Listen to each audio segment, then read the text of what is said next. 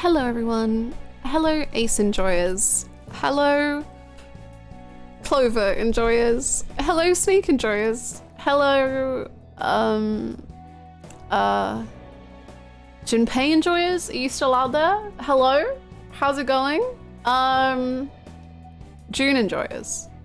Hello. Santa enjoyers? Have we got any Santa enjoyers in chat? Hi. How we doing? Hello, hello, hello. Thank you for the follow. Welcome on in, Punch. Hello. I am Santa Enjoyers. Hello, Santa Enjoyers. Any Ninth Man enjoyer? I'm a big Ninth Man enjoyer. Incredible voice for the 5 seconds we had him. Miss him. What a guy.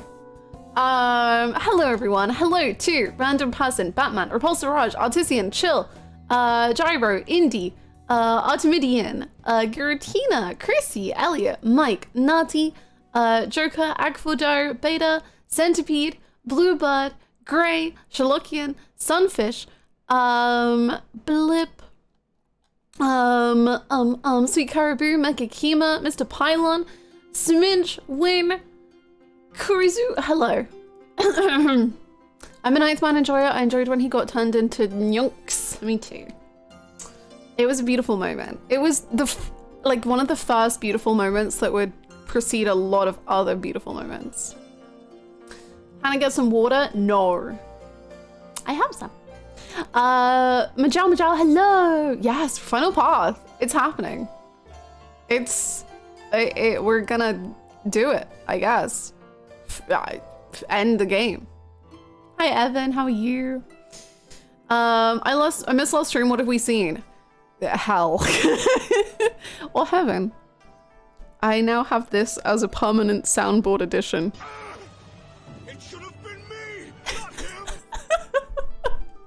So that I can use it at every single moment that Ace is on screen.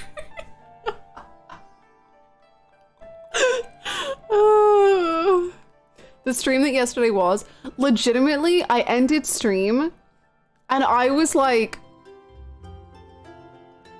I don't know how to express how, like, I don't know if visceral is the right word. Like, I was just so genuinely mentally exhausted that I thought I was gonna fall asleep. Like, it was hard to keep my eyes open because I was just so like, what the fuck just occurred over the last 6 hours? And I was just, it was so hard to stay conscious. I had to have a bath, which I made purposefully a little too cold to wake me up. I don't know what happened yesterday. The average 999 experience. I was near just unconscious by the end of that stream. I think my eyes were probably, I don't know if you'll be able to see it in the VODs. I feel like my eyes were getting like heavier and heavier throughout the whole video. Hi Vex, how you doing? I love your necklace, thank you! It's a little star and moon. Thank you. How's it going? I was just watching your Persona 4 Let's Play. I'm missing Inaba right now. Oh, it's always missing Inaba hours. I hope you're enjoying the playthrough. That's exactly how I felt when I played. It's exhausting, the average experience. It took me like a month to play Zero Escape. Yeah, I've done it in like... Wait, don't say this is 9 streams. Hold on, how many streams have I done? 1, 5, 6, 7. 7 streams. I was about to be very afraid that I did it in 9 streams. Is this the command? It is indeed. We have done all of the endings apart from the last one. The one.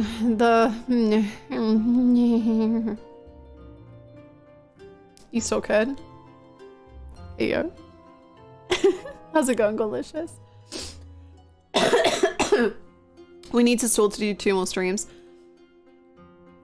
Need to... I played 999 in a few days with how you're feeling now. Are you gonna play VLR soon?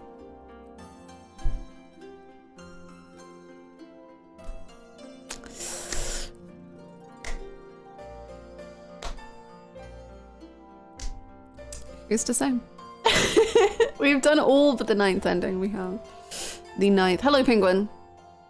It's time for another Louisey Gamer Awards. This early in the year, it's time. Let's do a monthly Gamer Awards. All of the awards actually go to Ace. That's crazy. I'm very excited for you this stream. Me too. I don't even know anymore. The theories that I have, like, the amount of theories that have randomly popped into my brain over the last, I don't know how long, and then I just immediately am like, oh, that's not correct. And then I'm just like, I don't know anymore. I don't know what's real. I don't know what's fake. I don't know what's anything. I'm just existing as a being. And I would just like one answer to like at least one question. That's all I want. 0. It's just one. God. How's Yu-Gi-Oh been if you've seen some more? I have seen some more. How's it been?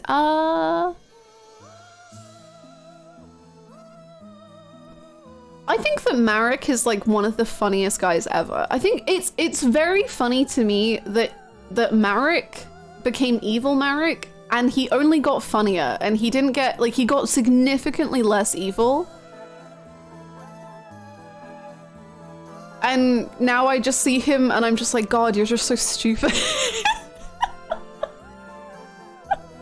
I'm just like, God, you're just so weird. I miss the old you. I miss what you used to be. And that's kind of that's kind of my general Yu-Gi-Oh take right now. My theory for what was going to happen at the end of this arc is incorrect, so that's quite fun. Or like how the fights were going to go. That's quite fun, but yeah. Sorry for the muted alerts. There was so much happening yesterday, I muted them. But Penguin, thank you so much for the 16 months. Thank you. How's it going? Hello, hello. Hello, Luxury. I'm so behind in VODs and you are finishing. But then you can catch up. Then there'll be no more coming out. So you can... yeah. That's not me. No. So many penguins. I am blessed by Penguin. Marek becoming a Looney Tunes villain is endearing yet has you yearning for the more angsty day, right? Like, I'm just like, remember when you were a character with like feelings and ambition and now you're just like a guy who just is obsessed with Yu-Gi-Oh and that's like your only trait? What a guy. What a guy. Yeah. One last Apollo for the final path. I don't even know if I've Apollo'd that much or anything in this playthrough. I'm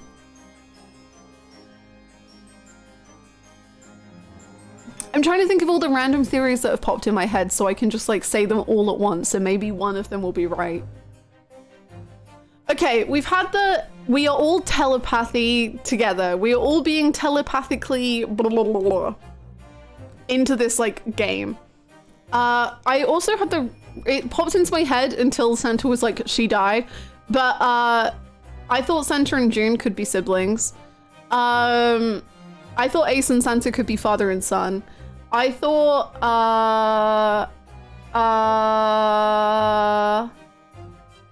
I did think Snake and Clover were probably not actually related. The man that Ace killed could be this one doesn't make any sense, but the person that Ace killed thinking it was Snake could have been Alice in like a role, like a cosplayer for Alice, because like they had similar hair. I don't know.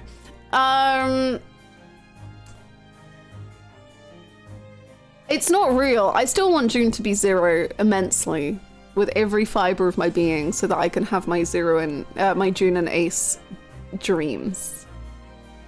Yeah, I don't know. That's just some random things, I guess.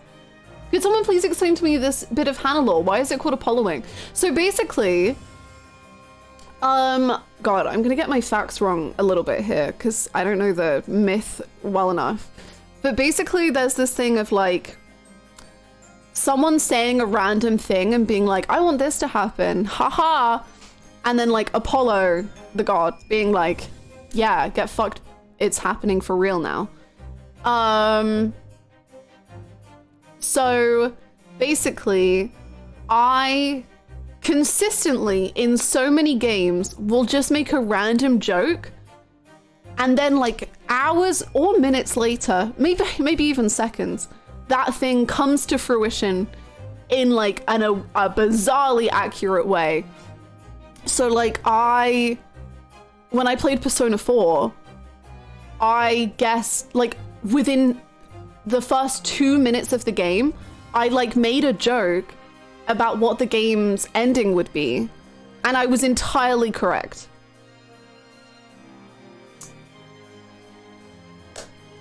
And I didn't even remember that I was correct until people were like, Hannah, do you remember saying this? And I was like, no, what do you mean? And yeah, there are some great moments of it happening. People can share clips if they'd like, but yeah.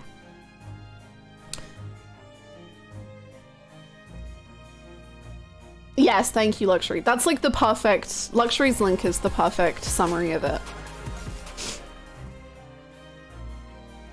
Thank you so much. Thank you. Death Owl for the 10 months, double digits. Let's go.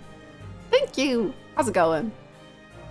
Apollo gave priestesses the gift of prophecy. Okay, there you go. There you go. Love any prediction that happens seconds before it comes true. There's amazing ones where I'm like, I don't know, like you could say in this playthrough when I was like, and then he gets stabbed, and then like I literally got stabbed like 2 seconds later or something. Or there's been ones where like Danganronpa 2, I had quite a few, but yeah, I don't know. So it's just become a meme in this channel. Like for instance, congratulations Yakuza 8 for coming out. There were things that I said in like Kiwami 2 that then months later happened in the Yakuza 8 trailer. I don't know what those things are because I haven't watched the Yakuza 8 trailer. But apparently I literally have like guessed things that happen in games that haven't even been released yet. So there you go. Hi KGD, what's up? You're following games, indeed. I'm very excited to discuss things after today. Me too. I just want like one answer to anything, really. They owe you a writing credit. I am Yoko Hannah. That's me. My favorite prophecy myth for tragic reasons is Cassandra, someone who was blessed by Apollo with the ability to be prophetic, but after she turns him down, curses her so her prophecies will never be believed. Yeah. Honestly, pretty much every single myth is like, oh, I decided to go hang out with an oracle, and I'm like, why? Why would you do that? They all hang out with oracles, and then they're like, oh, that can't be real. There's no way that comes true. And then it does every single time. Hannah, when she learns about Apollo Justice. Oh, isn't Apollo Justice out today or tomorrow or something? Congratulations, Apollo Justice. You're out too. You're out, sure. Today, congratulations, Apollo. Maybe I'll play you. And I forget his name. I think his name's like Kyver or something. That guy. Congratulations on coming out, Apollo Justice. Congratulations. How you doing, Lauren? To be honest, going back into some of the other endings after knowing safe true ending spoilers is so enlightening. I definitely spent a couple hours going into scenes from early in the game just to see tidbits. It is cool to see that if anyone like kind of breaks or like reveals themselves a little bit in the like safer or like the other endings, like I think that's pretty neat. Yeah, I guess after we finish today, we might have a lot to discuss of like things that happened. I just hear you say that Apollo Justice came out. Good for him. Be who you are. He's out. Him and that guy. Hello gamers and game rats and non-gender game people. Hello Raz, thank you for the half a year support. How are you? Thank you so much for the support. Thanks. Welcome. And how's it going, Soda? How's it going, Multimoo? What is that little creature hanging off your cord? This one, this is Emmett Sulk. This one, this is Ghetto. If you're asking about another thing, then let me know. I love how it's called a safe ending when they aren't exactly safe. I know, safe ending for that last one was a weird name for it because arguably I don't think we were safe. I think we probably died on that ship. So, I mean, Zero lost. I don't really know how he lost. I guess maybe someone got out. I don't know. It's safe as in the safe that holds content.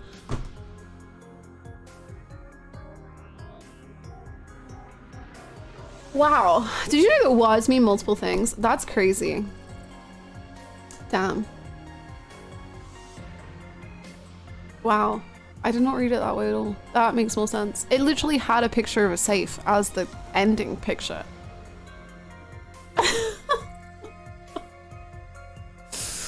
Cool. Oh, this one? This is Cinema Roll.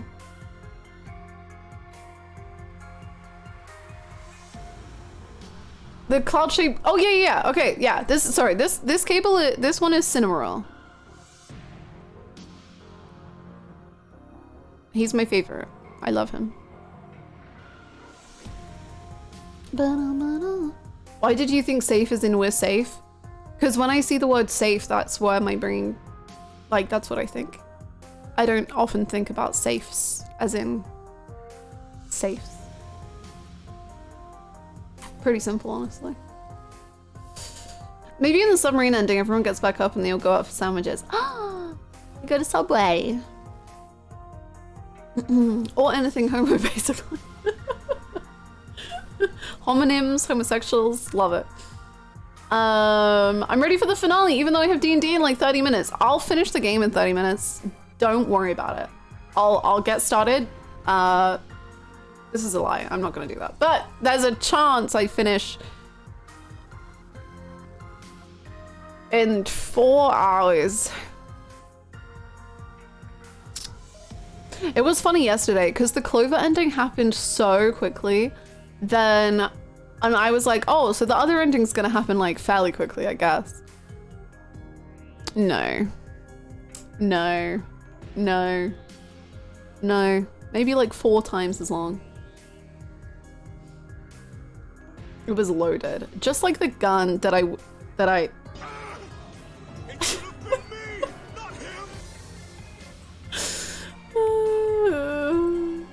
Tekken enjoys, it's almost your time. I heard Tekken 8 reviews were great, but I simply don't have the reflexes anymore for fighting games. I hope that Tekken 8 is... I was trying to make a pun. I don't know. I hope it's great. I hope it's fun. So the axe ending isn't about Junpei finding his preferred body spray. Do you think Junpei uses body spray? I think he probably does.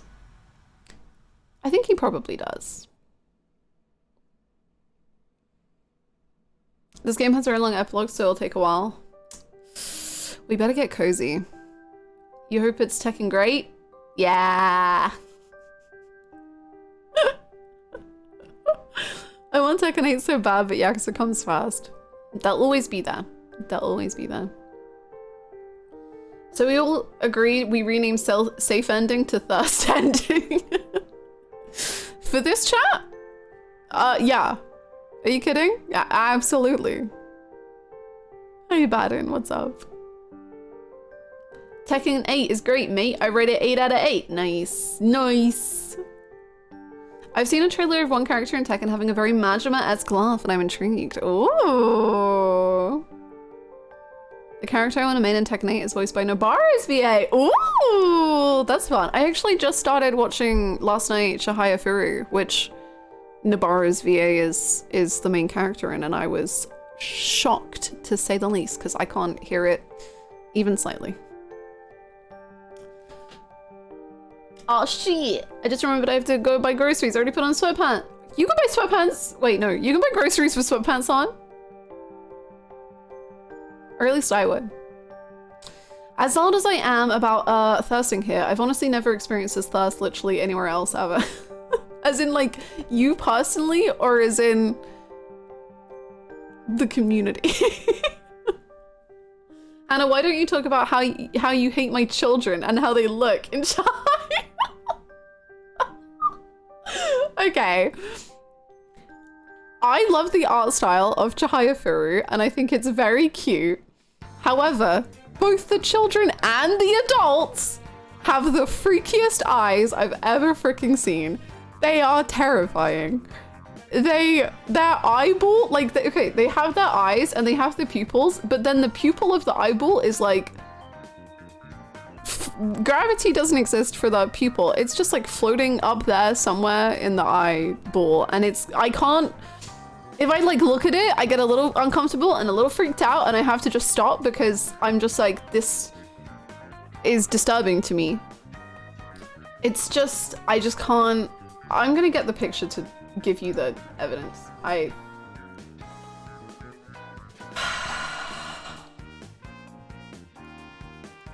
It's creepy, man. I can't help it.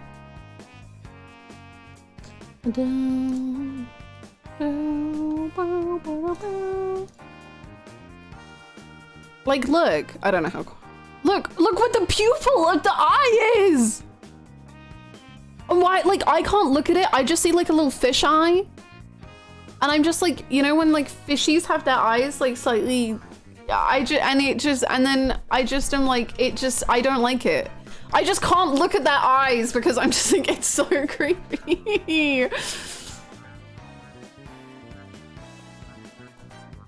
It is a little unsettling. I hate that. Exactly. Thank you. Thank you for understanding. Those are fish eyes. Because like I'm looking at them and I know where he's meant to be looking, but he is also looking like this.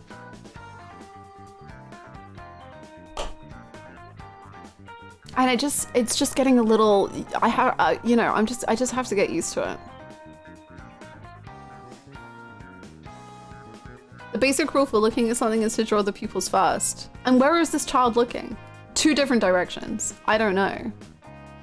I just don't like it. Someone with Photoshop, please make a fix so people understand how it's supposed to be. Maybe I should do this. I feel like his eyes are about to start moving in 2 different directions. Me, Lex, and Rachel sitting in the corner sad. There's no need to be sad.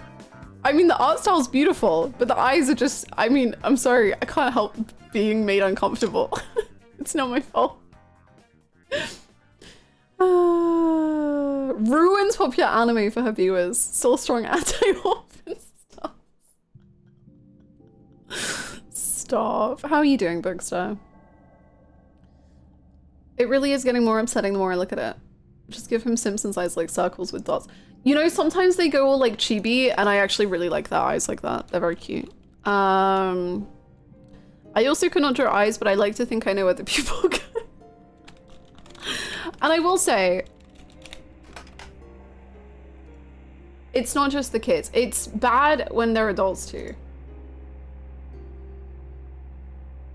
So, oh, it's just a bit, sorry, I'm looking through the Google images. That was a shock to see when I dropped in. I'm literally watching Chihaya Furu right now. Me too! I just started it last night.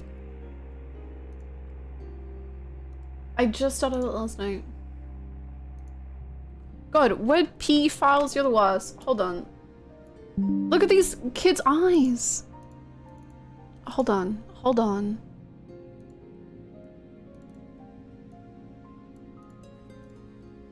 Like what? They're better, but also, like, why? It's fine. It's fine. I'm just like, why are they so? Anyway, Chihaya Furu is very fun so far. It's very pretty. I'd rather they just don't put the pupils. I feel like without pupils, it would look pretty cute, because then the shadowy bit would kind of be the pupil. I don't know. Anyway, Chihaya Furu is fun. I think they're gonna kill each other with cards at some point. That's my only theory for Chihaya Furu. I'm on episode 21, I think. The beginning is really solid, but it's dragging quite a bit now, and I'm just waiting for Arata to have more screen time, lol. I hope he does. I hope you get all the Arata screen time. I'm on episode 3. I'm on episode 3, and it was very funny because even though they said like Arata goes to a different school, for some reason I just forgot that, and for the whole episode I was like, I can't believe this kid dies. This kid is dead. This kid is... He's gonna leave them with trauma and card games, and that's about it. And I was just like sad that that kid was not making it past 5 episodes. I was just like, yep, that confirmed. It's inevitable. And then the outro showed him as an adult, and I was like, oh, never mind. I guess not.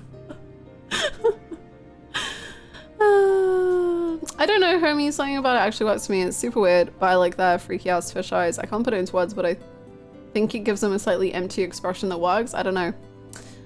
I don't think, like, I'm not saying it's bad. I'm just saying it does creep me out, you know? Like, I don't think it's drawn badly or anything. I'm just like, it just naturally unsettles me. And that just, I can't really control that. Hannah's really in her card game anime era. True, and you know what I was thinking? I was thinking of, after I finished Yu-Gi-Oh! Watching Cardcaptor Sakura. So I assume there's cards in Cardcaptor Sakura, so... more card games for me. Yeah, there you go.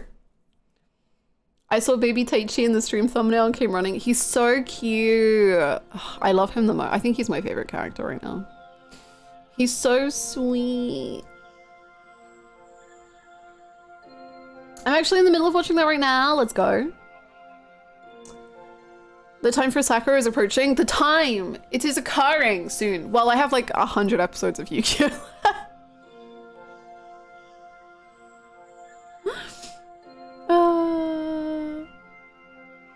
Good morning, Siren. How you doing? He's such a little stinker. I love him. I have such like a bleeding heart for child characters like Taichi.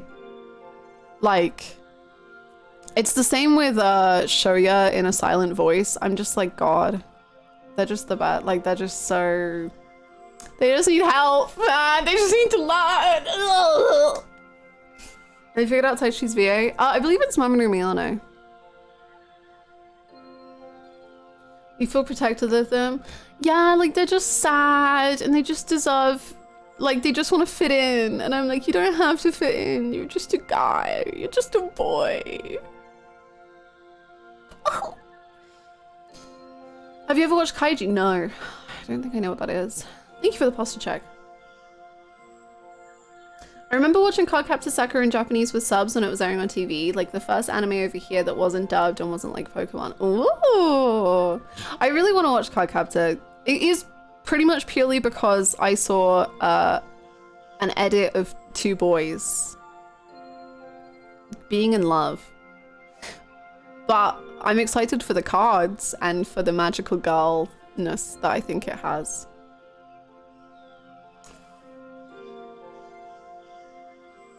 Kaiji is the gambling anime with triangle heads.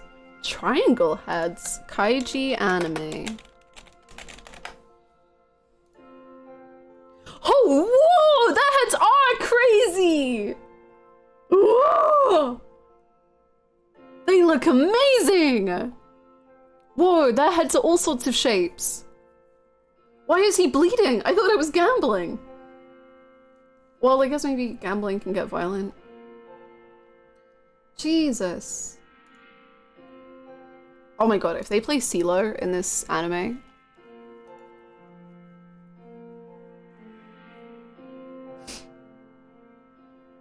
After one of his co-workers fails to repay a debt, apathetic bum Kaiji Ito is pressured by loan sharks to settle the large sum of cash. I see. I see. I'm restraining myself from info dumping all my thoughts to you about Chaifu. Maybe wait, when I've got further in, you can start, I guess.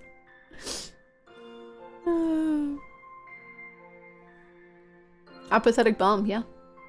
Apathetic bum, complimentary. The dub doesn't like the gay, illegal. Thank you. I was actually thinking about watching the dub, so thank you.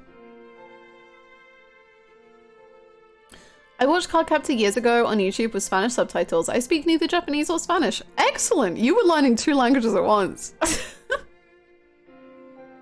Hi Goose, how are you? Cardcaptor Sakura is also very gay. I've seen the edits. I've seen them. Hi Hannah, how you doing? I hope you're well.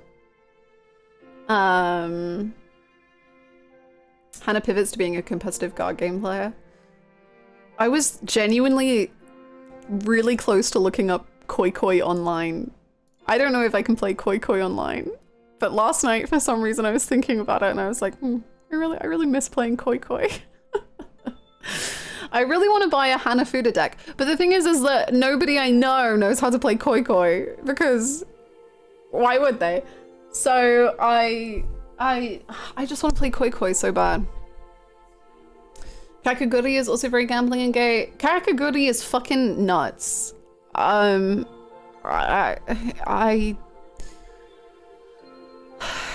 It's something. There's a Discord Koi Koi bot. Don't lie to me. Is there?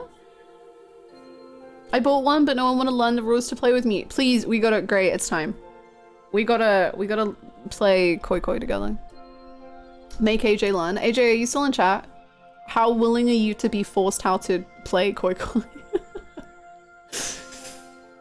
AJ, open up AJ, if you can hear me, open up Yakuza 5, find the gambling, and go learn Koi Koi.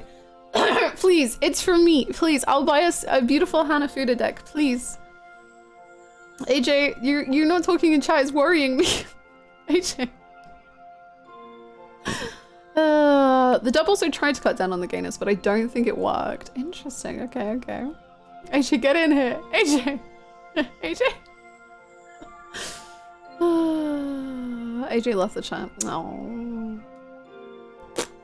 I've only ever watched the dub fully because that's what I grew up with, but I've seen select clips from the sub, and yes, for some plot I would go subbed. Interesting, because I was thinking, because I watch Yu-Gi-Oh whilst I'm getting ready in the morning, which is perfect because I don't need to read the subtitles whilst I'm putting on eyeliner or something. So that's why I kind of wanted to go with the dub for Cardcaptor Sakura, but if it is highly recommended to watch the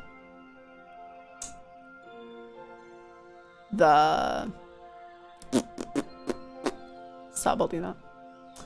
I may summarize my thoughts? Yes, please do. Although I don't know if I misread one of your replies to me. But I didn't know if I was being spoiled because there was a lot, well, you talked about things that I definitely haven't seen. Or like I haven't seen her parents. So I don't know, maybe just refresh on what is in episode 1, 2, 3. I don't know. I'm just worried. I don't want to be spoiled. Hi, Nuttykins. How are you? Oh my god, my voice. Goodbye, everyone. Oh. At least watch the Cardcaptor Sakura dub opening. Got it. Have you ever needed to pause to watch the unhinged shit you heard while you couldn't look? Yes. Yes, 100%. I have.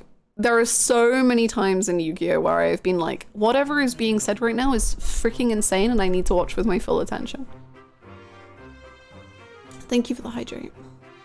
Have you watched Lieutenant? No, but it's on my list. It's beautiful.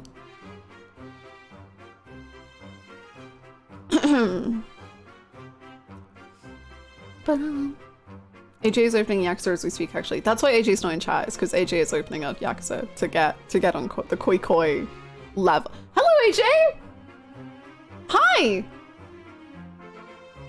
Not in chat, huh? AJ, scroll up to the amount of AJs that are in chat. we were calling for you. We were begging for you. Why? So AJ, could you open up Yakuza 5 right now? And then could you head towards your local gambling Yakuza 5 area? Don't run, AJ. Don't run, AJ. AJ, follow my instructions carefully. Open up Yakuza 5. Head towards the gambling area. Find the Koi Koi person. If you could please now learn Koi Koi so that I can buy a Hanafuda deck and we can play Koi Koi. Would that be good? Can we, would you, what, dot dot dot? Dot dot dot dot dot? Like a I get what you're doing. You're role-playing Lily from Yakuza. So you're getting in character. I get it, AJ. I know you're dot dot dotting because you're getting into character of a Yakuza character. Wow. It's like I'm in a scene of Yakuza. Okay. I will not confirm or deny if I will do that, just like Lily. The suspense. I'm sure you're going to, though. Lily wouldn't let me down. There's no way. Right? Finch and Perrin could also join in on Koi Koi night. Yes, I'll force more people to learn how to play Koi Koi. Please. If inflicting it upon AJ is not enough, everyone must learn Koi. If you're coming to Anime North, learn Koi Koi because I'm hosting a Koi Koi tournament. Okay? Get learning. Buy Hanafuda decks, everyone. I don't have enough money for us all. Please. I'm gonna have Hanafuda decks coming out of my ears. Please. Hannah will refuse to speak to anyone if they don't agree to a round of Koi Koi. You must have one game of Koi Koi with me before we can, hang out. Hanafuda deck sounds like a good opportunity for March. Yo, Louisey Hanafuda, let's go. Which Yakuza game has Koi Koi? Yakuza 0 has Koi Koi. There's no escape. There is no escape. Koi Koi has been in every single Yakuza game that I have played. So, head to the local park in Yakuza 0. Yes, I know where it's located. If you go to the park, West Park, and then you turn, once you enter, if you turn to the right, if you go to the right, there's then a group of men sitting, there's it intersects like this, and they're here. I played so much Koi Koi. I feel like you might like Koi Koi. Yes. Have you played The Witcher 3 at all? I have, and to answer the question that is the inevitable follow-up, I was very obsessed with Gwent. I liked playing Gwent better than the main story. I love Gwent. Gwent was a great time, and I loved it. The Koi Koi music though, can't blame you, right? Hold on.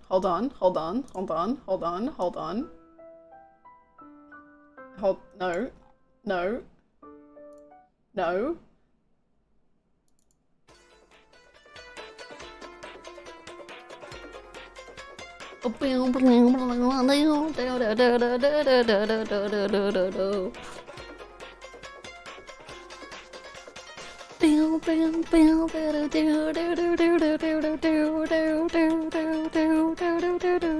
Koi Koi's the best. We gotta play Yakuza. We gotta go back.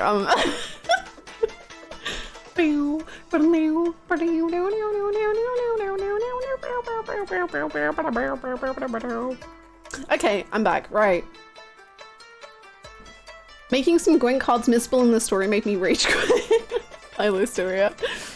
Those Witcher replays are gonna go so hard. I cannot wait, AJ. Me and AJ are gonna play Witcher 1, 2, 3. I'm great.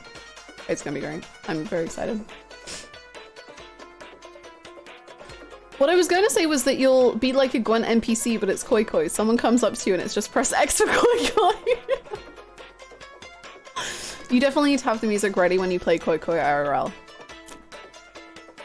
Destroying Kos and Lawrence and Gurman into Final Fantasy VII Remake replays, into Detroit replay, into Witcher 3 replay. We are so blessed. The gaming that we're gonna do, my god. Which one is getting remake? Is it? I don't know. I once watched a VOD where you first discovered Koi Koi and slept through a Koi Koi round, and I dreamt of Koi Koi. Excellent. I proudly run all over to complete my Gwent collection. As you should. Gwent is the best. I love Gwent. Whilst I was making the worst decisions of my life in the main plot and getting a really sad ending that made me miserable, you know, I was doing that, which sucked, but also I was playing Gwent. And those are the memories that really stick with you. The world was ending and I was in a scummy Skelligo tavern playing Gwent. And that's better. Like, the world will end eventually. Will Hannah return to the main plot? Eventually. That's very good. See you, Penguin. Good luck. So if you all utter my name, I will not hear, I fear. Good luck. Get your brunch. I hope it's yummy. We'll miss you. I didn't even know Witcher 3 had more than one ending. Me neither, until I got an ending that was the worst ending you can get in the game. And then people were like, and by people, I had like, I don't know, like 10 viewers. And like maybe one person would chat sometimes.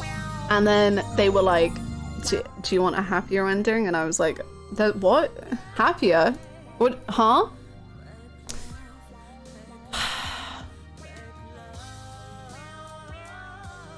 It was a time. I didn't know that actions had repercussions. Well, no, I did. I just thought that the game would be smarter than it was in terms of like the choices I made. I thought the game would be like... Okay, basically, I spent all this money, like, I was very, very poor throughout my Witcher 3 playthrough, and I had no money. And then there's this bit where like you can get money from a father of someone, and then the person whose father that is can be like happy or mad at you. And to me, I was like, okay, but I can just say to her, I have no money. I really need this money. But obviously I hate your dad. He sucks. And I thought that would be a very simple solution. And you're not allowed to do that. And that locks you in for a slightly worse ending. Anyway, it was great fun. I'm here, but I'll be lucky while I review 12 more chapters. Oh my goodness. Good luck, Megan. You got this. Actions have consequences. I just thought I could explain the issues. Yell if you require insight. Thank you, Michelle. They penalize you for being poor. Yes, Big Star. You know what? They did.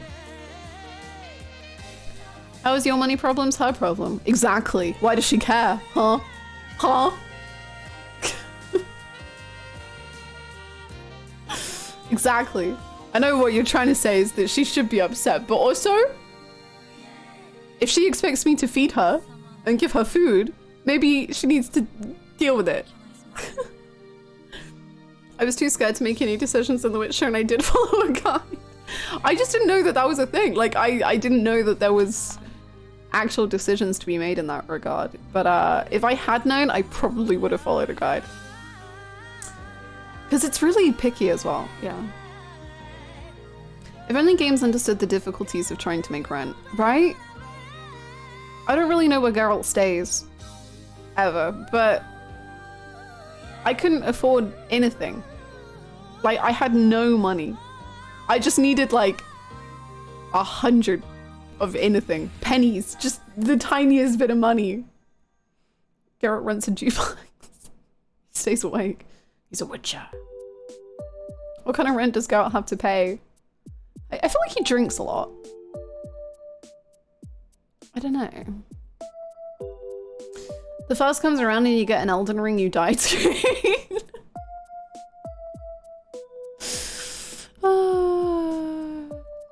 You know, playing Bloodborne off stream has really, really made me want to play Elden Ring or Sekiro. Geralt kneels on the ground. Actually, isn't that true? Doesn't he just sit cross-legged on the ground and then like dream for like 3 hours and then he's like, right, yeah, solid. I'm good to go. He's a witcher. He bewitches people. Or Liza P? Yeah. Hello, Callus. How are you? I really want to play Sekiro. Liza P, I'm like vaguely interested in, but I'm not like super duper interested in it, to be honest. But it's one that I want to play. How long have you been playing 999? Like a week and a bit. Pretty short. Hi, Danny. How are you? Isn't Liza P the Victorian Souls wannabe with a Timothy Chevrolet looking guy? It is. It is. Were you playing? What were you playing before 99? What were you playing before Liza P? What were you playing before 999? Yes, Persona 3. Persona 3 FES and Persona 3 the answer.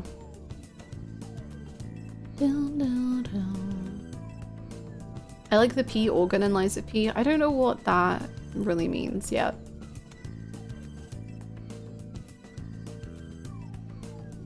I just find the accents in Liza P so funny and I can't, you know.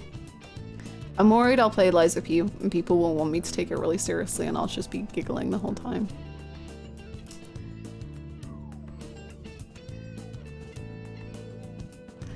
I played the demo and it reinforced the fact that I am not built for Souls-like games. That is understandable. Souls-like games are hell and then also fun, but also not. I place rent due in attack mode. Rent due attack. Bank account makes. I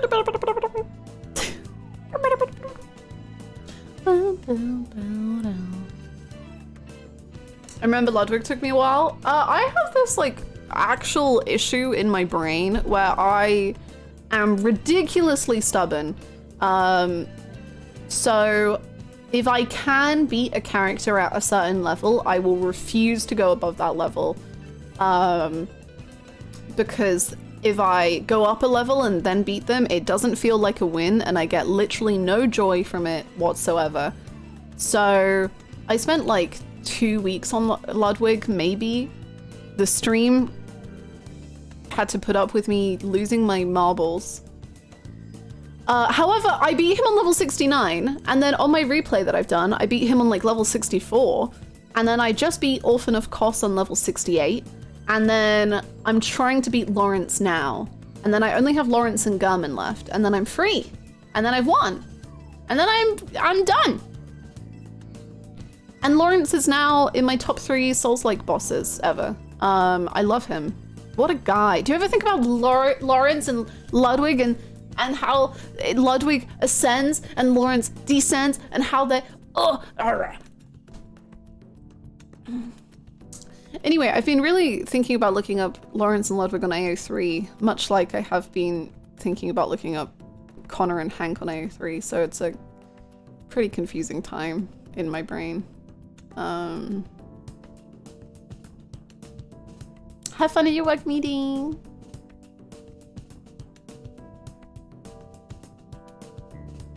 Are there Souls boss ships? Oh my god, yes. But it's because of the lore. Like, I don't know if there's any ships based on just like vibes. I mean, probably. But Lawrence and Ludwig, like in the lore, have a whole history.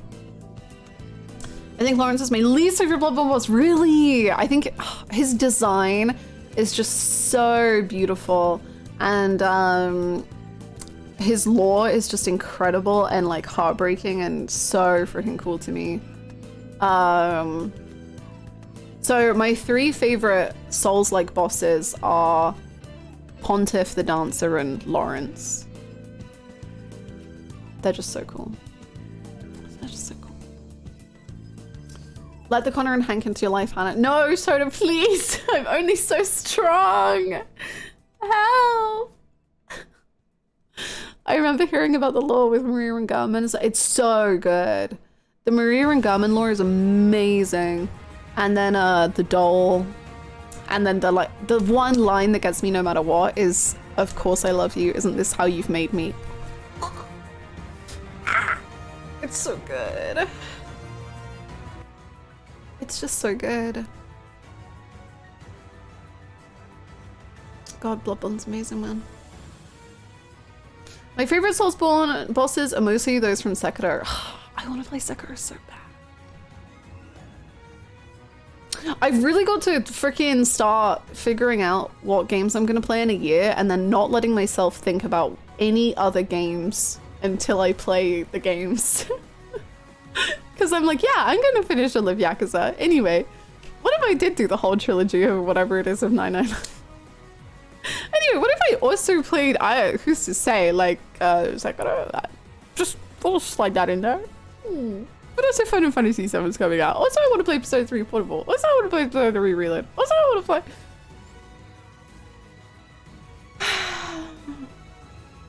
It's a nightmare.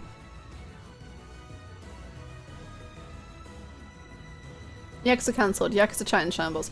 Yakuza chat, literally, they don't know. We don't have to let them know. The Yakuza chat is probably big in 8 right now, and we can't ruin.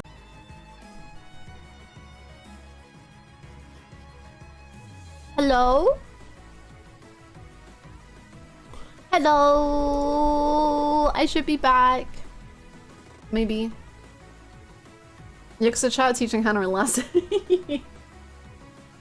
Yakuza chat, please don't take out my stream again. I'll never say a bad thing ever again. Yakuza 3 is a good game. I was lying the whole time. I promise. I'm sorry. We're so back. Thank goodness. Hannah said the Yakuza chat is busy and she was right. Busy and extreme. OBS said no to bad talking Yakuza chat. I'm not bad talking. I'm saying that they're happy. We should let them be happy.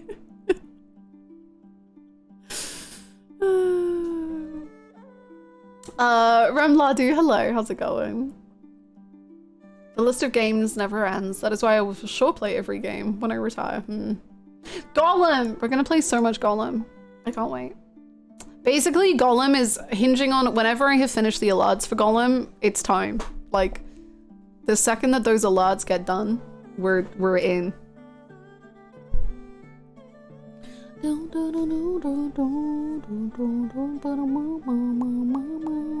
This is when Nishiki shot OBS. Nishiki, no! Hannah's live? What? Huh? Only PC players are in 8, us console players have to wait. That's okay. You'll be there so soon. Tomorrow, right? Or something. I don't know.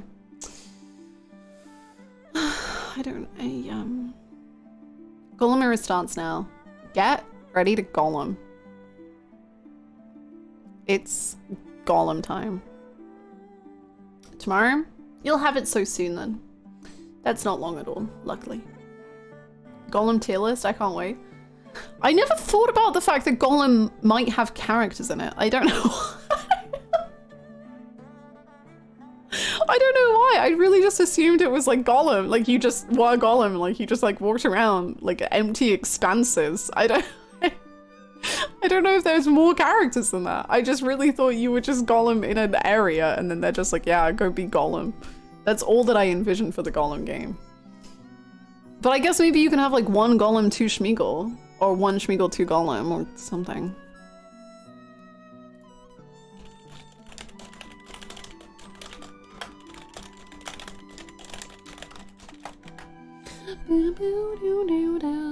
Is Gandalf in it? I don't know. I don't know about him or his big naturals, whatever that means. Hello?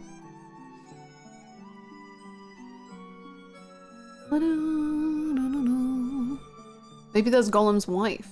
Golem math? There better be no maths in Golem. I've had enough. I need a break from maths. I don't deserve to play any more games with maths in them. Imagine if Golem talks about digital roots. I would rather just not ever see digital roots ever again. Have you not seen Gandalf's big naturals?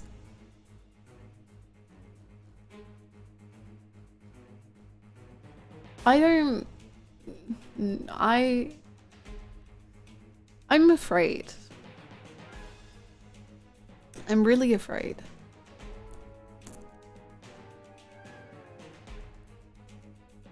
I think I don't want to know. I'm just a little scared, really. Also, I don't know if we want to talk about what happened yesterday in 999. Does anyone feel like that they need a catch up with 999 that I will supply to them badly?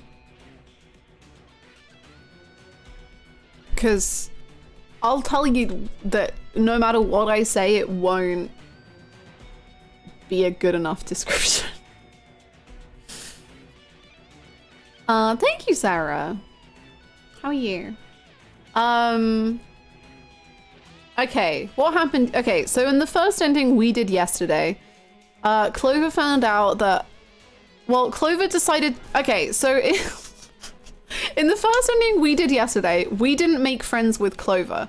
So therefore Clover went fucking insane and found an axe and then literally killed everyone with an axe. So that happened. Because we didn't give her a little present. Which, you know, based. Go for it, queen. So we died. That was the axe ending. Then the other ending we got yesterday is that Ace is the best, but also not necessarily a very good person. Ace, where did it even begin? Basically, we found that, oh, so Clover died, and then we were like, huh, we have to figure out who killed her.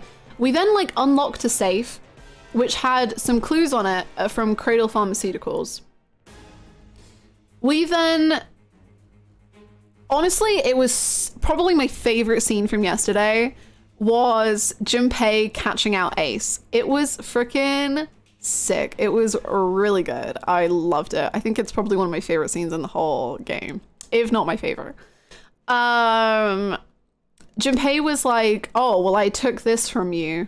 And then Ace like was like, huh, you took what? And like went to go get the watch, which he'd stolen, which like revealed that he obviously had it, but it was so good. It was really cool. I don't know what was going on with the earwax. I don't know. I can't defend nor explain Junpei's actions in that moment. I think he thought he looked cool. What game are you talking about? 999. The game that I'm playing today. Me looking at the news sprite yesterday, like exactly like Hannah did with Hans cradling my... That did happen, yes. So then Ace went nuts. I will bring some evidence to the table of Ace. Hold on. Hold on. Please hold. Please hold.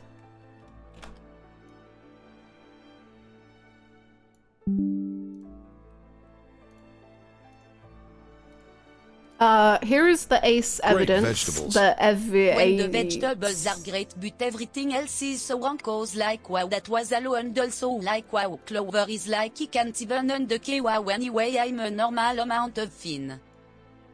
Thank you so much for the 150 bits. Thank you so much. I am also a normal amount of fine. His face was flat, cold, and devoid of any emotion. However, someone's face wasn't.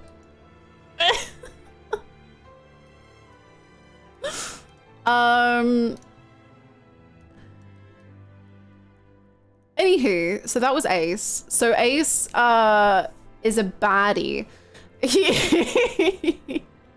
Ace is the CEO of Cradle Pharmaceuticals, and he helped run the last nonary game.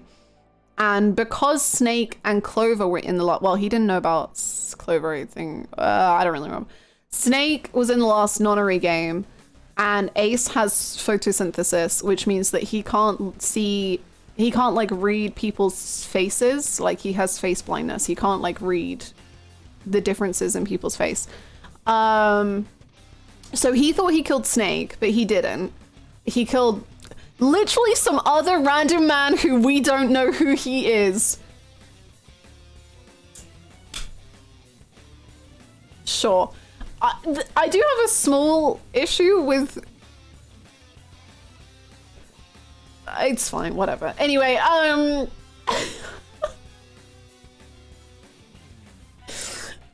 it's so funny because yesterday I was like, damn, these are some really cool scenes. And then I'd be like, wow, but that, you know, there's kind of like a glaring thing here that just to me is like, what? Anyway,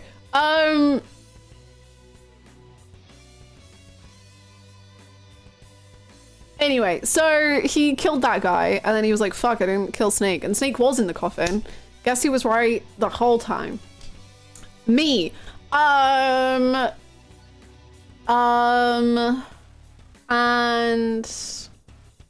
you wouldn't even learn the real name of the disorder, so you can't call it ableist? Didn't call it ableist. And I'm trying to learn the real name. I just don't know how to say it. What do you mean? Fergurgia. I'm trying. Huh? Okay. So Ace did that, and then Ace stole Lotus in a terrible, terrible scene. Just awful. Just, I hated everything I witnessed with my eyes. It was awful. So then they went to door 9, and then, I don't really understand what door 9 was fucking about, because we went through 2 door 9s, and then suddenly there was an incinerator? And then for some reason we went inside the incinerator, and then for some reason Ace and Lotus were already inside the incinerator. And then Snake got shot 6 times in the chest and didn't die at all. And then for some reason Ace lost any sort of like coolness he had and was like, oh my god, and then really just fucked that up. And then Snake and Ace got burnt to death in the incinerator. And then we left. And then June was there. And then June wasn't there. And then that's it. That was that ending. I don't really know what happened to Santa, so...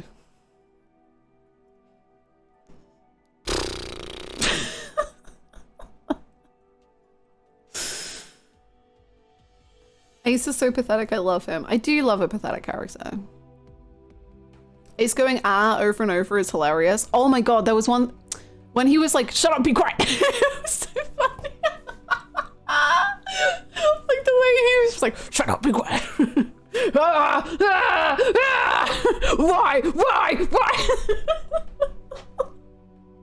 It was really funny. It was great. Really good. Very, very, very quality. I enjoyed that thoroughly. June did disappear. Don't really know what happened there, but I just wanted to be Zero so bad, but I think that ending kind of implied that Santa is probably like suspicious. I don't really know, but whatever.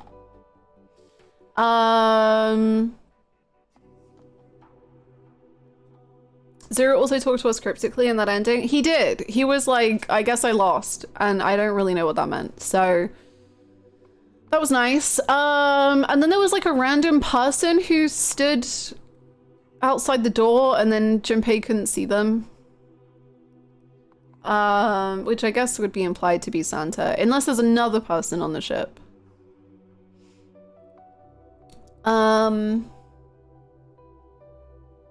He talked about how much he enjoyed killing Clover and said, I don't deserve this. King shit. Snunks to snashes. From snunks to snashes.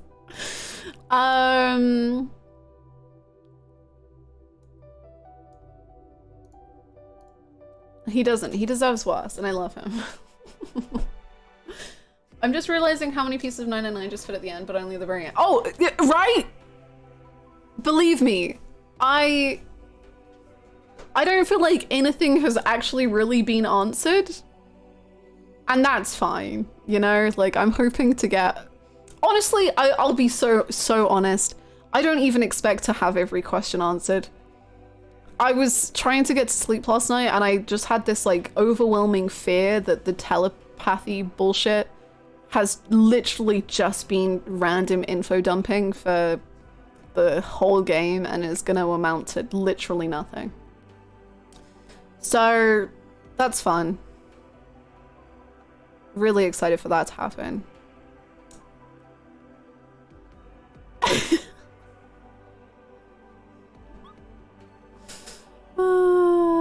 June vanquished because she is Gay Pride Month and so she ceased to exist in her life. No. Do you know what all ice is? Will that even be a thing? Who's to say? Who is to say? I think getting the answer of what Ace's deal is was pretty big. I mean, it was, I guess, but the thing is that doesn't answer what happened in other routes. But I guess that's also, so I literally never for a second believed that Snake was dead. So that to me was like not even a big thing that was on my mind, I guess. Cause I was just like, I don't believe he's dead ever. And so the Ace thing did happen in that timeline, but Ace got stabbed in another timeline. So, I guess the biggest thing we did find out is that 4 people on the ship work for Cradle Pharmaceuticals. I think that's pretty good. I think that's pretty juicy. And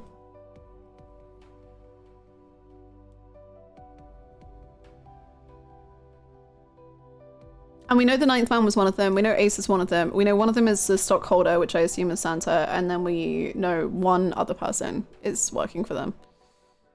And that's pretty good. That's pretty juicy stuff. Yeah. We learned he's an ass, but nothing else. But like, he's fun. He's fun. Rat to rat communication. What if I put a rat in a dark room and also there was an electric barrier and also there was telepathy and then also... Yeah.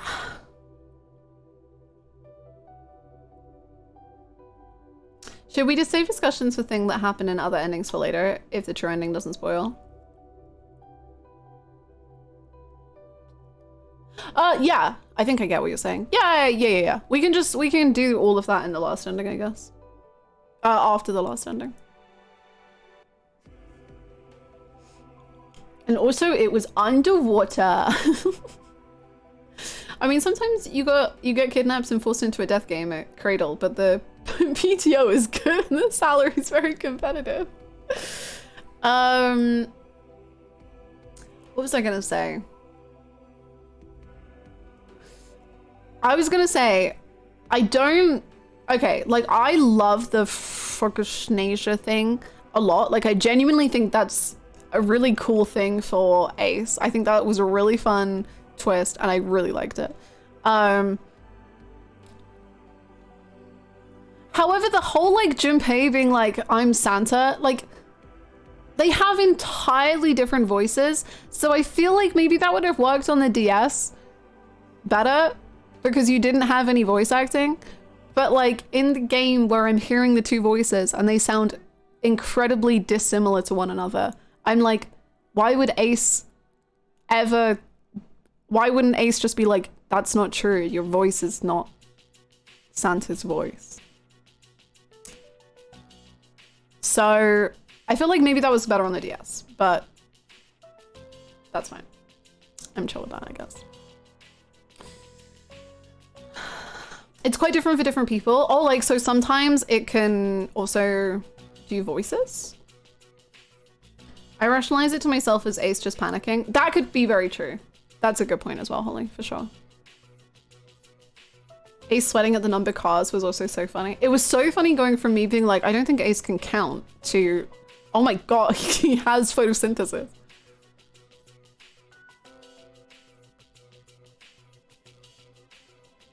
Even then, he could just say most people would say our faces don't match instead of a voice. As in, like, say what Junpei wanted him to say? Because I get him not saying that, for sure. I think the main point of that is that Ace still wouldn't mention that their faces are very different. For sure. Oh no, I agree with that. I think, but Junpei is trying to prove... Maybe he is just trying to prove the prosopagnosia means people rely heavily on visual cues most of the time. I think the voice is less of a cue for him, whereas Snake, who is blind, heavily relies on sound. So the bigger plot hole is why he can't Ace rely on. Okay, no, I like that then. Cool. I like that. I walked into spoiler chat like, guys, I just got a bad feeling over the numbers faces thing. I just had a real bad feeling. I think that maybe, Ace can't count and can't see faces. What if he can't distinguish voices either? He's trying his best. I'm looking up how to say how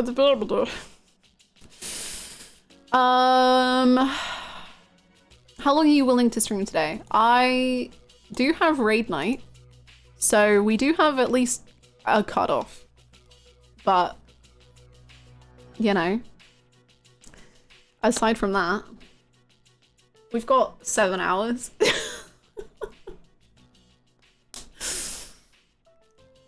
I'll be real, I cannot recognize voices for the life of me. I would probably mix up the voices just as he did. You know what? That is actually very valid. Because I recognize every single voice actor in this game and I can't place a single one of them. I do know who Snake is. I know who Snake is. And I know who Lotus is. And that's it.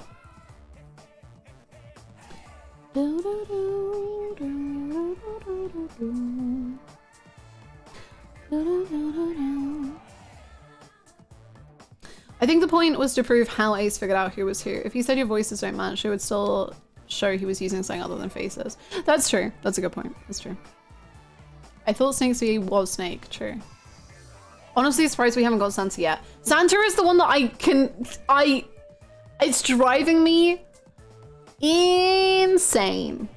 But the thing is, I bet when I find out, I'm gonna be like, oh, I don't know. I don't know.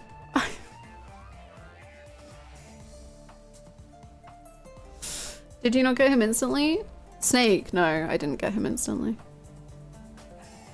Zero is obvious, it's Hannah with a voice change.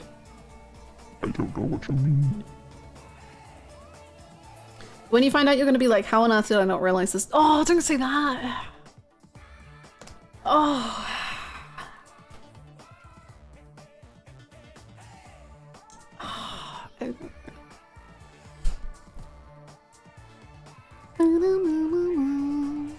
If I wasn't looking at the screen, I got confused with Junpei and Santa. Really? That's interesting. Maybe. For me, they're quite separate, but I think that's because to me, Santa just sounds like Adachi. And Junpei sounds like a man. Like he's just a guy. Tilson Jeff is such a good voice for wise, snarky, possibly supernatural characters. It's, I'm currently rewatching Critical Role Campaign 2. And the voice is just so like Molly that I'm just like, yeah. That do be who he do be. I finally figured out who Santa is the other day and the realization drove me a little insane. Oh no. I don't know. I don't know at all. I think I'm just gonna... Okay, you know what? You can just tell me all the voice actors. I don't know who, I don't know. I don't know who anyone is. I give you full permission. Go insane. Go pop off. Be free. You're...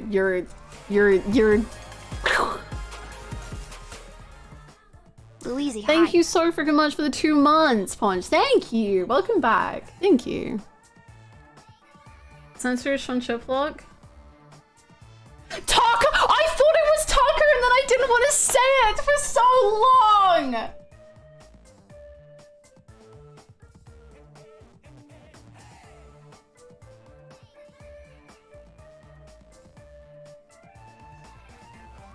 That's fine. Cool.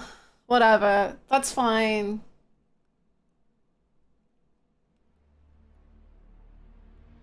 Great. No, that's cool. Whatever. It's fine.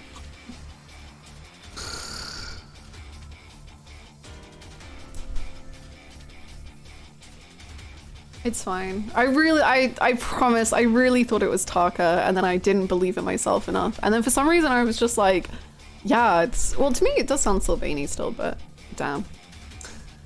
That's nice. Good for him. Want a hint for Clover? You can just tell me, I don't really mind. I've given up. It sounds like his Diluc voice. I don't think I even knew that Takara Mishima was Diluc.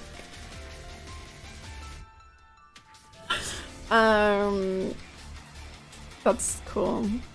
Clover is Akane in Danganronpa 2.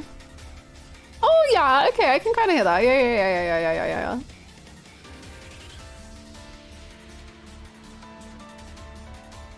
Yes, no V3 spoilers.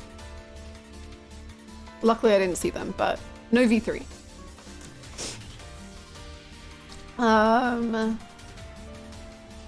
When I hear Sean Chopluk, I'm like, that's Sansa from 999. Like, I knew 999 before Persona 5, so even with Mishima, I'm like, I can do Santa. That's so funny, because Mishima is just the sweetest guy ever. And then Santa is like, stop pussyfooting around! You bastard! Bitch!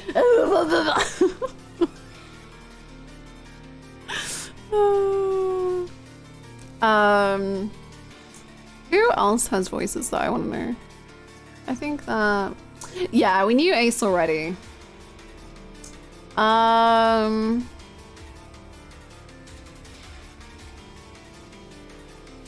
Ace is a little bit in Gaius and Armor Born. Unfortunately, I pressed escape, skip cutscene a lot during Armor Born. Juliana, thank you for the follow. Welcome. Junpei, such devastation. I think Mishima should be allowed to say fuck. Yes, Mishima should be able to say fuck you, Phantom Thieves. I did so much for you, for literally nothing. You're so right.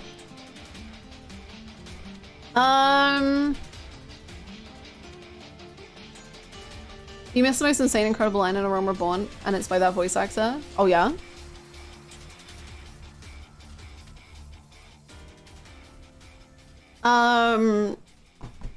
Who is June? Who does June play? I have anyone. Taking the most moment to just say I love Mishima. Holly, you are the most based ever.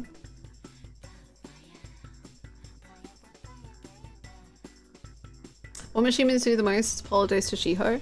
I think maybe the people that are abused should just, like, you know, not face the consequences of their abusers and have to have responsibility put on them for it. But that's just me. She took the mad bull and cut off his balls, and a bull that cannot rot is fit for naught but slaughter. Oh my god, Albert. Hello? These words.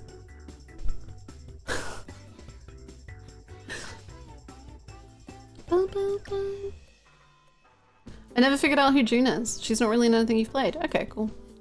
Is there anyone else? Who are the other characters? Is Ninth Man anyone? Like, legitimately, his voice is so good. Like, whoever he is. I don't know who he is, but like... Oh yeah. He has like the best voice acting. Like, it's amazing. He's so good. Fire Emblem. The Fire Emblem gets everyone. Ninth Man is genuinely like an amazing voice actor. Very good. Okay. Ninth Man, 7, I don't know. Snake, I know. Clover, I know. Lotus, I know. June, don't know. Santa, no. Junpei, don't know. Ace, no. Cool. He's Lolorito in A Realm Reborn. Peak. Peak. Peak. I immediately got emotionally invested in Mishima the moment he reacted to Shiho jumping, so I was like, oh my gosh, the guilt he must be feeling right now, and I've never regretted him. He's my son who's been so abused and deserves the world. Holly? You are so base. I know that you're a Sakura defender, and I can't wait to join you in that. And then also, the Mishima, you get me. Mishima is like in my top 10 Persona 5 characters, and I had to spend a whole playthrough defending my boy. Oh my gosh. So I'm shaking your hand. I'm nodding. I'm tears in my eyes.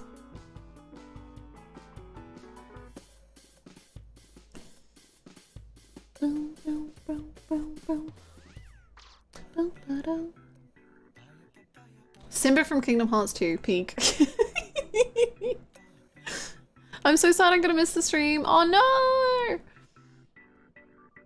I'm so sorry. I hope work goes easy. And maybe you can like slip in or something. I don't know if it's easy to do that, but the VOD will be there and I look forward to your thoughts, if you have any. This community in general feels quite passionate about their faves, which hell yeah.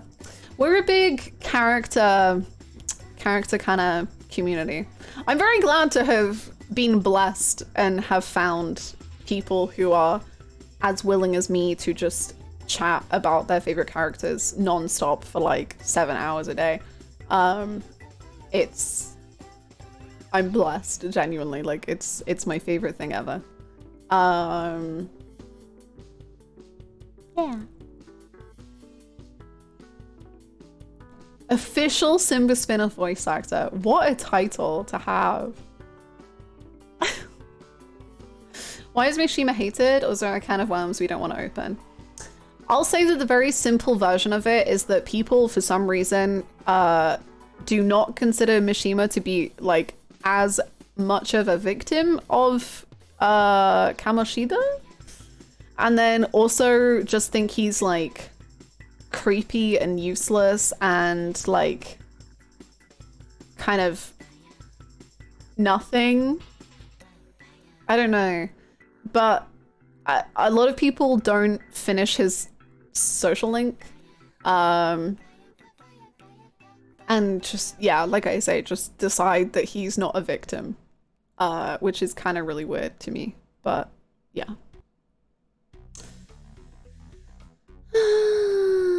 I have food prepared. What food? Pizza and noodles?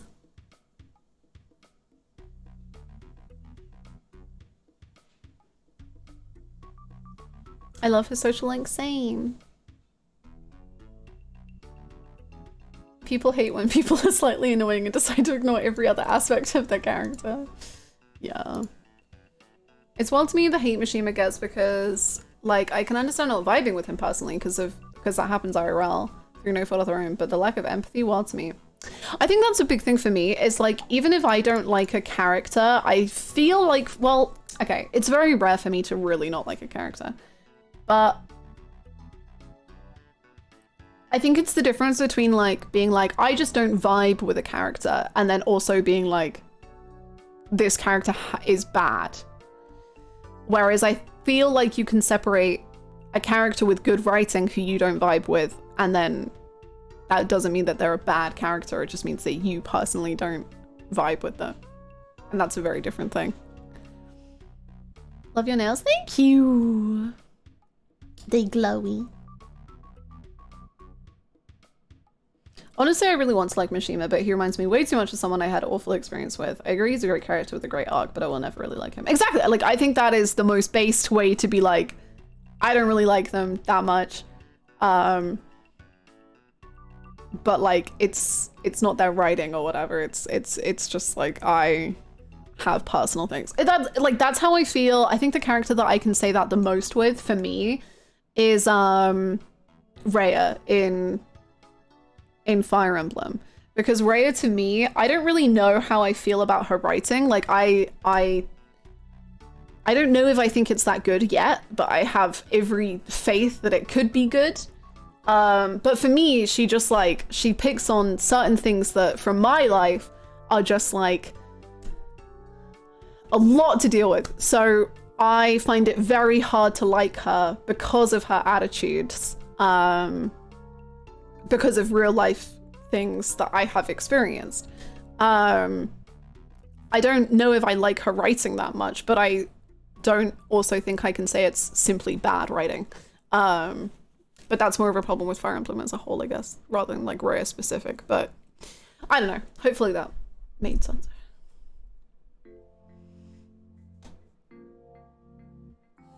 I was raised Catholic and went to Catholic school, and I don't trust like that for Raya. Yeah, I think like growing up with certain like church influences for me also is just like Raya just scares me. I'm just like, I just really don't like you. I just can't. I can't like you, I'm afraid. It's too much. That's okay. It happens. It happens. Anywho, on that note, we've got a game to play.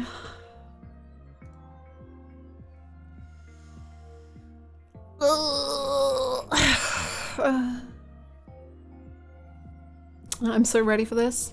I've been waiting for this.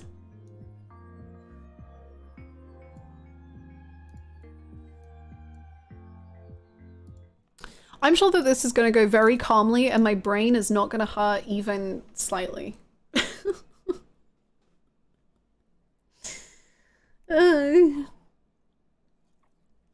What does the game have us to play? True. I mean, true, actually. Oh no. Ooh, boy. Oh And yeah? do you think I am? A smart. I once more in jumping against the wall. Tell me boy, why don't we make things more interesting? Junpei began to sweat. Was it fear or was it something else? He tried to answer in a shivering voice. What? What do you mean, sir? Sir? Ace took off his coat, then approached closer to Junpei who was still against the wall, blushing. Oh my. Boy. Things are getting... Okay, we've a Look, little... we need a Mishima villain Arkendi can be the one to call out the Phantom Thieves for being hypocrite. True! Also, like he would be a dangerous villain for them cause he knows who you are, you know. Anyway, just a thought. Yo, I actually need this to be a Boy. Ace fanfiction. whispered in a husky voice. Well, he might not know how to count but excel at photosynthesis. Let's photosynthesis together in bed, boy. Ace took Junpei's hands, led him to the bathroom and pushed him onto the bed, where Snake was already waiting. Snake? Ooh, boy. And with that Junpei's BL adventures ended, or did they? Who knows? Stay tuned for our next adventures with who knows which character. Gollum. Curious? Who's to say? Forged, my friends. For the journey will still be good and worthwhile. Stop, not the emotional ending. Callus, thank you so much for the 300 bits and the thrilling end to Junpei's BL adventures. That was incredible. That was incredible. Thank you so much. What a treat for us at the beginning of every stream, my gosh. Xylia, thank you so much for the 100 bits. I genuinely want this as a fan fiction very badly. Thank you so much, both of you. Quickly became my favorite author as of 2024. That's beautiful. So, we have got 5 of 6 endings. I believe what we're going to have to do is, first of all, deal with the pain of this noise. But I think we're going to go to the coffin ending.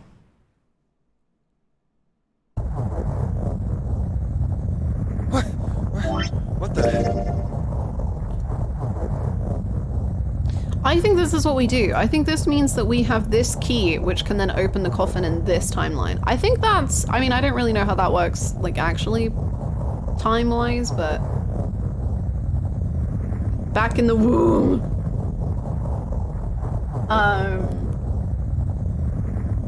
But I think that's the plan. I might remember the number. I think it's 1438341, but I could be wrong. Anyway, I think... Oh, we have no flow. We're flowed out.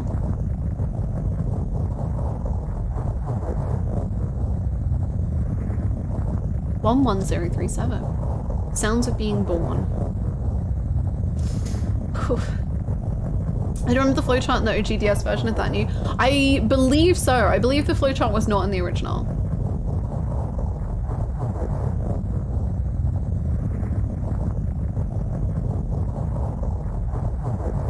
From the womb directly to the coffin.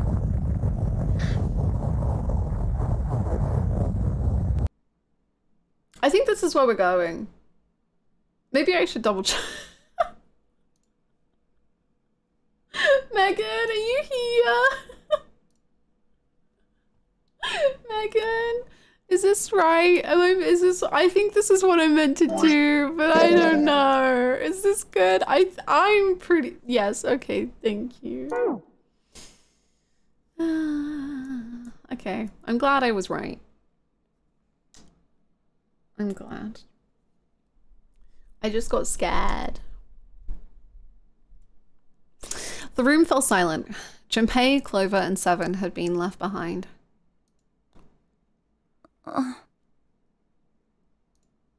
Clover looked down at her hand and traced with her finger the faint blue veins that crisscrossed them. Seven shoved his arms into the front of his overalls and scratched his stomach. No one spoke. Silence made the air feel thick and oppressive. Desperate for something, anything to occupy his mind, Junpei walked to the larger of the two 9 doors. Hold on, I just need to remember what. Okay, so this is the ending where Santa went nuts, I think. Actually, does it show if I... Oh, it doesn't. He stood in front of it and looked at the red. It read engaged. He moved to the smaller door.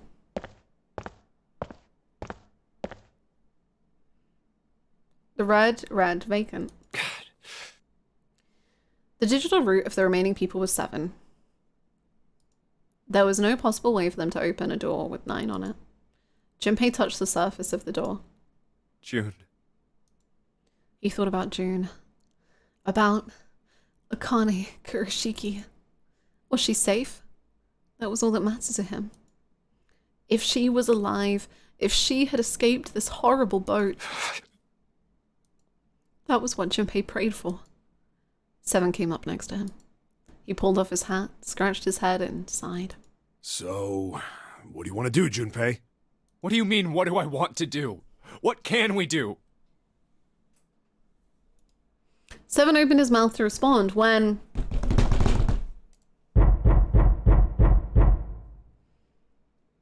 A noise echoed through the room.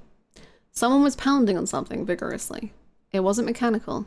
It was certainly human. Junpei and 7 looked at one another. What the hell is that? Shh, quiet! Clover motioned to 7 to be quiet. She put one finger on to her lips and closed her eyes in concentration. The 3 of them listened, trying to determine where the sound was coming from.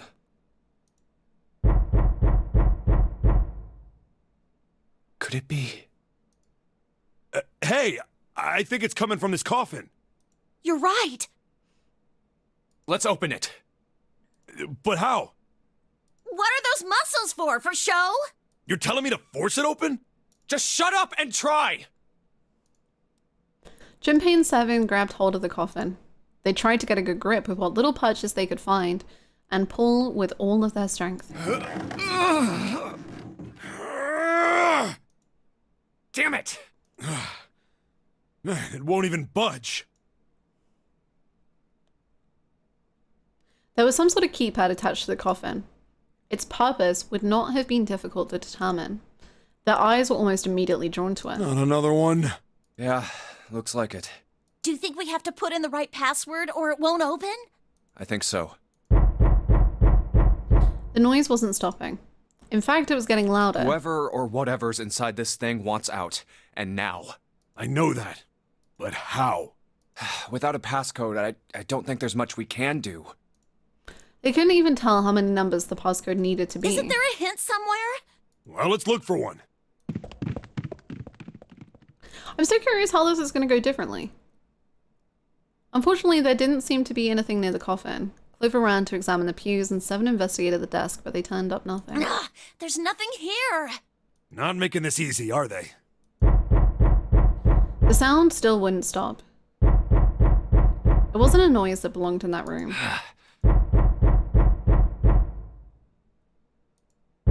What's the passcode?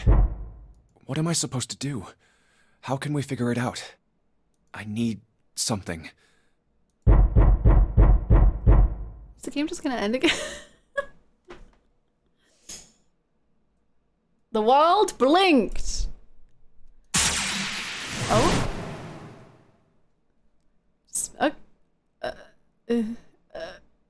Telepathy! Suddenly there was a voice inside of Junpei's head. Junpei, me in another universe of you has figured this out. Truth had gone, and truth had gone. Ah, now truth is asleep in the darkness of the sinister hand. Wait, what? What the hell was that? That voice? Junpei was utterly and completely baffled. Huh? What? What's up? Clover ran to him, over to him, but Junpei didn't know what to tell them. Huh? If he told them he'd heard a voice, they'd laugh, or worse, they'd think he was going insane. So all he said was... Nothing. He cleared his throat a little too loud and looked pointedly down at his bracelet. There was a pair of small buttons protruding from either side of it. Junpei, he pressed the buttons. Oh, truth? Oh, frick. Truth had gone. Truth had gone, truth had gone, truth had gone. Okay, there's one.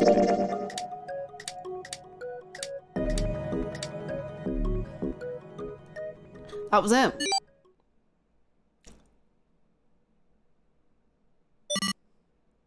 Whoa! 8 numbers blinked on and then off on the bracelet display. Junpei checked one last time. 1 4 3 8 4 3 4 2 1. 1 4 3 8 3 4 2 1. 1 4 3 8 3 4 2 1. Huh? Huh? Hey, what the hell were those numbers? Oh my gosh. Are those... Junpei didn't answer. He simply walked straight to the coffin. He knelt down in front of the keypad, running over the numbers in his head so that he wouldn't forget. 1 4 3 8 3 4 2 1. 1 4 3 8 3 4 2 1. With trembling fingers, he punched them in.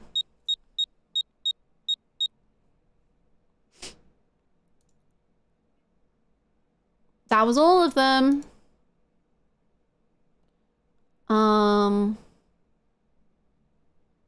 He punched the E button. There was a moment of complete silence. Then there was the sound of the coffin lid unlatching. Someone sat up out of it. No way! What? Why are you...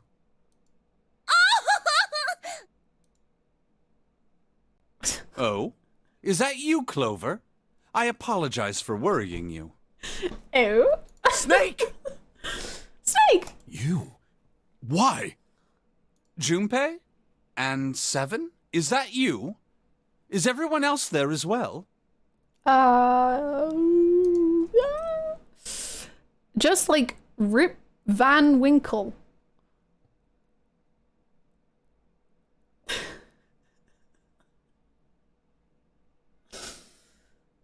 Okay.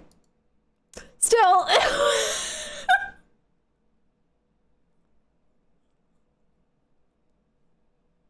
Still, it was very much like Snake to simply cut to the heart of the matter and ask. Jeez. Junpei and 7 shared a wry smile. Clover's eyes were filled with tears. You're back! We're so snack. With a cry of joy, she leapt into Snake's arms. Aww. Gently now. My body's still a little weak. Oh, you're back! Yes, the famous Rip Van Winkle. Everyone knows. I know. I know what we're talking about, Junpei. Clover looked like nothing so much as a lost child who had finally found her home. She cried and cried and cried. Her eyes were red and her nose was running. She hiccuped and gasped as if she were about to begin hyperventilating. You're back! You're really here! Her voice was happy but almost desperate, as if she feared he would disappear again if she stopped talking to him. Tear after tremendous tear rolled its way down her face. Her small arms strained as she clutched Snake's body as tightly as she could. Perhaps she had to convince herself he was real. Perhaps she was worried he would be gone the moment she let go. Perhaps she simply didn't know what else to do. You're back! Come now, what's gotten into you? You're acting as though I've returned from the grave.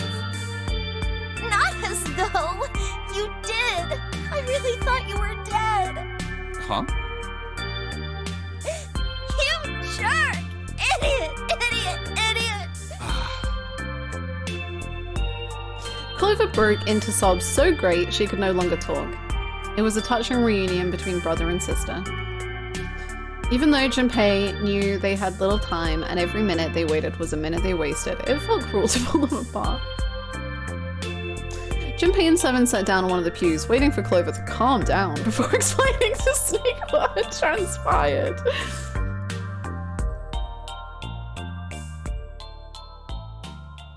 No pressure, but we I are see. under time I believe I constraint. understand things rather well now. Thank you.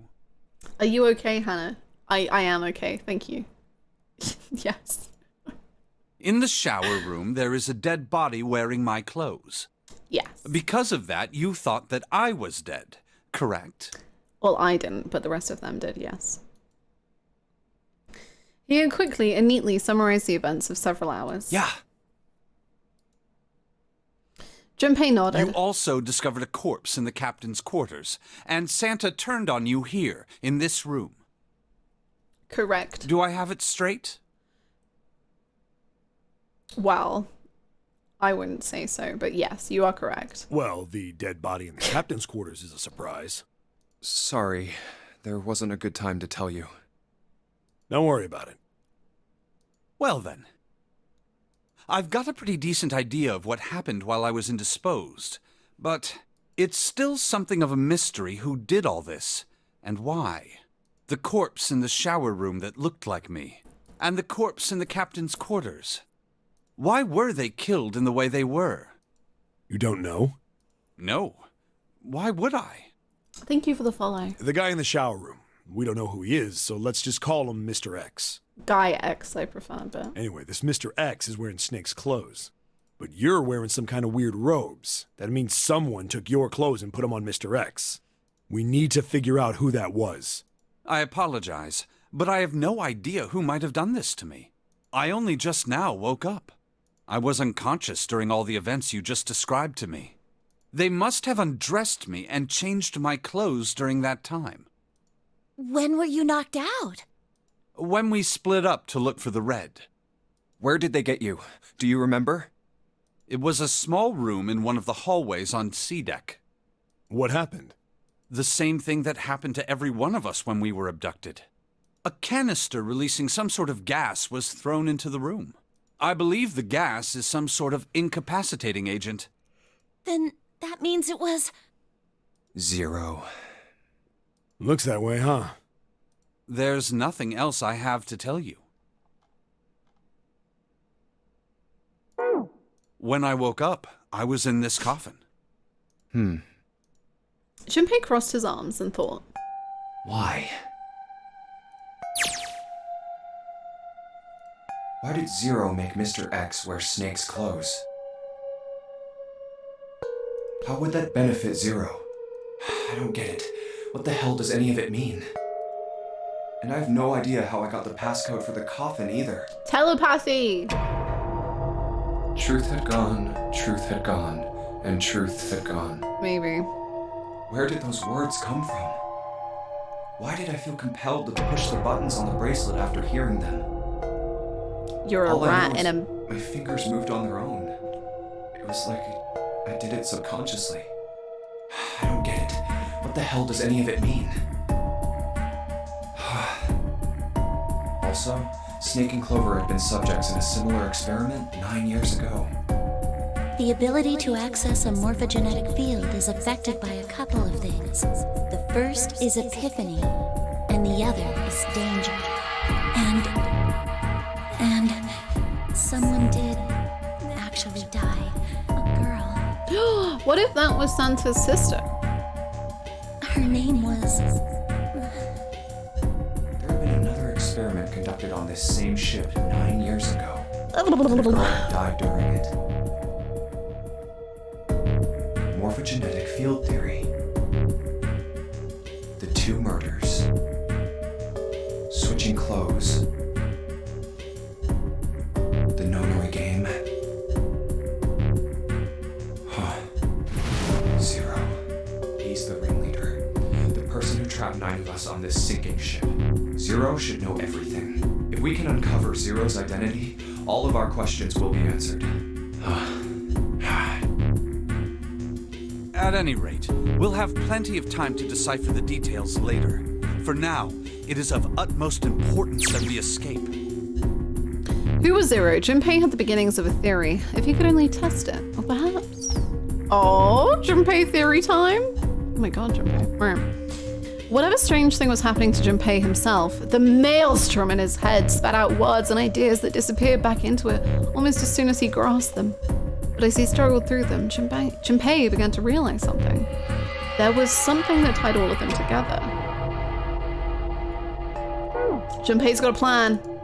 Be Junpei, afraid. It was 4:30 the last time you checked the clock, yes? That means we have less than an hour. We must hurry. Hey, how are we gonna get out of here? Isn't that obvious? Through the other number 9 door.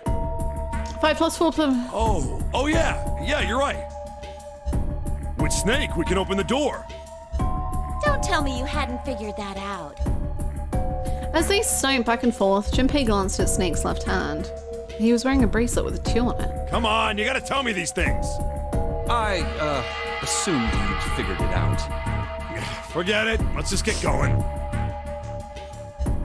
7 stomped off toward the smaller number 9 door. Clover, Snake, and Junpei followed. 7 quickly laid his hand on the red, and asterisks appeared on the screen. Junpei and the others followed suit and laid their hands on the scanner panel.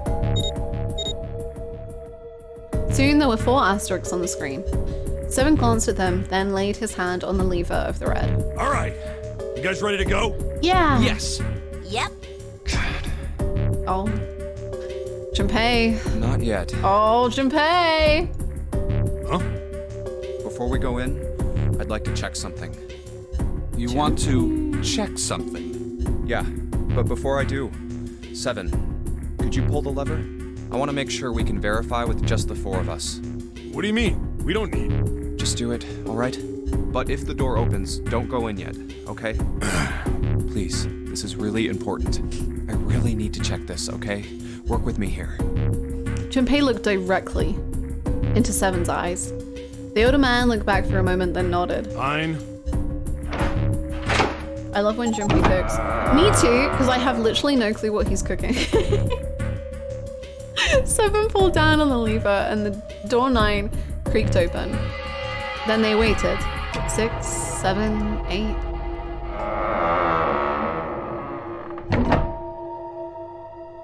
Nine! Whoa! After 9 seconds, the door closed. All right, that means the 4 of us can go into door 9. So, we knew that already, it's obvious. Obvious. Yeah, you're right. It is. Now, what happens if we add Zero's bracelet? What? Zero's bracelet? Why don't you take it out, Clover? For a moment, Clover looked surprised, but she recovered quickly and stuck her tongue out at Junpei. So you did know I had it. I picked it up because I thought it might be useful sometime. She reached into one of the pockets of her voluminous jacket and produced a bracelet. Junpei took it from her and turned to 7. This was on the left hand of the corpse in the captain's quarters. If you look at it, you can see it's got a 0 on the face. just to Hi, make this a Zaid. little easier to talk about, I'm gonna call the guy we found dead in the captain's quarters, Cap. Then I should That's be able Cap. to open door 9 with just me, Clover, and his bracelet. Though the big question is, if Cap is the mastermind of this game, would he really put one of these bracelets on? Anyway, let's just give it a shot. Clover, give me your hand. Okay. Now the captain's bracelet. And pull the lever. However, ooh, the door didn't open. The Reds display read error. I knew it. Now, what does this tell us? Maybe the bracelet has to be on your wrist in order for it to work? No, that's impossible. Did you see how the panel showed a third asterisk when I scanned Cap's bracelet? Whether or not it's on your wrist doesn't matter. All you have to do is put the bracelet near the panel for it to register. Seven waved his bracelet in front of the scanner panel. Sure enough, a single asterisk appeared on the red. Huh. Looks like you're right. See? So what does that mean? There's only one possibility. That bracelet isn't the number 0. Is that what you're saying? That's right. Then what number is it? Let's find out. Junpei scanned the bracelets with this combination. Let's try Snake, Clover, and Cap. If this combination opens the door, then Cap's bracelet is number 3. However,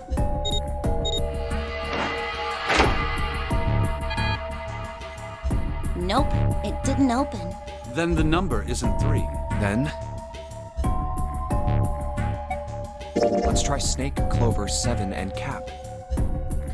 If this combination opens the door, then Cap's bracelet is number 5. that's me.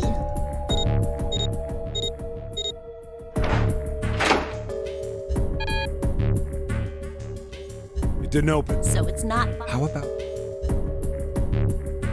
let's try 7, me, and Cap. If this combination opens the door, then Cap's bracelet...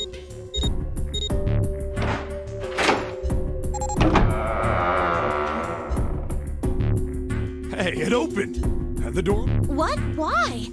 What does that mean? Both Seven and Clover seemed rather shaken. As they turned to look at Junpei for answers, the door slid heavily shut. Junpei raised an eyebrow. Isn't it obvious? Cap's bracelet is number 6. Isn't it obvious? But doesn't it say 0? This isn't a 0. The symbol on here isn't a number 0. It's a letter O. Oh. For... oh my god. Obviously, it's an O. Whoa, wait a minute. I don't get it. I mean, we figured out that Cap's bracelet is 6, right? Yeah. Does that mean there are 2 people with 6s? Before Junpei could answer, Snake spoke up. There is most likely only one person with a 6. But I don't get it. What about June? Well, this is only an educated guess, but I think June's number was never 6 to begin with. She's 9. No, we had 9. I don't... Her bracelet was flipped. oh, it was! Yay! Oh, In other my words, God. June's real number is... 9. What? That seems the most likely. So who's the 9th man then? Then all this numbered door stuff was just a load of crap? Oh, because she could get in with anyone. What? Yeah. Why would you say that? No, I don't know how that works. I don't know. I'm just gonna let them figure it out. Because if June is 9, then the numbers wouldn't match up. Yeah, that's what I'm saying, Clover. Clover grabbed Junpei's notebook and began to write furiously in Here, it. look.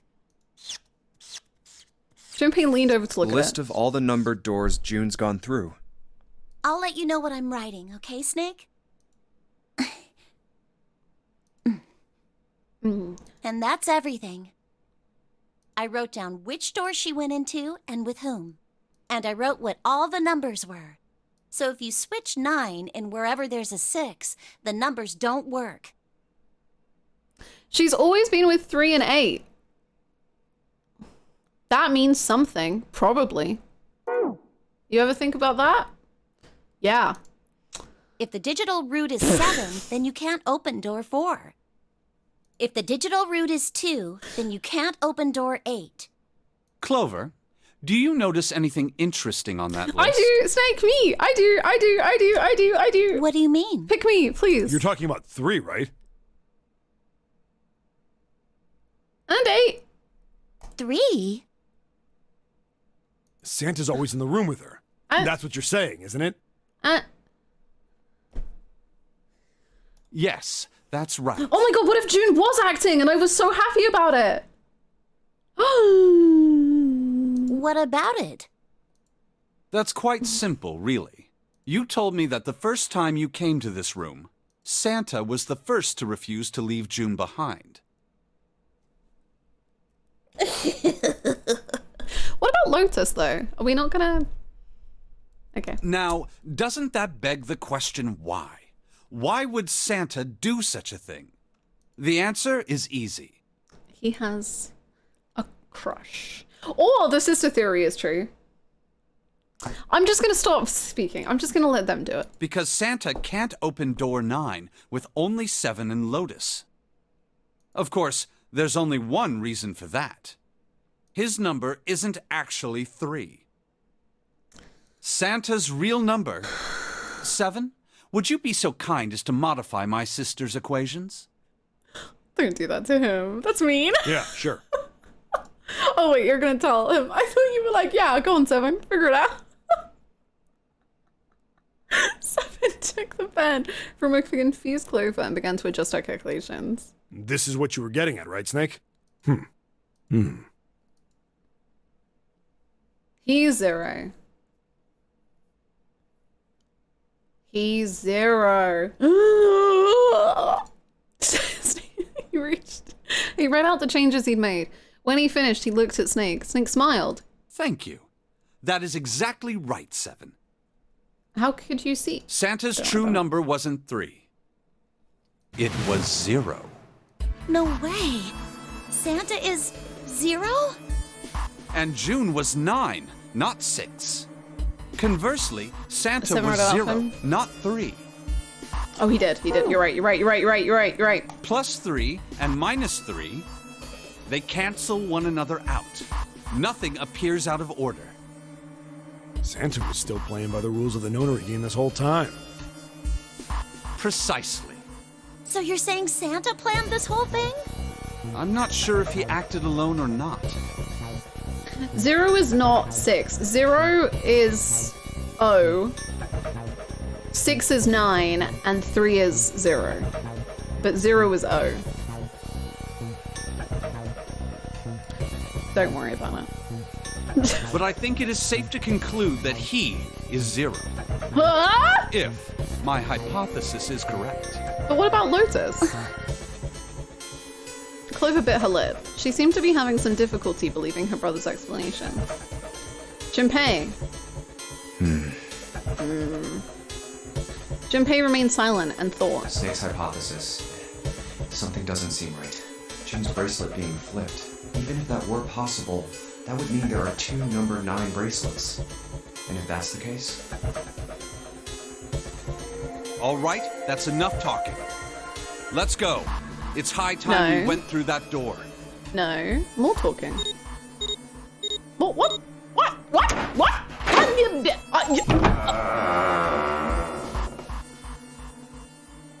Okay. Door 9 opened. They leapt through. Oh, it's right there. The dead was directly in front of them as they came through the door. Quickly, they scanned their bracelets.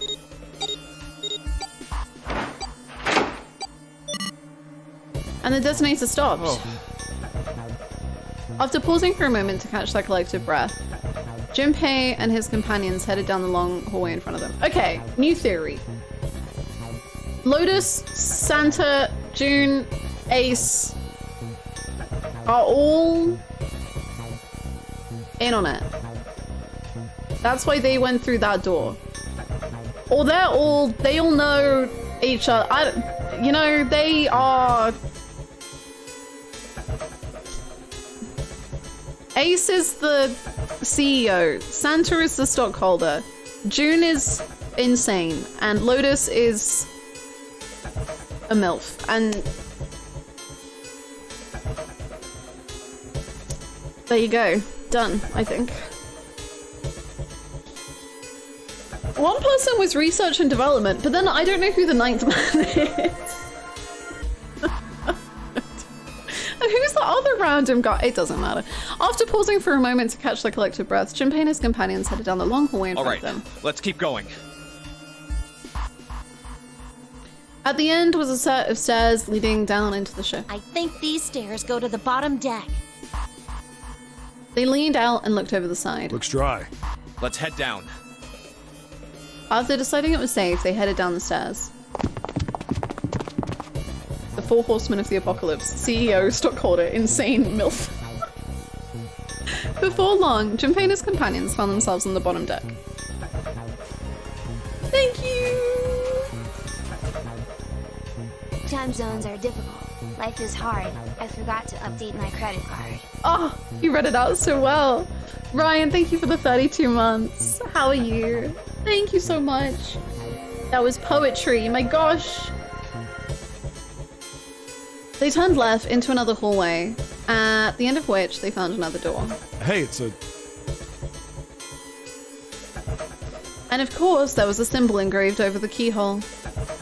It looked like the sort of harpoon one would use to hunt fish, the kind with 3 prongs. Snake traced the shape of it with his fingers. This is the Neptune symbol. There must be a key around here somewhere. Neptune key. I only have the Uranus key card. Clearly, it wasn't going to open this door. It's a different planet. Plus, it's the wrong kind of key. Let's turn around and go back for now. Yeah.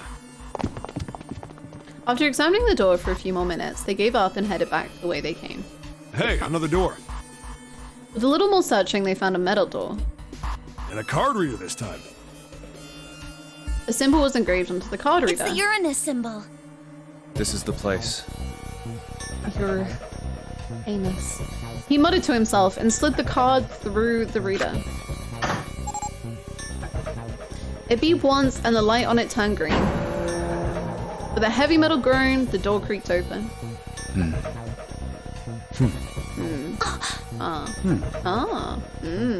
Junpei, Clover, Snake, and Seven looked at one another, nodded, and stepped through. The room they found themselves in was full of books. The library! Wow. You have to go through the forest of knowledge to get to the ice woman, Alice. It's totally full of books. There's so many. I don't know where to look. It looked remarkably like a library. Not the sort of library where large numbers of people came to read books, more the sort of library that was simply a place to store books. He felt a little overwhelmed by the sheer number of books, but Junpei did his best to speak with authority. All right, if we want to get through that door out there, we need the Neptune key. I say we split up and look for it. Okay. Very well. Sure thing. Good. Let's get started then. We don't have a lot of time. Hurry. Sorry. Alice sleeps in a small chamber past the Forest of Knowledge. As he began his search, for reasons he didn't fully understand, Junpei felt those particular words float through his mind.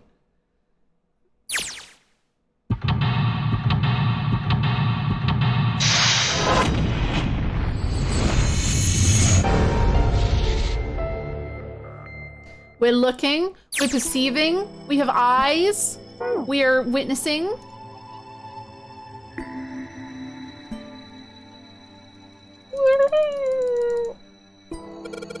There's a note on that table.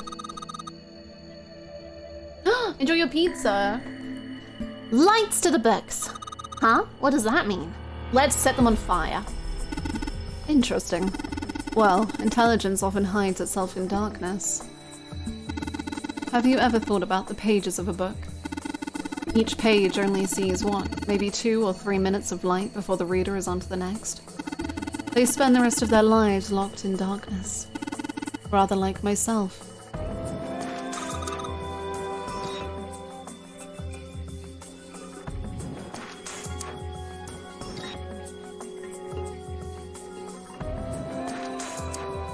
I love how Hannah's immediate response to that hint is arson. Well, historically, you know.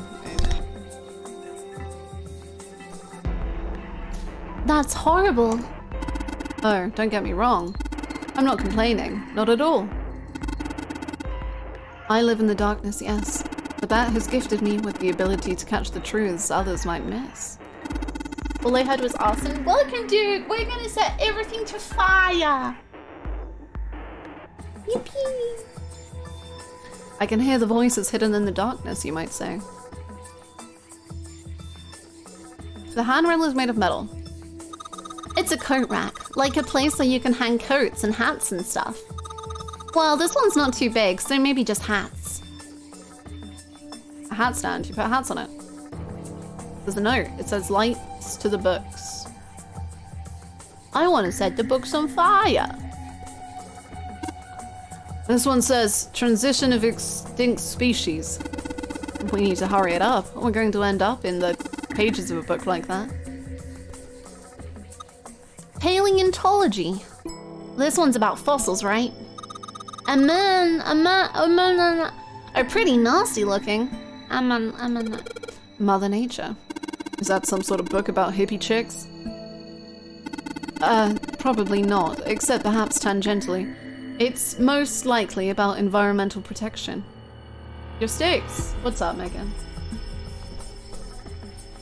What is this? Some chicken cats?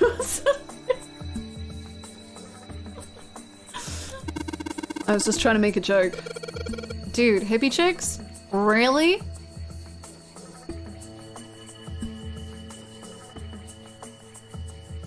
Wait. This book's called Paleontology. This is one of those rooms where you want to click literally everything, so dude, trust me. I see.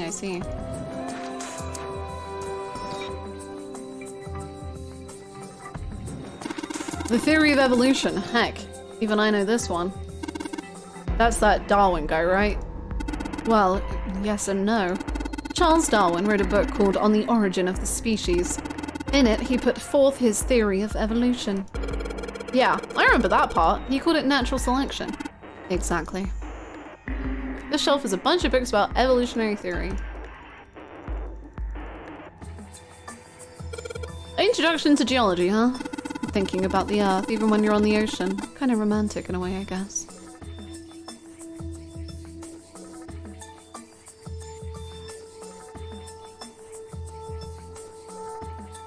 Theories of the Cambrian explosion. Did a bomb go off near somewhere called Cambria?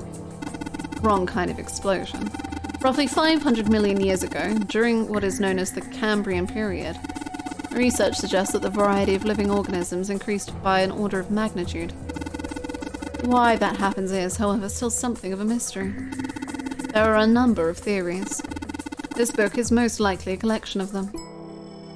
Delightful! Micrographia, huh? Ah, yes. Robert Hooke's famous work, first published in 1665. He built a microscope and examined insects, inorganic substances, and other things too small to be seen in detail by human eyes. He then drew pictures of many of the things he'd examined and published them in a book. I'd hazard a guess this shelf is concerned with natural sciences. This book has stuff... This book... Why did mankind lose their tails? Junpei, do you know what this one's about? Why are you asking me? I didn't even know we had tails to lose. Maybe you should ask a human with a tail. Mankind's ancestors most likely lost their tails as they were no longer useful and the nutrients required to grow them were better put to use elsewhere. At least that's what I read. I was rather young. I may have remembered it incorrectly. Huh? Why the hell would a kid be reading a book like that? Built different. Creatures of the South Seas, huh?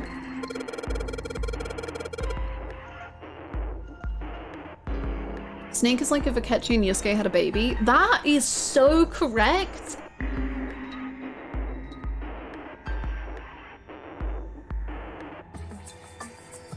I'm disturbed. I wonder if this one's got pictures of colorful fish and stuff. I love colorful fish. Okay.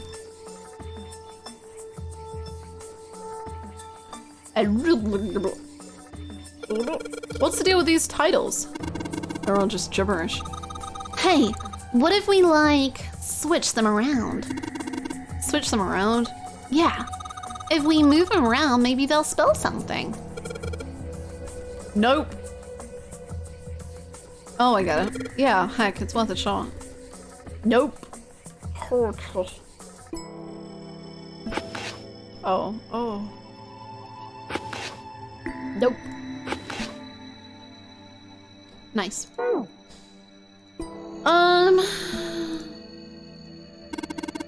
Are property values going up out in space too these days? Man, guess times are tough for aliens too. What? Oh, this one says cosmic inflation.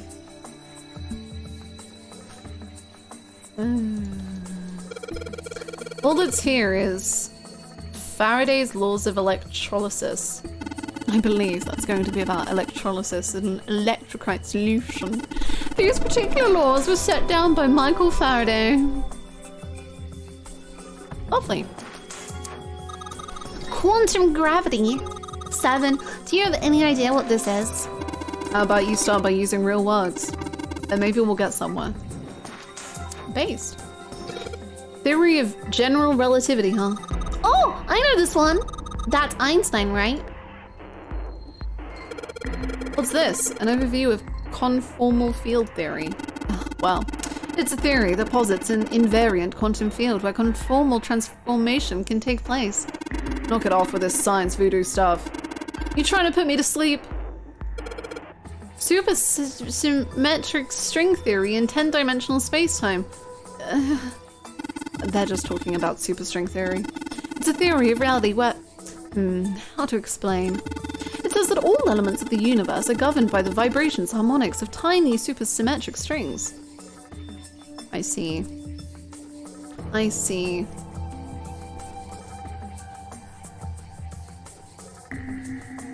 I see.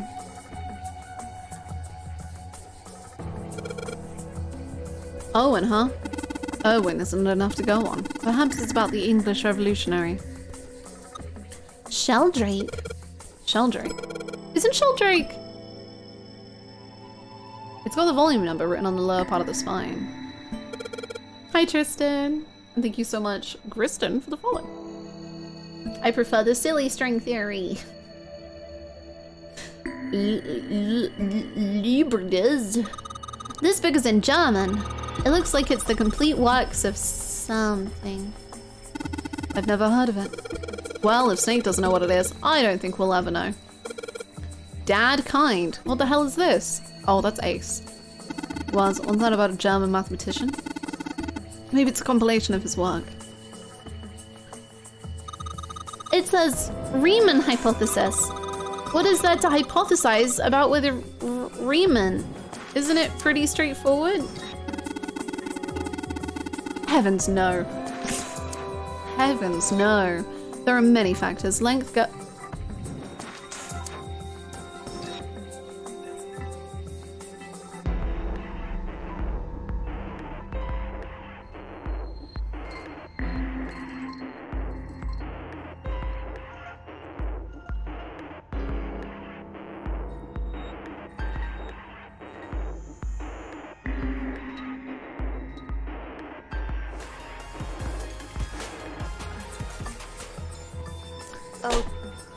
Oh, thank you for the 31 months. Thank you. Thank you for the 31 months, Snakes. Is Snake a gay? Heavens no, there are many factors. Length, girth, lubrication, and or lack of. It's an exciting and rapidly growing field. Whoa. I don't think I... Okay. That's a weird book, Junpei. Indian mathematics. Hahaha, that's funny. Why? Okay. This one's Goldbeck's conjecture. Conjecture? What's it about? Like magic or psychic stuff or something? Right, I bet it's about jewelry, isn't it? It may have an odd title, but it's actually a very respectable mathematics book. It deals with one of the unsolved problems of additive number theory.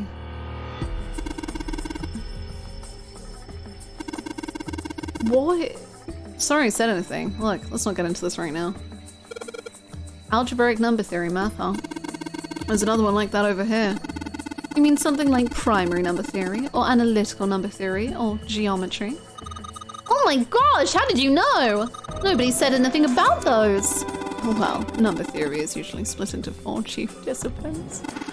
If there was a book named Algebraic Number Theory, I took a wild guess that the other 3 would be there as well. Looks like I was right. As I always am. Oh my god, Pythagoras, my worst enemy in high school. This is a famous one. Sounds like there are a number of math books in this section.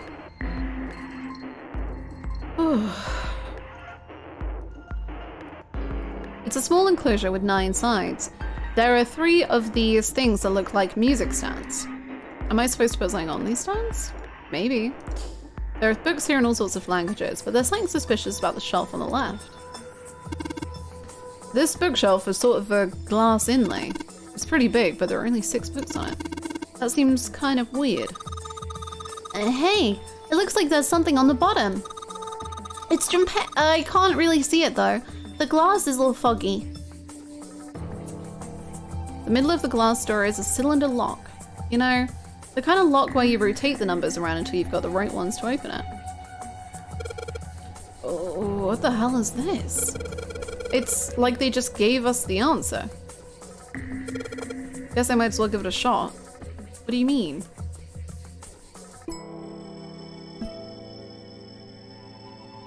What? Junpei, what are you saying? What? What? They gave what? What? What? What do you mean? The glass door is middle frame. What? Oh. What? Okay, 6 3 2 4 1 6 6 3 4 2 1 4 1 6. Oh, 5. Oops. You did it, Junpei! Yay! I don't know why, but I don't really feel particularly happy about being praised for that. Well, yeah, true. Whatever. At least the lock's open now. Let's see if we can get it open, alright?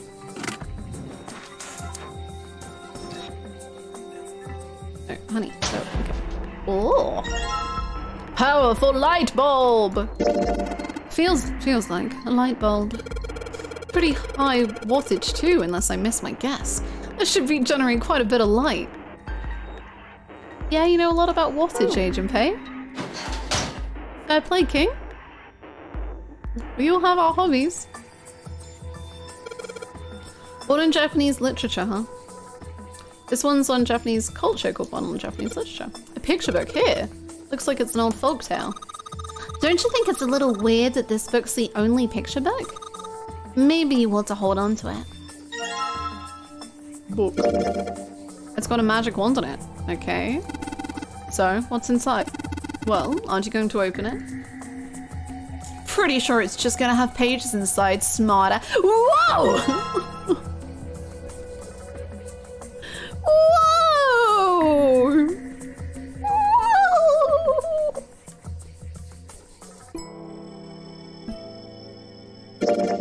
SE-5. What is that? Well, when I opened it, these 4 letters popped out. So I guess it's a pop-up book, huh? SE-5. I wonder what that means.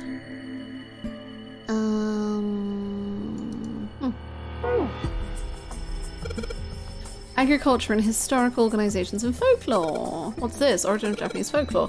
Looks like there are a bunch of books about Japanese culture here. Mostly ones about folklore, though. Well, folklore can cover a wide range of subjects. History, urban life, religious trends, environmental changes, oral traditions. Folklore can cover all these things if you know where to look. This looks pretty deep. This shelf is books on Japanese folklore and oral traditions. Yeah, really focused on that, huh?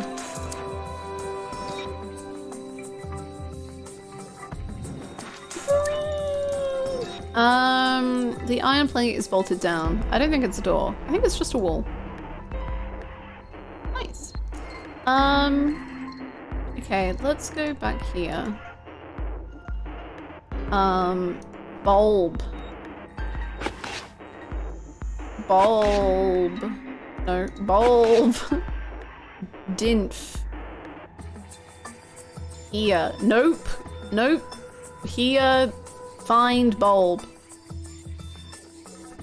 Find bulb. Here. What? Here. Open. Here. Find bulb. Open. Here. Find bulb. I have found the bulb. How about this? Oh, another bulb. Nice. Looks like putting those books in the right order opened this thing right up. Huh, that was a piece of cake. Hooray! You did it, Junpei. I guess that turned out well enough. So the letters from the titles spell out open here, find bulb! Nice. The light bulb looks like it's brand new. And it's really big, so it'll make a lot of light. Powerful light bulb, huh? This will be pretty bright. Okay. Lovely. Don't we have to light books? Something? Light. What do we do? Lighting books to... What? Lights to the books. There you go. See? So, do we have to put them in? We'll probably have to get all of them, but... They aren't very bright, though. Hey, didn't we find some really powerful light bulb earlier? Why don't you put it into one of these lights? Yeah. Well, it'll get a lot brighter, but if there are 3 lights, that means 3 light bulbs. There won't be much point unless we can replace all 3 bulbs. We need 1 more bulb.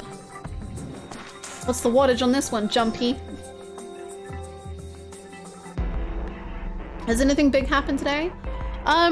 We potentially telepathically talk to ourselves in another timeline. So...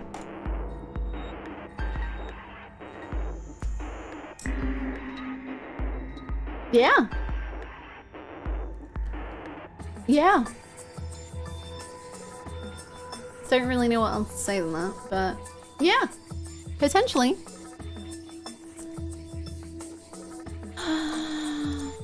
It's got the volume. Maybe we need to find 9. Oh, maybe we need to find 8? Or maybe we need to find 0. Wow. The possibilities are endless.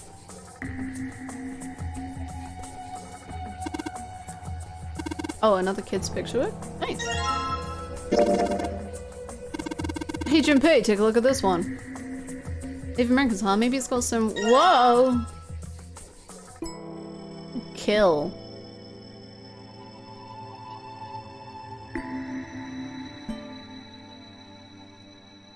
Lilk. Guess it's one of the pop-up books, right? Got the letters L, R, and K. R?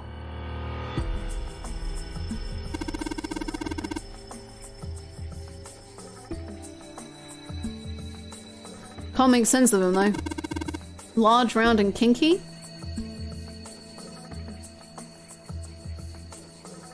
Later, Rumpei kill. Nah, probably not. Where's the R? What are you on about? What?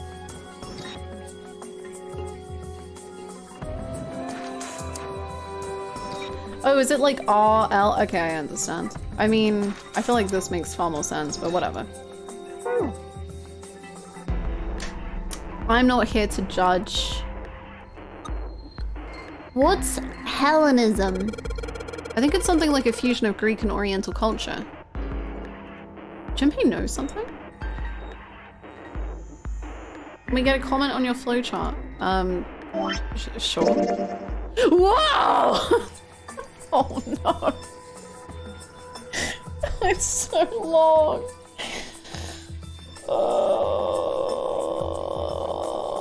Yay! Yippee! I can't wait for more. history of the medieval period. Maybe it's about Sir Lancelot. Isn't he just a story? I don't think you're gonna find a guy who didn't really exist in a history book. Look, this one says cultural heritage of Rome. Bet that's gonna be a serious inheritance tax. I don't get it, but I think that's probably very funny.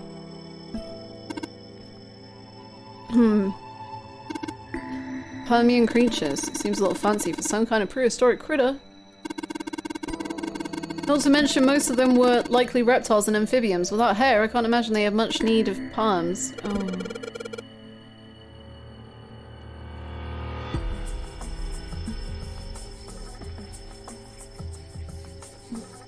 Paying taxes is never funny. True. That's got nothing to do with this. Hey, look at this. This book is called Greek Mythology. Damn, that thing's huge. Can't imagine anyone's actually read the whole thing. Pretty sure it just put me to sleep. This one's called History of the Western World. Well, I'd assume it's about European history. Yeah, I'm just gonna leave it at that, Snake. Doesn't seem like you. Oh my god. He doesn't believe in Europe. Oriental history. Maybe this one's about China's 4,000 years of history or something. Hey, Chinese history and Oriental history aren't the same thing.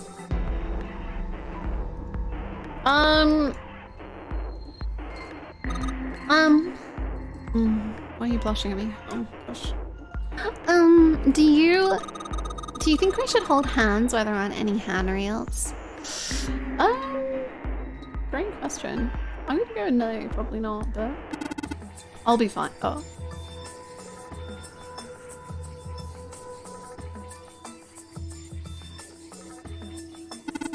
I can feel vibrations in the floor that tell me where I am.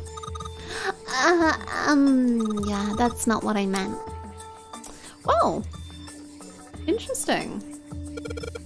Man, this thing is narrow. I feel like I'm walking across a tightrope. Geez, Snake, aren't you scared? Do you want to hold my hand? Imagine a wall 20 inches wide that runs along the top of a 10-story building. Could you walk along that wall, Junpei? No way! Then what about a balance beam in a gymnasium? Oh, well, that's easy. You don't find that strange?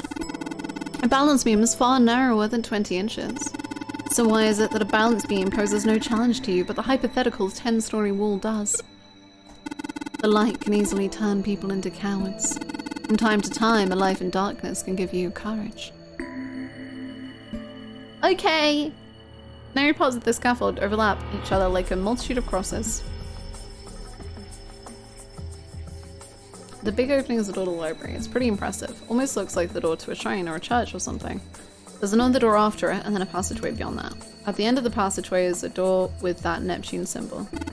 Hurry up. We need to find the key with the mark of Neptune. Okay! This sounds like a job for the best brother and sister team in the world.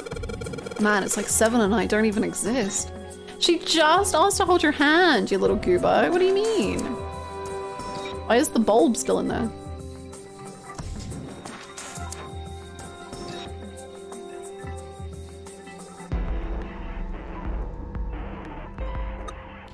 This one, it looks like that picture from earlier, the one with the pop-ups.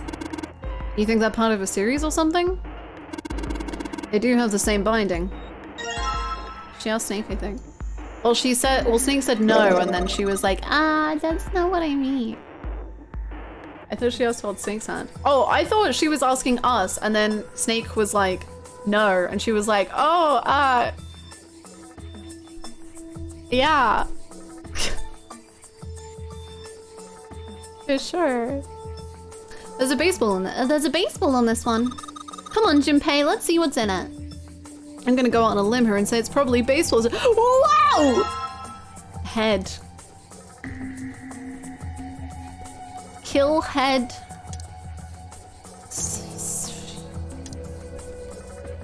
Nice. I think Snake assumed she asked him. That's what I thought. I'm choosing not to see icky connotations. What's the icky connotations? What?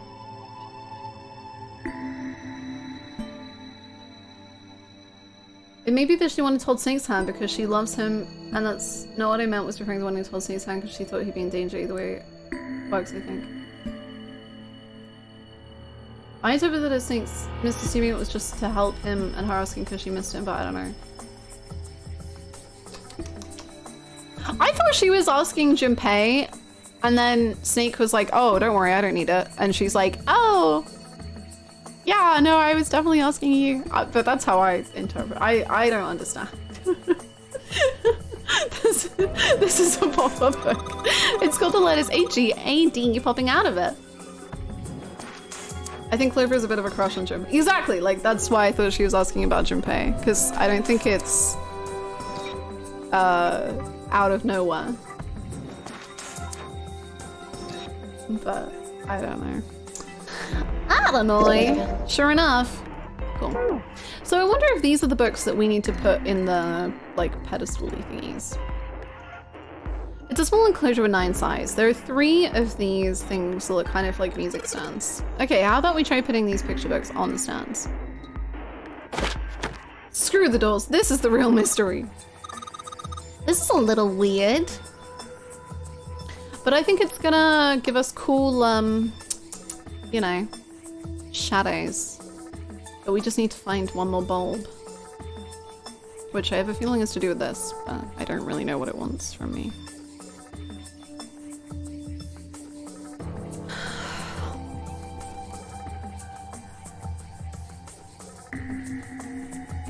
Yellow, red, blue. Is that not what the colors of the thingies are?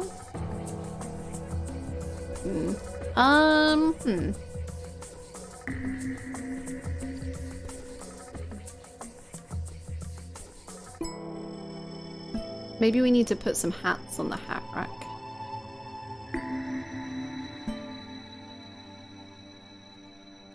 I need the bathroom.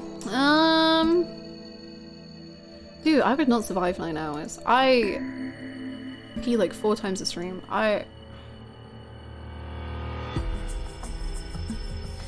Do we do this? Yeah. So I'm guessing it's this, but what do I do with it? Maybe I have an item.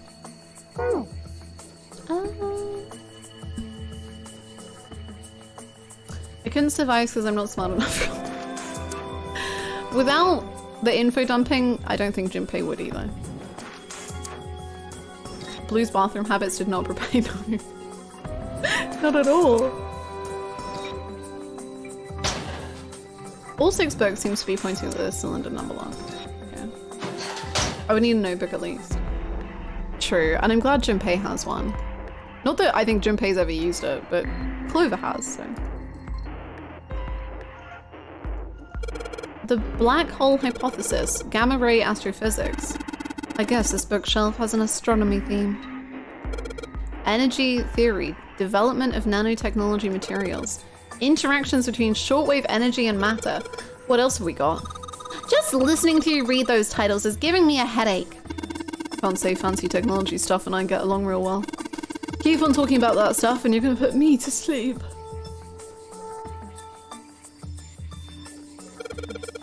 This book is called Mind Swap. You mean you could like change bodies with someone? Well, I guess I wouldn't mind switching bodies with my brother or Junpei too much, but I'd rather die than let 7 switch with me. What the hell? I'm literally just sat here. Like, I don't even want to swap bodies with a little brat, like... Hey, were you just imagining it? You were. Shut up. Yeah, well, he wasn't the only one. Okay, great. Teleportation and No. What the hell is this one about? Well, I know what telepathy is, but I've never heard of teleportation. It refers to having the ability to travel through time. Don't bring time travel. No. Man, they've got some weird stuff here. I can't even pronounce this one. Who's that? Some famous guy? It's not a person's name. It's the name of a fictional book created by Abdul al-Hazred. It's said to be one of the sources used in the creation of the legendary Book of the Dead, the Necronomicon. Oh, so these are all the cult books and stuff.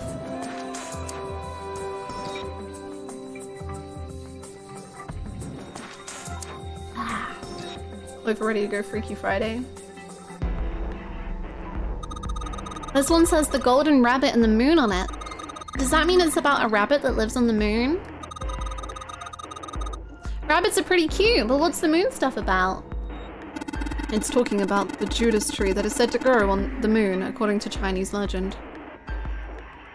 Nice.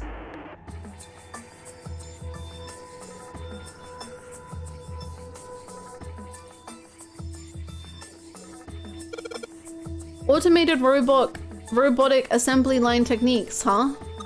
What's that? Some sort of comic book? Jeez, I guess boys really like that stuff, huh? No. You're thinking of a different sort of robot. This book is talking about automated machinery that's used to build things like cars. Right. Communication and computer science, huh? That's a pretty generic title. To be honest, it's so vague, I don't really know what it might be about. An overview of photochemistry. I think whoever set this up wanted us to see the cover, not the spine. Let's look at it, okay? Bulb! Ah, looks like there's a whole lot of space behind these books. Look, Junpei! I think there's something hidden behind the books. Nice. This is a brand new light bulb. Looks like a pretty high wattage one too. You're a fellow high wattage enjoyer, 7? What's that one called? It says Foundations of DNA and Genetic Engineering.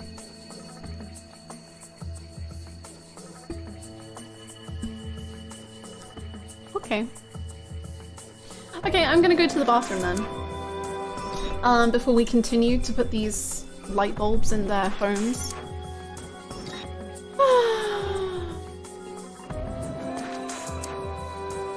These characters are so ridiculously smart.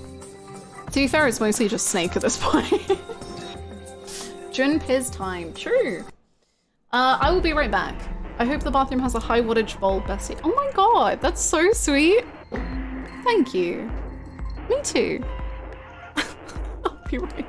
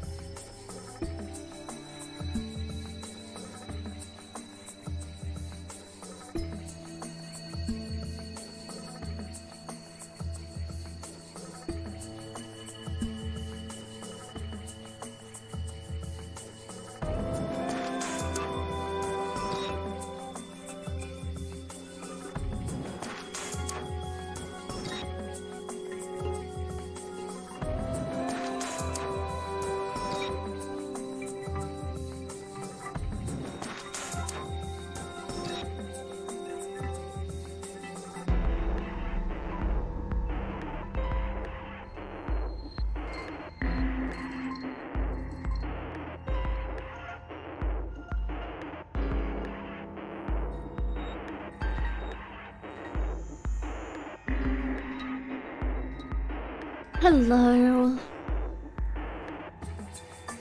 I love how happy and cheerful Clover is in this room. She's having the best time. Her brother is back. She's happy. We're happy. You know, all of our friends are doing things in other rooms, but what's it matter to us, you know? We're just having a good time. Yeah. Prime real estate much? This is smack dab in the heart of Tokyo.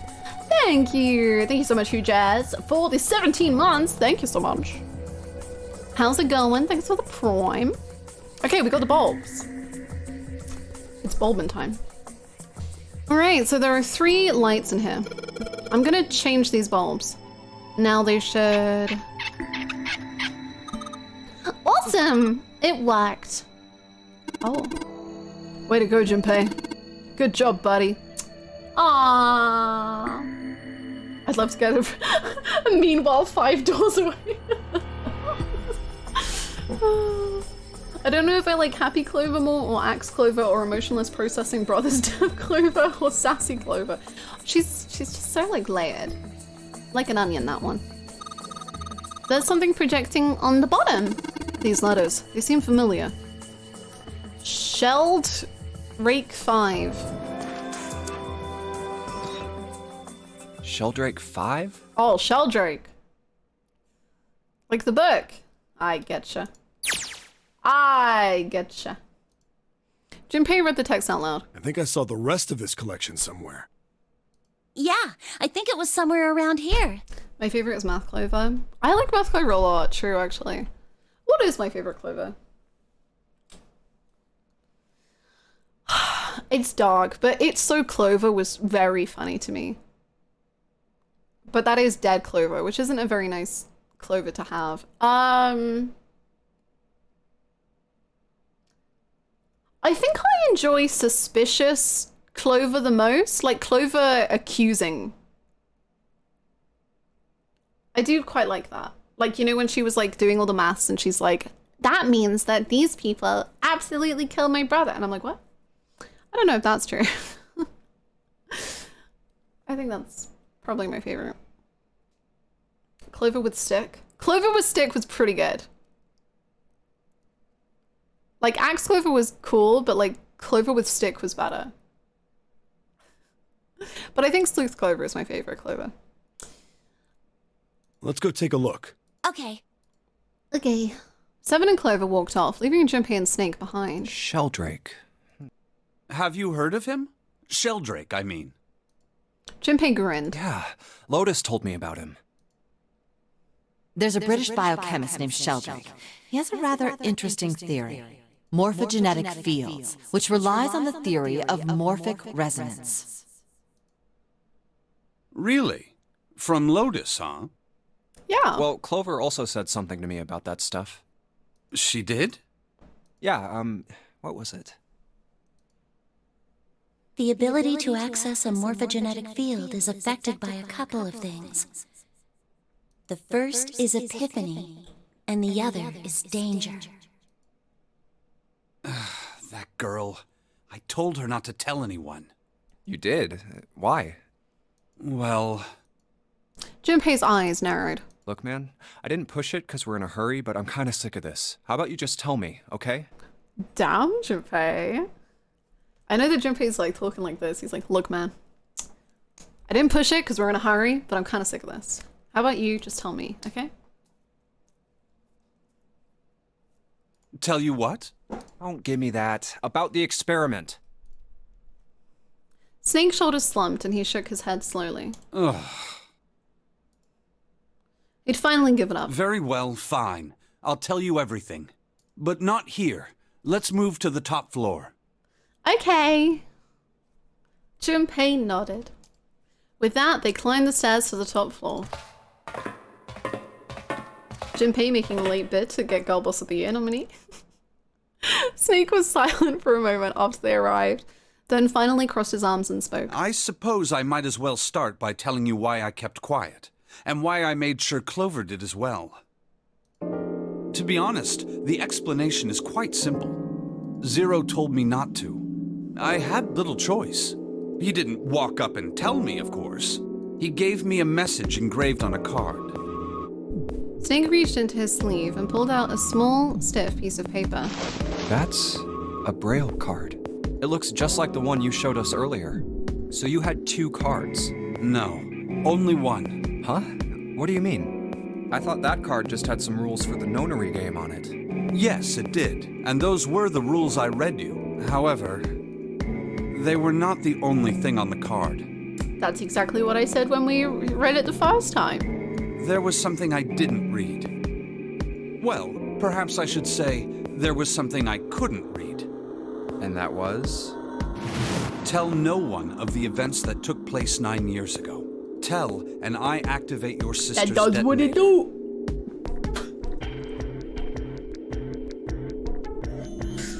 Well, you're telling me now. Is there just going to be an explosion that goes off downstairs? It's a threat on our lives. Oh. Well, Snake nodded. Well, what about Clover? Did she get a message from Zero too? I don't believe she did. But doesn't it strike you as strange that Zero would shut my mouth, but not hers? Yeah. To be on the safe side, however, I told her it was best not to tell anyone. Still, apparently she told you. That girl. What's wrong with her telling me? I figured some stuff out with the things she told me. I mean, it looks like the whole activate her detonator thing was just a bluff. She's prancing around downstairs happy as a clam now that you're back. Snake glanced down at Clover and Seven examining one of the bookshelves. That's very true.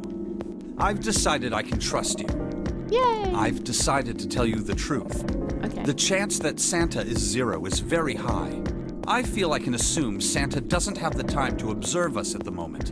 And at any rate, even if he were, I very much doubt he would kill us. Why? Clover told me about the four-leaf clover, about the words. If he knew about that, then he was in my group during the first experiment. I'm sure of it. I think his sister is the one that died. He wouldn't kill us. In the experiment. No matter what the situation was. Snake paused and cocked his head as though he was listening to something very far away. His face looked dark, as though something was weighing on him. Hey, Snake? Junpei wasn't quite sure what to say. Snake turned and looked at him. Yes, I know.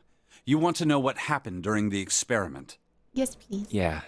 How much do you know? Clover told me about... I see.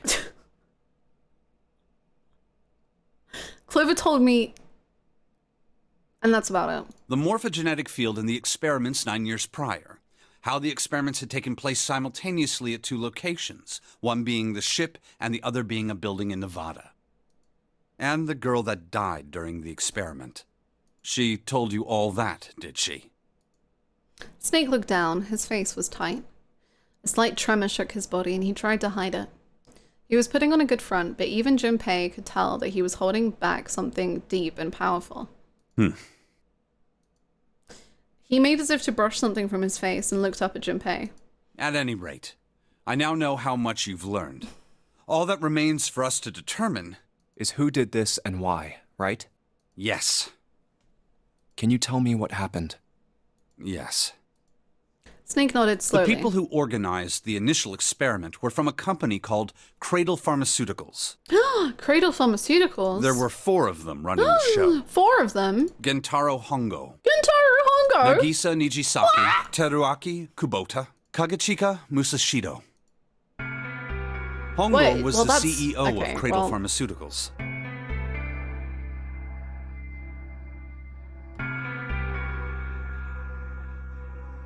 Interesting. Well, this is the guy that he killed.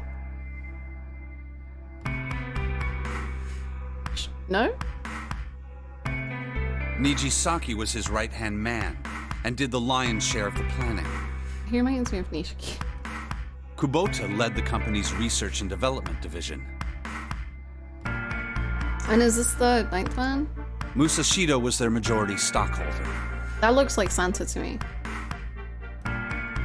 It was these 4 people who planned the initial experiment.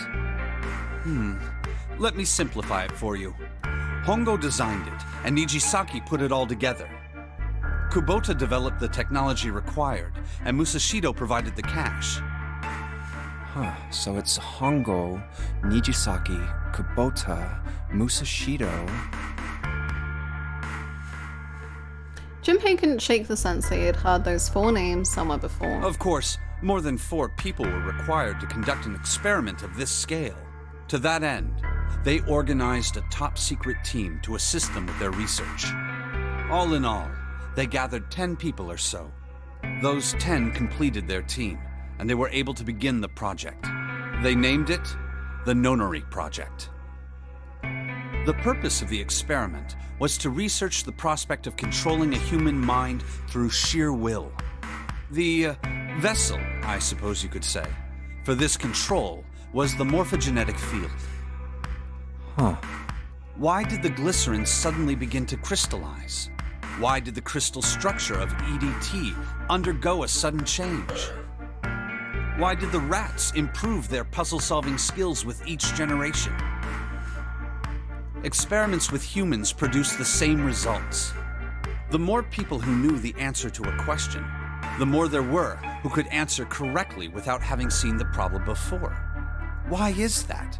How could it happen?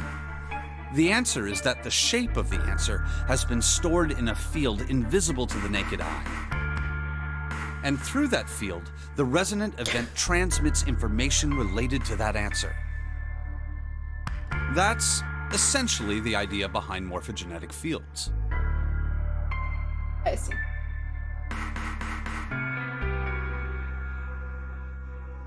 This is just every Thanksgiving with my Facebook art.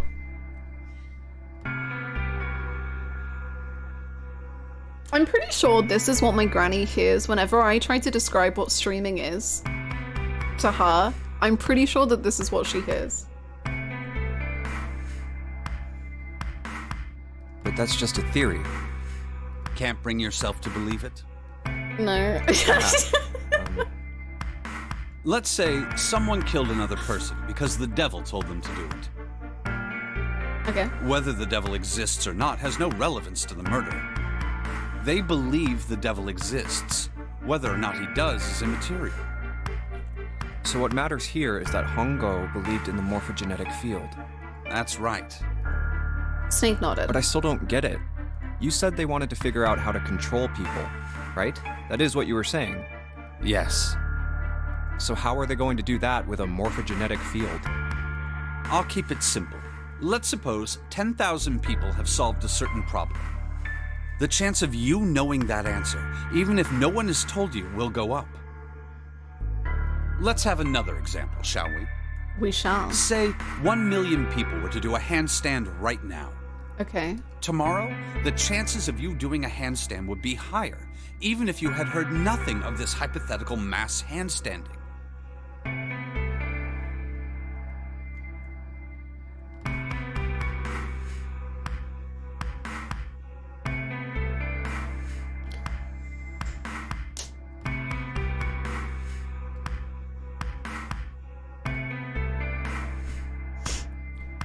Mankind's thought process and actions are all part of a resonant event. All of the resonant events encoded in the fields are projected onto you. Can you do a handstand? I cannot. No.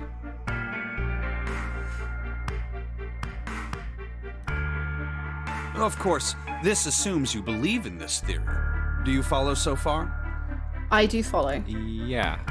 Now, if there was a person who had the same effect as those millions of people, what would happen?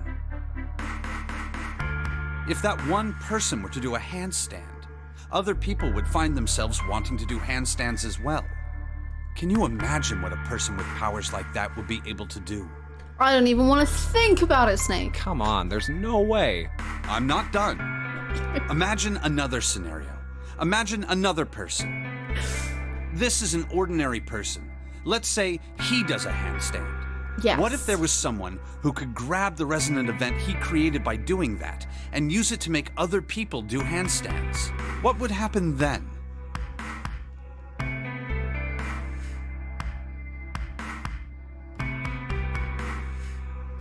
Is that not the same? Wait, what? If that one person were to do a handstand, other people would find themselves wanting to do a handstand. Oh, this is like literally... He's like using it, I think. To force people to do handstands for his own sick amusement. A person who has the power to write to the field, and someone who can read from the same. You'll joke, but do you fucking remember planking? But that's completely not related to this at all. Like, planking was not that people did planking and then just like, even without someone knowing anything what planking was, them doing it. Planking was like, people would release pictures and videos, and that's why people did it, to be in on the trend. That was nothing to do with this at all.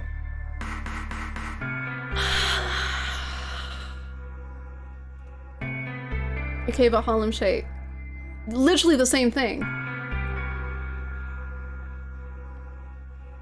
The Ice Bucket Challenge. The Ice 9 Bucket Challenge. Okay, now we're talking. Now we're talking. You could think of them as the writer and the reader, or the transmitter and the receiver. What would the world be like if there were people with abilities like these? Junpei thought about it for a moment. The real conspiracy is the S people during high school. Okay, legitimately though, I don't think that's really this, but I find it so fascinating. I think there's like actually a label for this thing. But there's really, really, really interesting and cool things about children's culture and like how you learn rhymes and like certain things as a child, because it's not like there is an adult teaching you, it's like how other children teach each other it and how you just like naturally pick it up. Because like oh, what's the freaking, I don't even know if I remember it anymore. Like there's this song in the UK that you sing as a child about the freaking plague, and I don't know where I got taught that, but like I just knew it, you know. But it was other children teaching me. Bluebird, you must teach us this. Yes, ring a Rosie. Exactly. Yeah, ring around the Rosie, we all fall down. Yeah. And it's like, as a child, you learn these things, but it's not like that there is an adult directly teaching you it. You just like pick it up by being around other children, and like how children have their own complete culture and way of learning, that sort of thing. But again, that's not this. But I think it's the closest to that so far.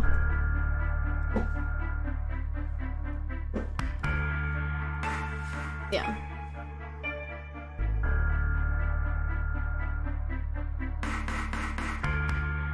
So the transmitter's resonant event can be transmitted through the field and sent to the receiver. I remember singing Ring Around the Rosie before swimming lessons, then I ran by the pool, fell and broke my wrist. Indy? Indy! This was not a fun story. Indy, no! Indy, no! Mandela effect is kind of like this.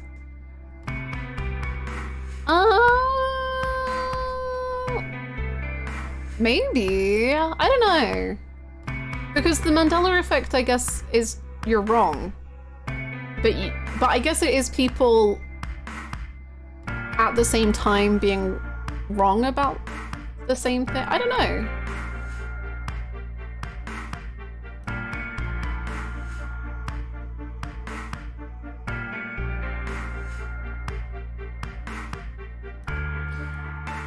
The Mandela effect is certainly named after that, but it isn't just like flat out racist because it isn't concerning itself with just Mandela. Mandela effect literally depends on people communicating. Oh, does it? I don't know if that's like purely what it... I don't know. Because I thought it was people individually remembering it wrong and then communicating about it. But I guess that isn't... Maybe that's not what it is. Maybe I've gone out. Enjoy your light, Crimson.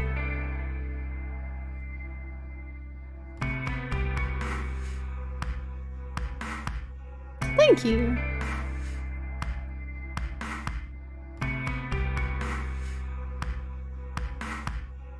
passing on this incorrect knowledge, but it is passing on knowledge in a natural way. Maybe? Maybe. If the framework of children's cultural context means that the culture of the concepts relies on the framework, then which in turn affect the children, then it...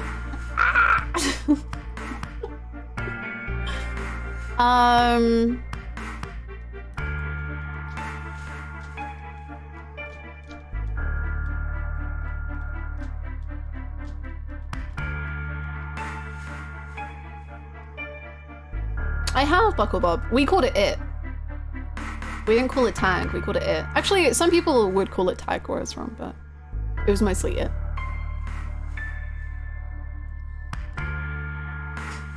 Anyway, continue, Snake, with your magic words.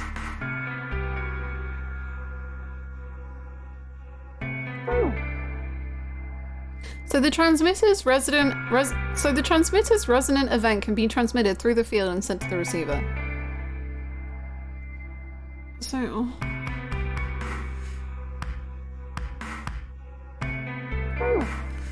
what color is the tip of Pikachu's tail? See, I would say black, but I think it's just all yellow, right? But I will say I'm not a Pokemon person. However they wish. And have barely understood Pokemon ever in my life. That's what you're saying, right? Yes. Close enough, at least. Come on, that's just crazy. Well, if you want to prove that, then you'll have to test it first. At least, that was how they thought. That was why they decided to do their experiment. That's just Pichu? I'm gonna nod and pretend like I know what Pichu is. That was how the Nonary project began. Snake suddenly looked very serious. By the way, Junpei? Hello! Have you ever heard of the Gansfeld experiment? Junpei cleared his throat and tried to act calm. Yeah, that was an experiment in telepathy, right? He's trying so hard to act calm. An info dump! Yeah, that was an experiment in telepathy, right? You place a pair of subjects in separate rooms. Then you show one a picture and ask the other what they see. Interesting. I'm impressed. Yes, that is exactly correct. Thanks, I knew that myself. So no one told me. Why did you bring up the Gansfeld experiment? It was used to screen subjects for the Nonary project. The hospital in a remote town was affiliated with Cradle Pharmaceuticals. Hongo used it to conduct experiments on visiting children in secret. Some of them, he found, had potential. He began to gather children that showed promise. Children that seemed as though they might be able to access the field. Kind of a Kutsuki core. Of course, none of them volunteered. Boy. Yeah, you know what? That is phonetically checks Wikipedia. Thank you so much. Yeah, true. Thank you for the 100 bits. Literally me and everything. I was making an odd reference to a Sporkle quiz Hannah once did called Pokemon or Medicine. Oh my god, I remember that so well. That was, I once did, because I don't know anything about Pokemon at all. We did a Sporkle quiz called like Pokemon or Drug, and it was whether something was the name of a drug or a Pokemon, and I think I got it like 38% wrong on a 50-50 quiz. Thank you for the 100 bits. Thank you so much. The potential. Crests. Scientology? They were kidnapped. Crestology. His face barely moved as he spoke. There were 9 pairs of siblings taken, for 18 children total. For reasons that were not fully understood at the time, each pair had one transmitter and one receiver. They were split perfectly. As such, the 18 children were split into 2 groups of 9. The children who were put into Group Q were the ones who excelled at transmitting. They were transferred to the mock experiment building known as Building Q in the Nevada desert. The children who excelled at receiving were put in Group A. Group A was then placed on the former hospital ship Gigantic. QA! From the experiments he had conducted so far, Hongo had learned the following. There are 2 things that can increase one's resonance with the fields. The first is epiphany. The other is danger. Snake distancing himself from what happened as he relays this. The children, they, instead of we. Have you ever been faced with an especially difficult problem and thought about it very long and very hard until finally an answer suddenly appeared in your mind? It may seem obvious to say so, but that is what is meant by epiphany. The information obtained through that epiphany can be easily transmitted through the fields, where it can be easily interpreted. Adding danger to that equation allows for even easier field access. That's where Hongo came in. They set up a number of puzzles across the Gigantic. The participants had to solve each one before they could move to the next room. Of course, he hadn't forgotten to include danger. He had detonated a bomb on the hull of the Gigantic. The children in Group A were forced to play the nonary game as the ship sunk. By forcing the children into a life-or-death situation, Hongo hoped to increase the likelihood of their tapping into the fields. I feel like you could just, like, fake that. Like, I don't think you have to put them into a life-or-death situation. Like, I think you could just be like, oh yeah, the ship is so good. The children from Group Q, on the other hand, were confined to the mock experiment building, Building Q. Building Q duplicated the interior and puzzles of the Gigantic exactly. Curious. Every detail was exactly the same. Hongo explained the situation to the children in Group Q.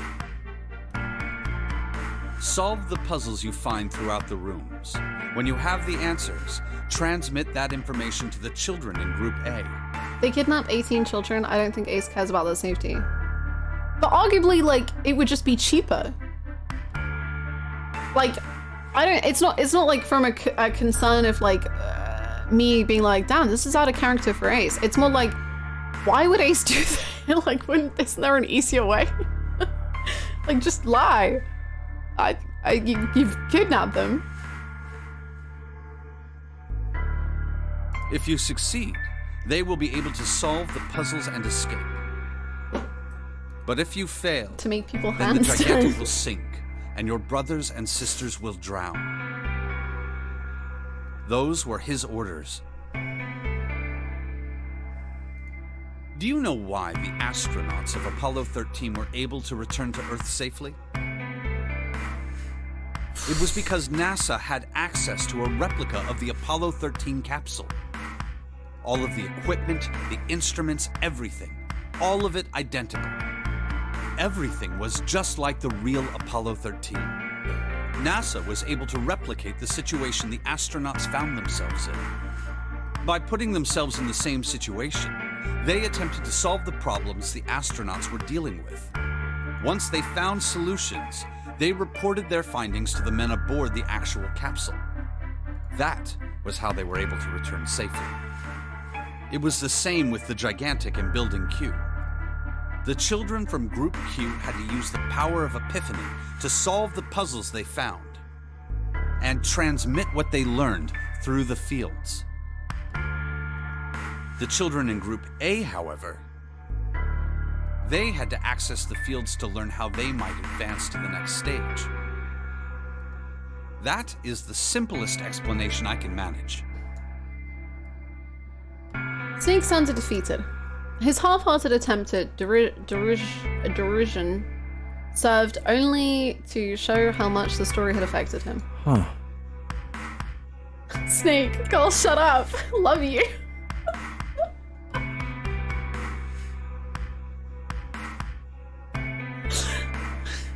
Justice Junpei was about to speak. Hey, Junpei, Snake! How much longer are you two gonna sit around on those bony asses?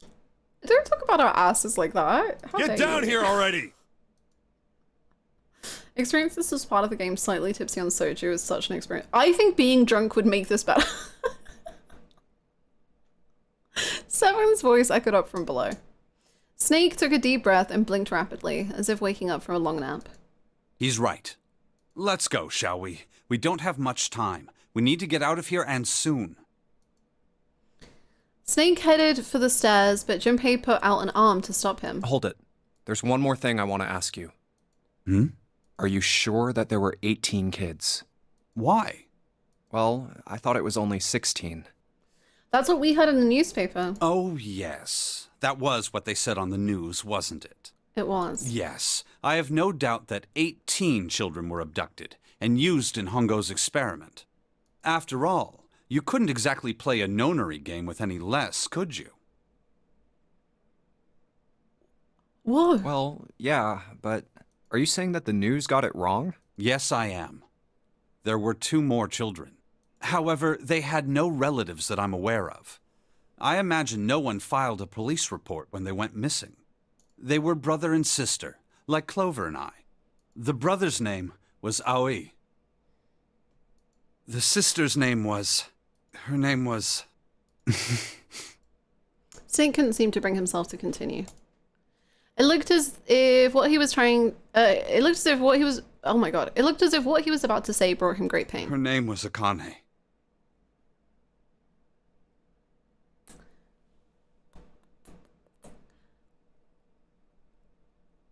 That's interesting. That was the girl who died.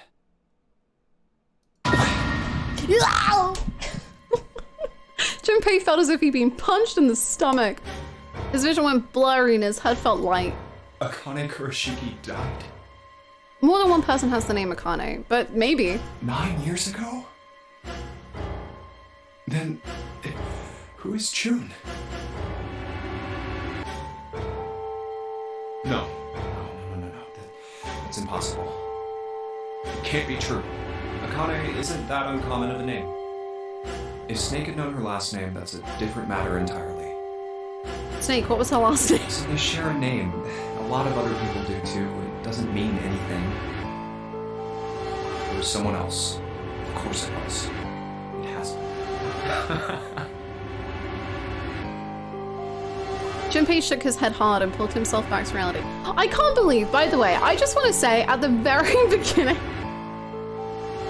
of this stream, I was like, you know, I've had so many theories over the course of this playthrough, and so many of them were so silly that I just didn't even bother saying them. And one of them was that June and Santa were siblings. And, you know,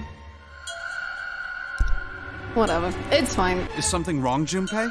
Your breathing sounds strange. Then Snake had noticed. Junpei cleared his throat and tried to act calm. Oh, no, it's nothing. I'm fine.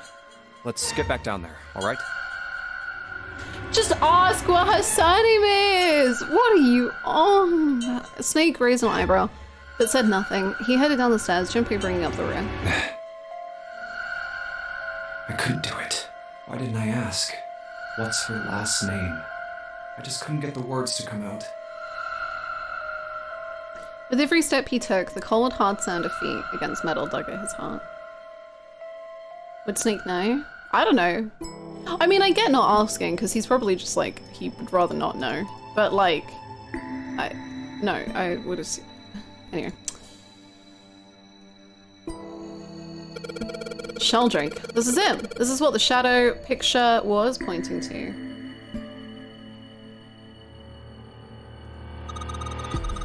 But didn't it say 5 at the end of the shadow picture? Yes, I think we need to find the 5th volume. Wow, would you look at that? There's a big red button behind this book. Hannah, did you theorize at one point that June was a ghost, or did I make that up? For some reason I do think I said that, but I don't remember why. You did? She did. Hannah definitely said that. I'm gonna press the button.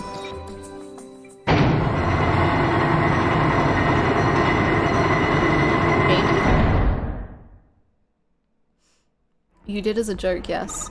I love joking. It's so funny.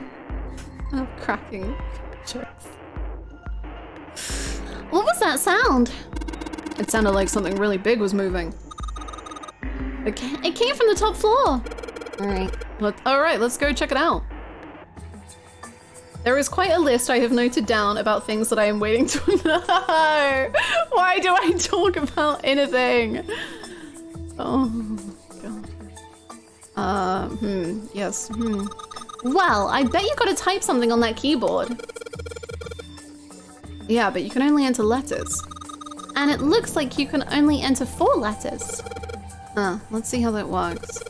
I guess you just hit enter once you type in the letters, and you can erase what you type with. Okay, I get the basic operations. Let's give it a shot.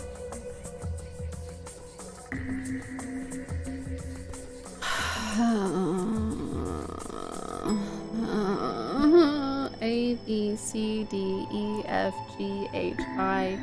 Wait, A, B, C, D, E, F, G, H, I, J, K, L, M. N, O. Wait. A, B. Oh, wait, M, N. Yeah, okay. No, I don't think this is right. A, B, C, D, E, F, G, H, I, J. If it's freaking whatever that thing was again, I'm gonna be sad. It's not this. Damn it. What is the part of the point of these Roman? Is it the... I don't remember what it's called. What is Snake doing? These Roman numerals.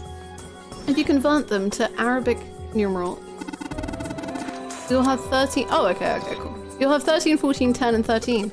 True. But this keyboard only has letters, so we can only enter 10 for... What? Do I make it 10 for... Help me! Then why don't you just convert the numbers to letters? Convert the numbers to letters. I did that. But you want the letters that I don't understand.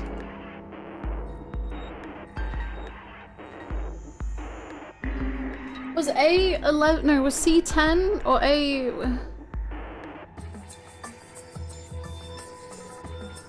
Hold on, I can figure this out. It ends with the same letter it begins with.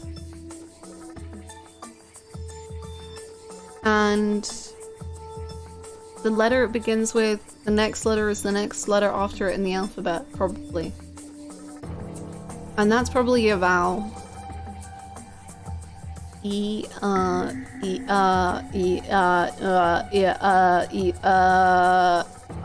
like Wordle, but complicated and horrible. I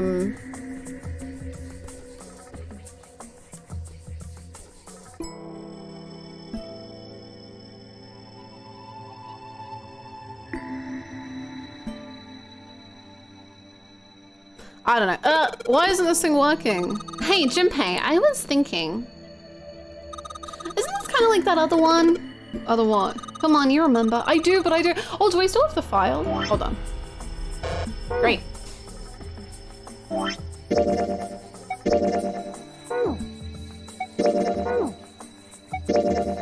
B, A, 10. Okay.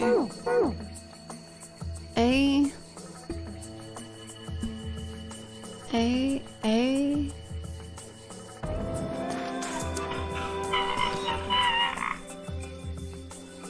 I'm writing it out.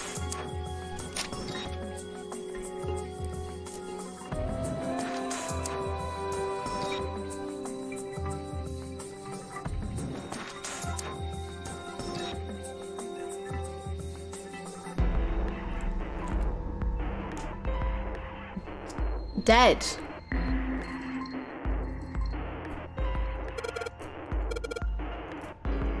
Fuck yeah.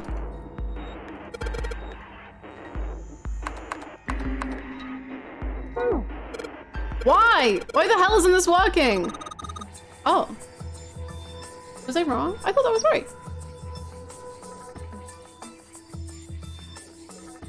Don't you remember, Jinpei? That thing in the captain's room. You put in letters for numbers, remember? So I think we gotta do the opposite of that, right? Do the opposite. Was that not right?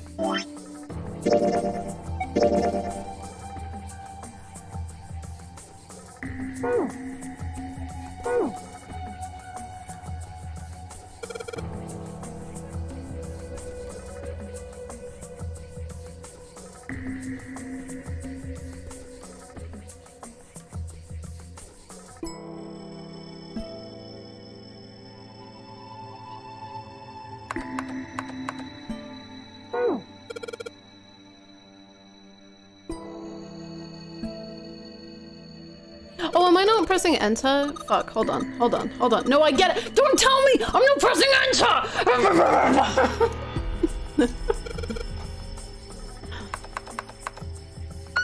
Yay. Yay! You did it, Junpei! It's unlocked now. Good job, Junpei. Whoa there, don't get too excited. The puzzle was dead, remember? Just makes me think whatever's waiting for us isn't good. So what? Jeez, you're such an old lady. We can't be worrying about stuff like that. I mean, come on. We got it to unlock, didn't we? Let's go. Hurry up. Nice. It's a thick metal door. There's a handle in the middle of it, though. Alright, handle. It's time we got this over with. Damn it.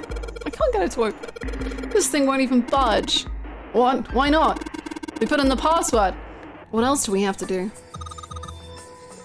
Then that means it's the other door. All right, let's get this thing open.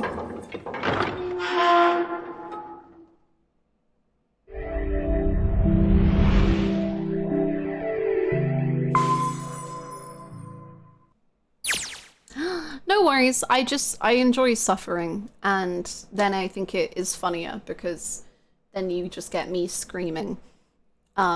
Because I made a little silly mistake. The door opened, and Junpei and the others leapt through it. All right, this is the next. Just as Seven was about to finish his sentence, their attention was drawn to the clang of metal on metal ringing out behind them. Ugh, the door! They spun around. The door they'd just come through had slammed shut. Did that just close on its own? Don't tell me we can't go back. I don't know. Let's see. Junpei grabbed hold of it with both hands and pulled with all his strength. Damn it. It looks like it locks automatically. Is there any other way out? Well, there's another door over on the right. There's a card reader next to it. It's got a red light on it, though, so I'm pretty sure it's locked, too. But there is a card reader, right? Yeah. Then perhaps if we find a key card, we could open the door and leave? Well, yeah, that might work, but... Hey! Wait a minute. Are you saying we're gonna have to search through this room for one little card? Oh, man. They took a second look at the room they found themselves in.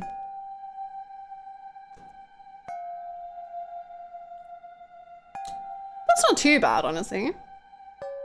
You just have to pile up the stuff that you've looked through. I mean, we are on a time constraint. I swear we have like half an hour. I don't really know how this is working. It was filled with piles upon piles of all manner of things. I think I just released these things for you. Did you figure it out? Yes. I did. The only word that could describe it was chaotic. It was like a tornado. Oh no, not the typhoon. Had passed through, followed by a giant who had picked up and shaken the entire room a few times. Looks that way. Junpei's heart fell. No way! For real? For real? Clover and Seven looked as though they were about to cry. Well, we can sit down and wait to die, if that's what you prefer. I rather doubt that, however, so it would be wise to start looking. We haven't much time. Let's find that key card. Oh, and the Neptune key as well. We won't be able to get through the hallway without it. All right then, let's begin. Snake,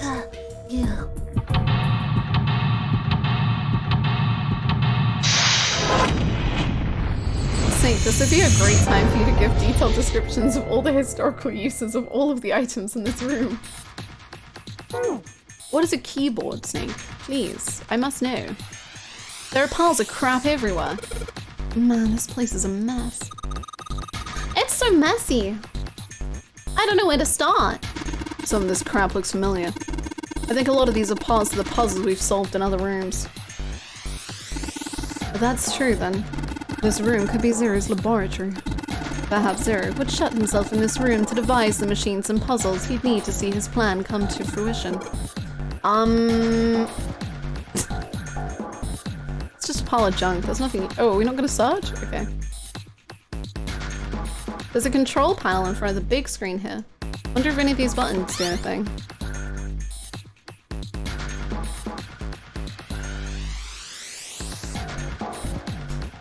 I don't... There's something on the screen now. What's this? There are 15... Is this what I did before with the maths? A lot of nefarious giggling. I think so. I think so. 9 BL? 9 is a BL? You heard it here. There are 15 cells here with numbers and letters in them. Let me see that. Yeah, I see. So whenever you touch a cell, the ones next to it turn on or off. You just gotta use that to make the all cells on the right and the bottom green. Hey, Junpei, I found this piece of paper under that thing. You wanna take a look at it? Do you think this might have something to do with the puzzle? It's a piece of paper Clover gave me. There are a bunch of numbers and letters connected by equal signs on it. Just like she said, this is probably related to the puzzle. Thanks, Clover. This really helps. Don't blush at me like that. Alright, let's go back and try again. Anyway, it looks like I just need to make all of the cells all green. Thank you! We already passed the big 5-0. Halfway to the Century Club. Thank you so much for the 51 months. How you doing? Thank you. Thank you so much. Sorry.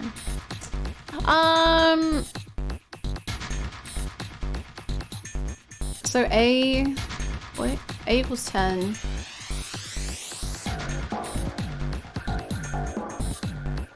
So D is 0.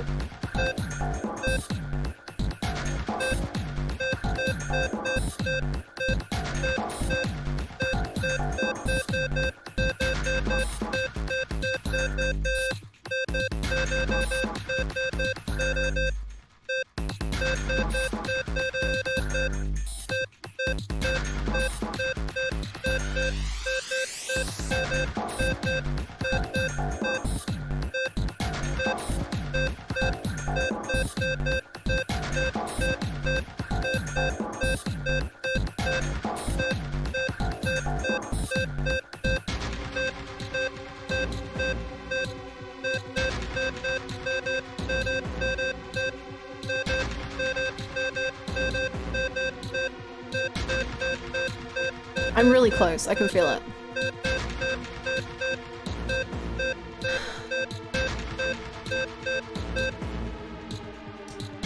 Well, I got them all light up. Are they already all lit up? I don't know. DJ Hannah in the house? Hello. It's me. DJ Hannah. Prepared to cause hell in terms of maths. Well, I don't like this puzzle. I'm going. This is a lot harder than I expected. Well, according to the chart Clover gave me, I just need to plug in a number for each letter. Yeah, I just need to do that. True. The keyboard. Let's just tap a few keys and see if we can wake this thing up. Damn, no dice. There are 4 indentations on the desk. I wonder if I'm supposed to put something into them. It's so small. I wonder what it is. I've got no idea. There are 3 monitors here. The power's on, but there's nothing on any of the screens. There are some nice pens. Oh, pencils. A keyboard. Nothing happens when I hit the keys. The monitor is part of this machine. It's really dim though. It's got a map of the world on it, but I can barely see it. There's a panel on the side of the monitor that looks like it's covering something. Junpei, it looks like there's a compass on there. Ah, now I get it. What do you mean? I guess you weren't there, Clover, but I solved a puzzle like this once in the wheelhouse. I think I just need to do the same thing here. The same thing? I just need to match the directions of the compass with the routes on the map. I used the steering wheel in the wheelhouse, but this time I think I'm gonna use the wheel attached to the side here. What are the routes? I don't know. What the hell? Well, I'll just give it a shot. If it doesn't work, then I'll look for some clues. Okay, let's get started. Maybe I ought to run through the instructions. This looks like it probably works the same way the steering wheel in the wheelhouse did. If I just touch the direction I want it to turn to, the compass will turn that direction. Then I just gotta press stop when the compass is pointing where I want it to. Alright. Top 5 theories for what the other group is up to. Like, are they killing each other? Have they had time to swim to some island and are currently sitting on a bench sipping cocktails or what? Okay, so I think they're having a good time, honestly. I think Ace has somehow managed to, like, let Lotus know that he does like a tough woman again. They're playing Koi Koi. Santa is just like having a breakdown. But like, not like in a mean way. Like he's just like, I don't know. I think they're talking about how funny it is that they've fucked over everyone else. I think they're playing a game of frustration together. And they're planning what the next experiment is going to be.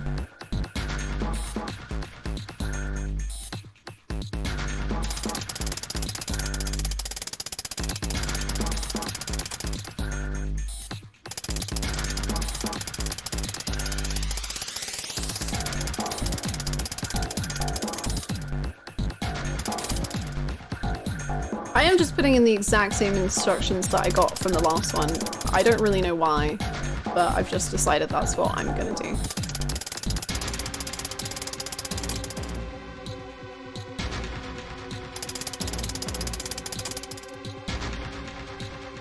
Huh. Okay. The metal shutter looks pretty sturdy. It's framed with black and yellow warning stripes. I've got a bad feeling about this. I don't think we're gonna find a relaxing sunny garden on the other side of that thing. Oh, come on. What the hell are you so scared of? Let me handle this.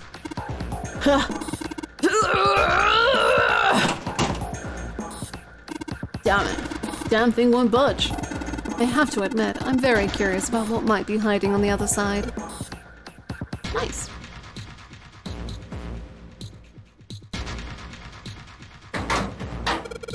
There's something written on these pieces of paper. Looks like we got 3 sheets of the stuff.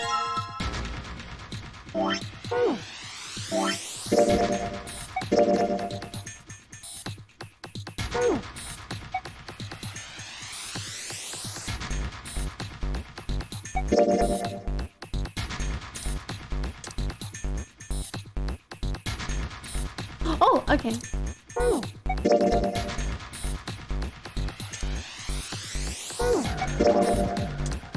Okay. The thick metal door is blocking our way out. Okay. There are piles of crap everywhere. This is a pretty impressive mess. If we try and search every one of these, we're gonna be at it till the cows come home. Well, that doesn't seem too bad.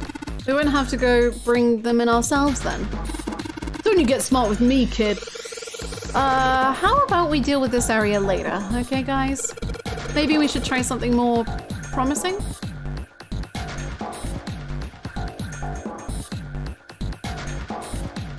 These monitors hang down from the ceiling. Each screen shows a room on the ship.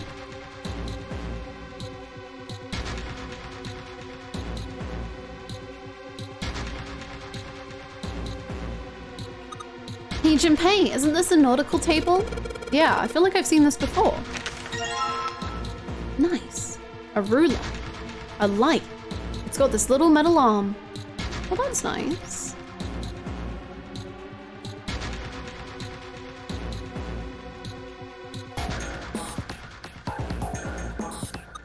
It's a chair. It's a chair. The chair looks nice. Mind if I take a load off? I think you'd be doing the opposite. A chair. Sure. Look, Junpei!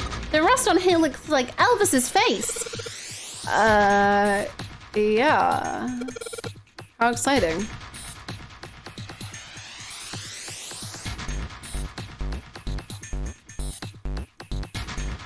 Back of that huge machine. Clover says she can see Elvis's face in it. Well, telepathically, someone else is going to believe that, but not from this stream. Ace has some business contacts with some guy in the Bay Area near Tokyo. What was that guy's name again? Ikutaba or something? Anyway, Ace is calling him to ask for some helicopters to get them out of here ASAP. Akutsuki, we need you. These fans must be for ventilation. I can see walls on the other side of them.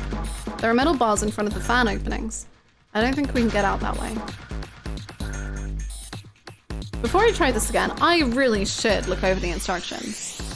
I touch any of the 9 cells that aren't the all cells. When I touch a cell, the cell I touch and the ones next to it change. So I just have to touch the right cells to make the all cells all green. Buckle up, everyone!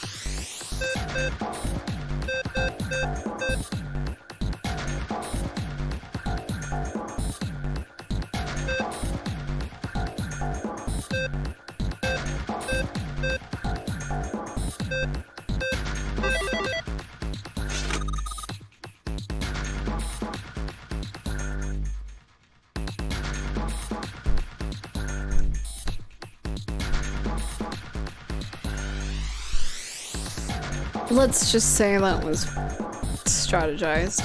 You did it, Junpei! You're so smart! You seem to have done an excellent job and solved the puzzle. That does what it do! That does what it do! Just what I would have expected of you, Junpei. Hey, come on, you're embarrassing me. Whoa, whoa, don't get cocky, kid. We don't got time for that. Look at this. Check out the right edge of the control panel. The lid slid open and something came out. It does what it do! A metal plate shaped like a shield. There's a cross engraved on it. This thing is a cross. Oh.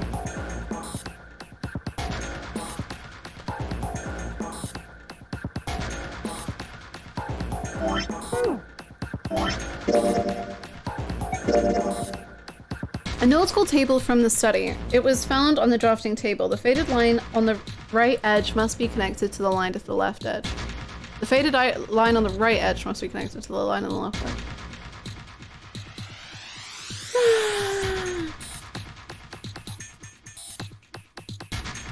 Oh my god, Bluebird! She just terrorized you and then was like, yeah, bedtime for me. My hard work is done. Time to sleep. Holy moly. Okay. Where's my notes? So we're gonna go south. Then we're gonna go west. Then we're gonna go southeast. Then we're gonna go northeast. Then we're gonna go east. Then we're gonna go north. And then we're gonna go east. I was terrified, but in hindsight, it's really fun.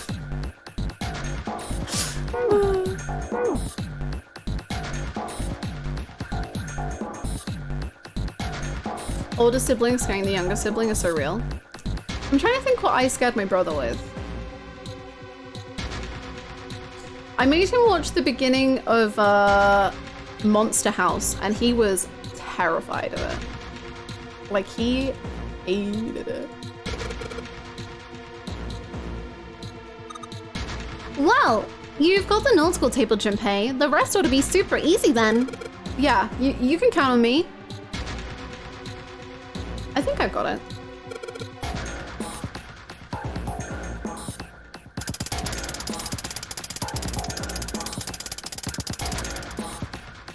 South, west, southeast,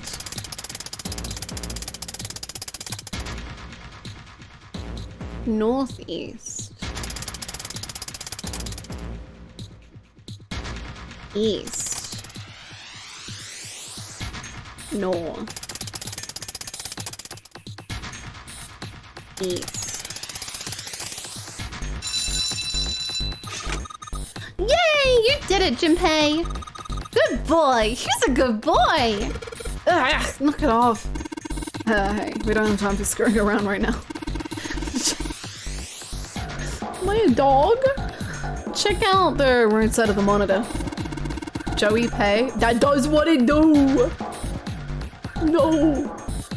Hi Darius, what's up? It just kind of slid open. Something came out. Oh yeah. I had a noise too. You know that big box in the hall by the exit? I think it made a noise. Like something unlocking, you know? A noise, huh? A metal plate shaped like a shield. There's a symbol that looks like a steering wheel engraved on it. My oldest brother is not 9 years older than me. When I was little, he terrorized me with an umbrella and a vacuum on 2 different occasions. These legit traumatized me for a long while, which he didn't realize until he was well into his adult years, because to him it was obvious that he wasn't actually. Oh my god! I'm so sorry!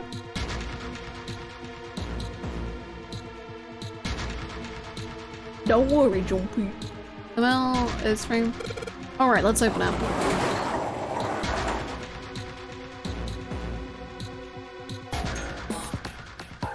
Oh, holy shit!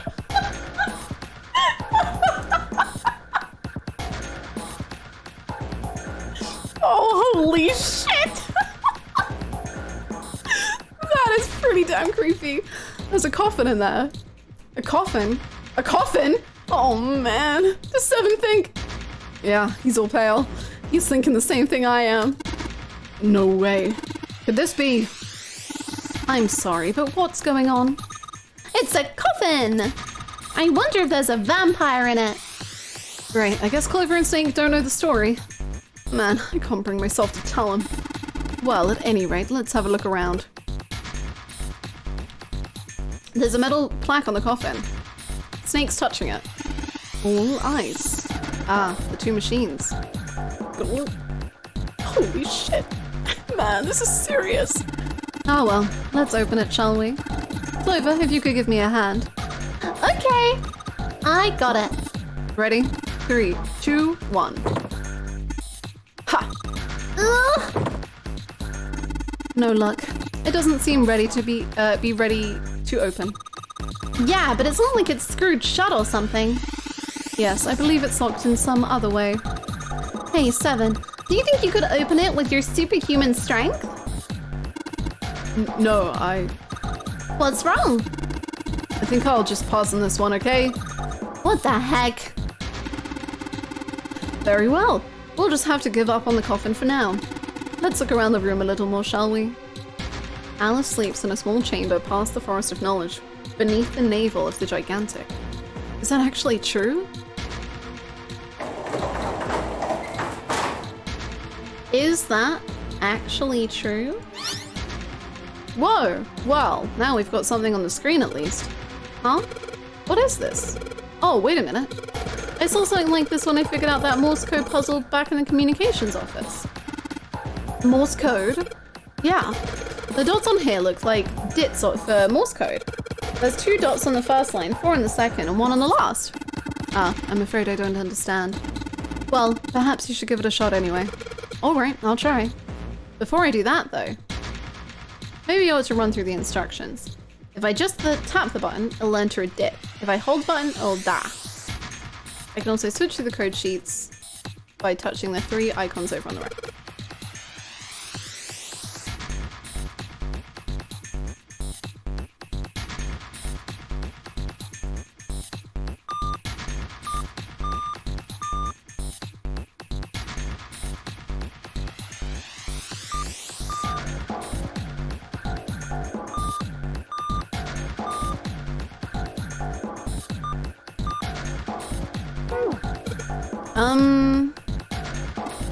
Have you figured out what you're supposed to enter here, Junpei?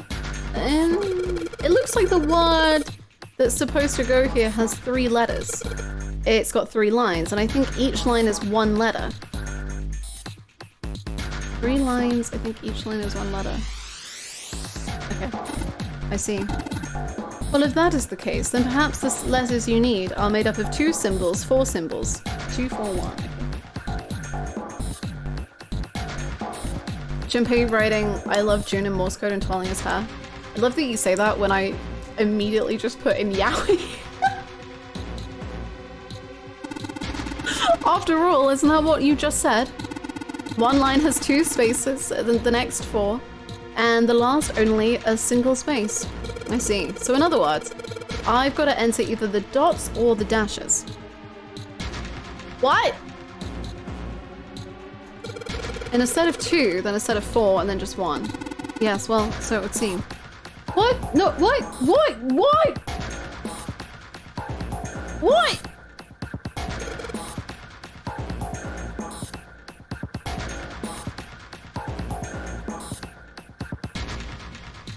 I don't understand what you just said or what anything means, and I'm scared. Sending yaoi to you all through the field. I can't believe the world is gonna wake up tomorrow, and because of the power of this stream thinking about yaoi, more people are gonna be thinking about yaoi tomorrow than ever before. Snake, can you say what you said again? Because I'm confused. Junpei, you already solved a puzzle on a device similar to this one, didn't you? Yeah, that puzzle was a lot easier though. This one's pretty tough. I see. By the way, the answer for that puzzle was, I heard A-L-L. That would be all, correct? Yeah, it said all, and I had to make those letters green. What about it? Well, I thought perhaps that might be a hint. The solution to that puzzle was all. If that's so, what is the answer for this one? All? But I thought it was... what? Oh, maybe L will go on... I don't think I understand, but I'm willing to give it a go.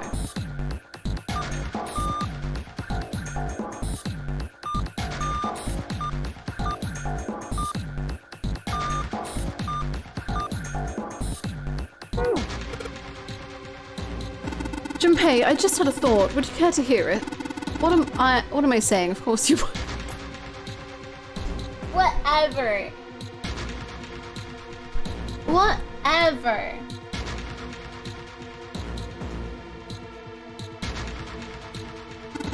Do you recall the plate on the coffin? Oh, all ice. Oh, but that means we're gonna open the okay. It had all ice engraved on it. All ice. I don't have to spell it out for you, do I? Yes, I don't know how to spell. I know how to count, but that's it.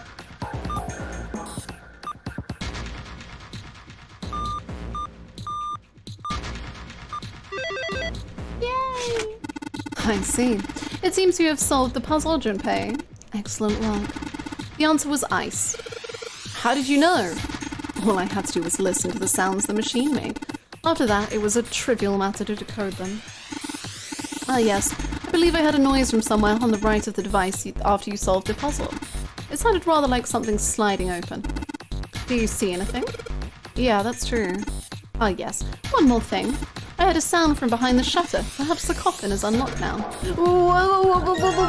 What? A metal shaped like a shield. It has some sort of weird pattern engraved on it.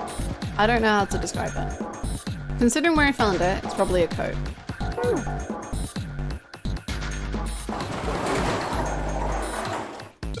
Alright, fine, I'll open it.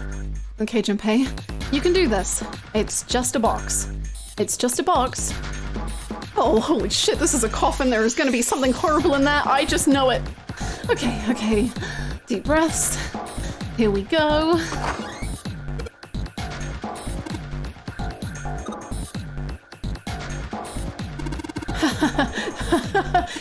Oh man, there's nobody in there. Shit, can't believe I was scared of something like that. What do you mean, nobody? Were you expecting someone to be in there? It's a long story. Ask Junpei about it sometime. Well, just like Seven said, there's nobody in there. There is something in there, though. Well, two somethings, actually. What is that? Woohoo! There are two things in the bottom of the coffin. Looks like we've got a plate with an emblem on it, and... the Neptune key! Yes, we finally found it. Now we can get through the hallway. That's correct, Lova. But we do need to get out of this room first, you know? Yeah, I know. Okay, let's get the hell out of here as quickly as possible. I don't have any objections to that. I don't think we'll use the Neptune key in this room. It's really important though, so I'll keep it in my pocket for now. A metal plate shaped like a shield. It has a sort of crosshatch pattern on it, like a waffle. The waffle pattern looks just like the lid of the coffin. I can't believe Alice loved waffles that much. That's nice. Alright, I put the emblems into the 4 indentations on the desk, but... Huh? Nothing's happening. Wait, what's Snake doing? I feel symbols engraved just above each indentation. On the upper left is the steering wheel symbol. On the upper right, the... hold on. Cross, bottom left, circle, and lastly the waffle. Additionally, each symbol seems to have been given a number. 1 steering wheel, 2 cross, 3 mysterious circle, 4... hold on. Perhaps we need to insert the emblems in this order? That order, huh? Let's just drop the emblem of the steering wheel in here. Whoa! Well, now we got something on the monitors at least. What's that? Looks like some kind of puzzle. I wonder if these are the rules. Here, I'll read them to you. When you touch a numbered area, the area will be selected and it will turn blue to indicate this. Touching a numbered ball after selecting an area will cause that ball to be moved to that area.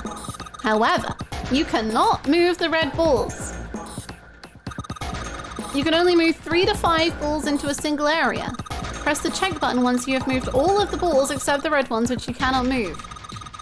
The digital root of the balls in the area must match the number for that area. That's it.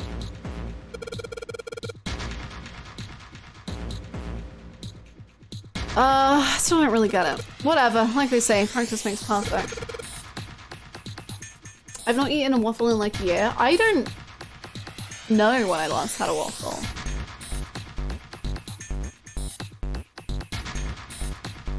$5 years ago? 7? 10? I don't know. Practice makes prefects. Let's give it a shot. Don't you mean practice makes perfect? Hey, let's see you solve the next one, then you can make fun of me. You get him, Junpei. Oh my god.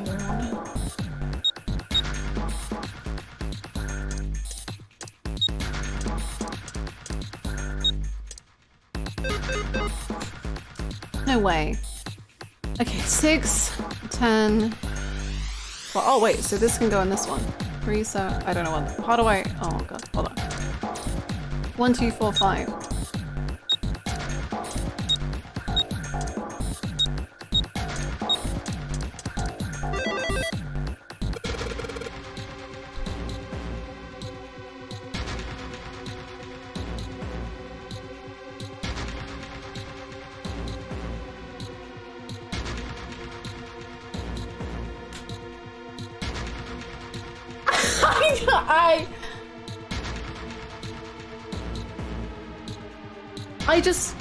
I just guessed it the wrong way round. Like, what?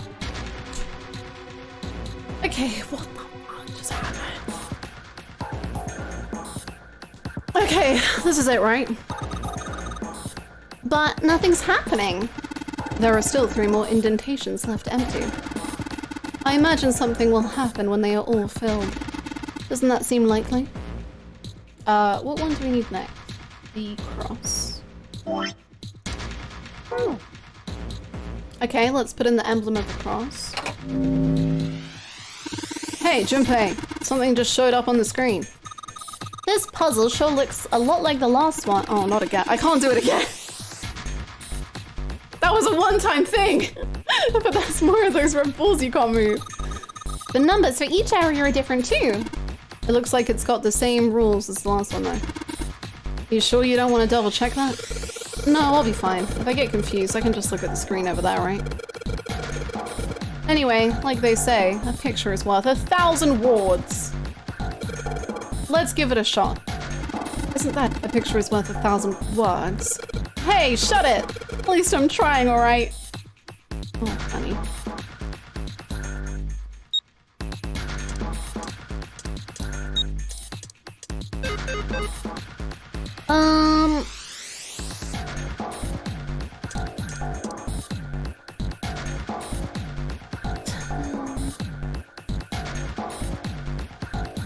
Ten, 11, 12, 13, 14, 15, 16, 17, 18, 19.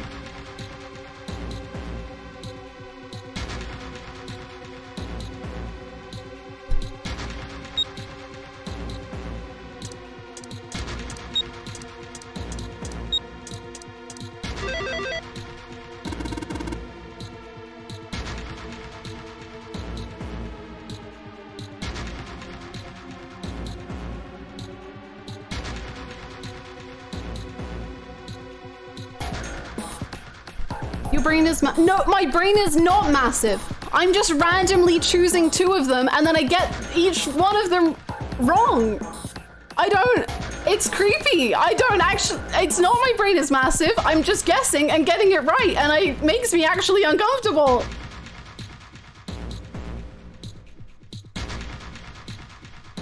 That's awesome, Junpei. I don't know maths. I don't know maths. I literally couldn't just add 2 and 7 up without using my fingers to the other number that I had. So please don't think I'm good at math. No! There's only 2 left now. Wow, is your brain rotting or something? Big brain. No! Thank you so much for the bits! Not the muffin fields! No! Help me! Circle.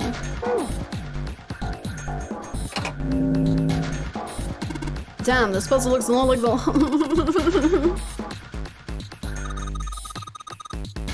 Hannah's actually been a math expert this whole time. No! Don't you think you should double check it? Come on, this is the 3rd time I've done this. It'll be fine. So this, if you can't think of anything clever, please don't strain yourself. You might hurt something. Not math is easy. Thank you so much, Salika. No! Thank you for gifting that sub. It's not. It's the worst thing in the world. Ugh, shut up. Just give me a break, alright? I'll think of something. I'm scared to guess. It's fine. We're just gonna... Okay. And this time I can't have got it wrong because they're the same number, so... Or I can't have got it... I failed.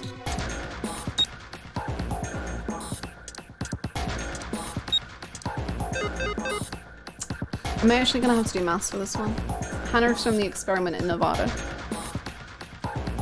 It's time to do a name reveal. My real name is Akane. Yes. I know. 2 plus 5 is 7. 13, so that makes 4. So that's not right.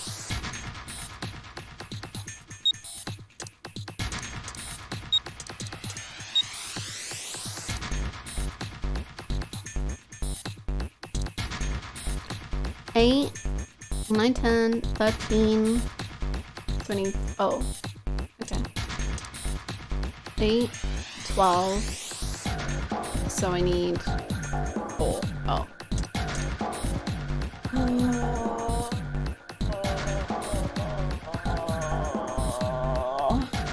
You don't look like someone named Akane?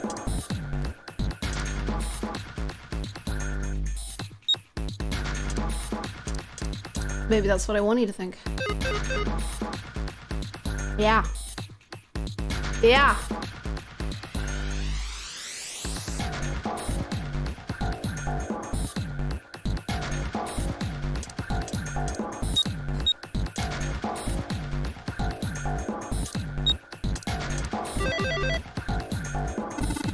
Excellent work, Junpei. You've only got one left. I can see the light at the end of the tunnel.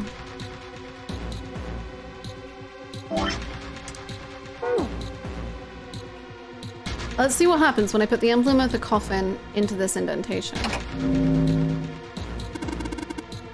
She's so good! This is the 4th one. This puzzle looks a lot like that last couple. I think this is probably the last one. Once we solve this puzzle, I'm sure something will happen. Alright. I'll solve it in no time. True, Julia. True.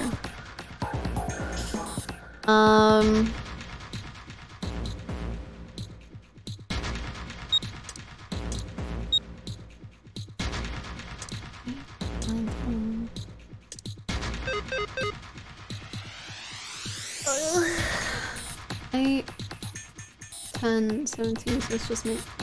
Wait, how does this not work? 8, 10, 17, 1 plus 7 is 8. 5 plus 4 is 9.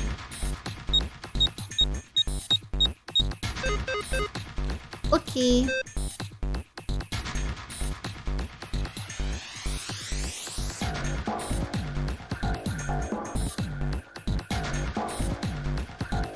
This happened to me too.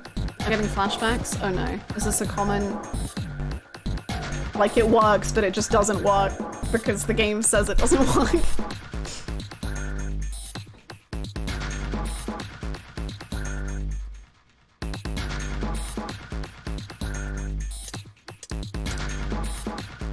Oh wait, no, that's what I just did.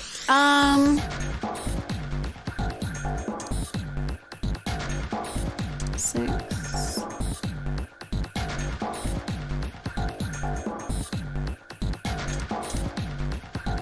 Jin, help us. I excel at data analysis. Akane, Hakane. My warrior of light was the clue all along. You have chem blocks numbered on the left tray. That's okay. It's an 8.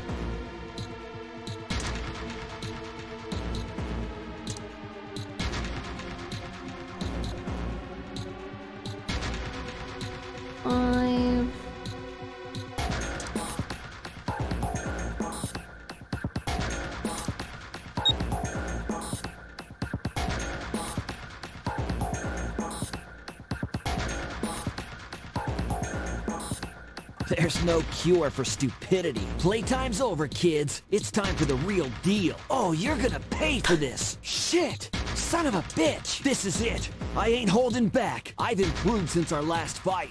You can't hide your weaknesses from me. I excel at data analysis. I don't need no persona to find your weaknesses. Damn you! You've covered up all your weaknesses. I love him! I miss him! Oh, I miss Persona 3!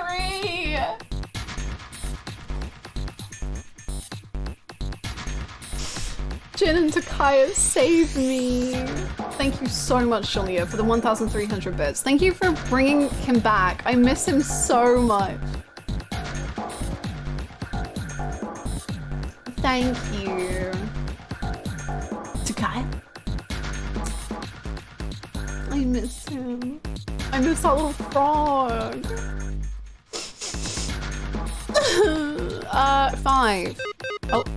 Oh, I cannot. Sorry, you're so right. I can't use that. Ah! I didn't mean to. Oh.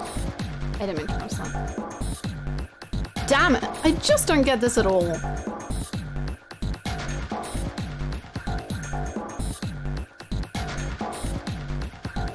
How do I get... Okay, okay. I miss him so much. Me too.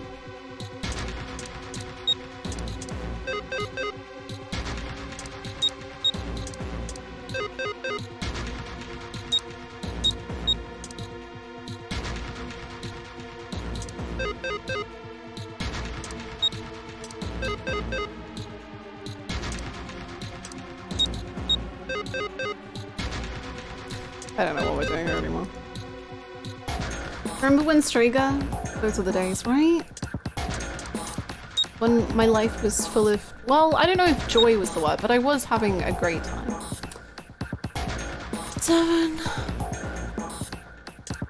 7, 8, 9, 10, 11, 12. So then I need a number I don't have. Okay.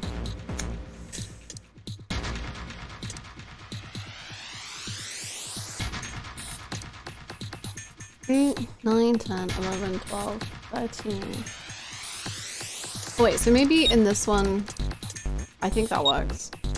Wait, isn't this what I did already?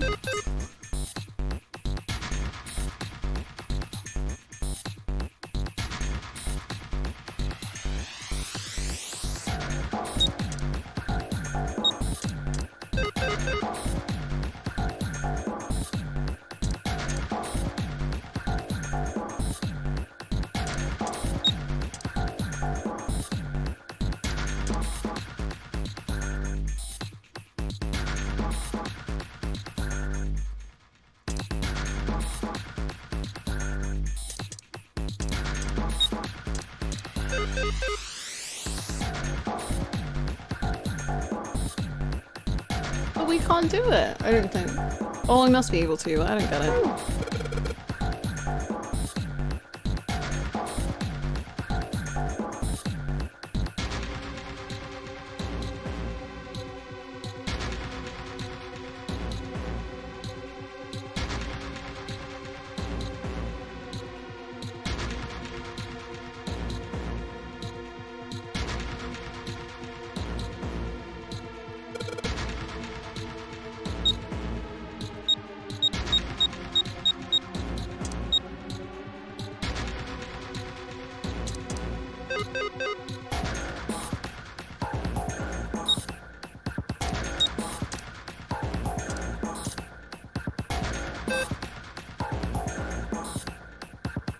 Me thinking I was going crazy during this puzzle.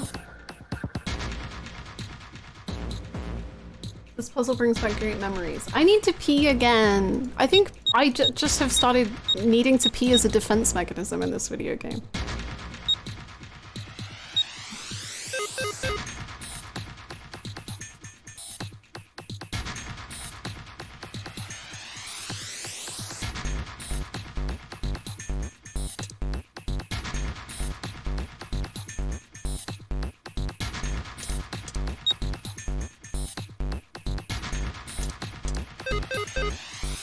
Whose spirit is with me? He's always with me. Take my brain cells, I have like 1 to spare. Well, I don't have any, so like I'm in a positive right now.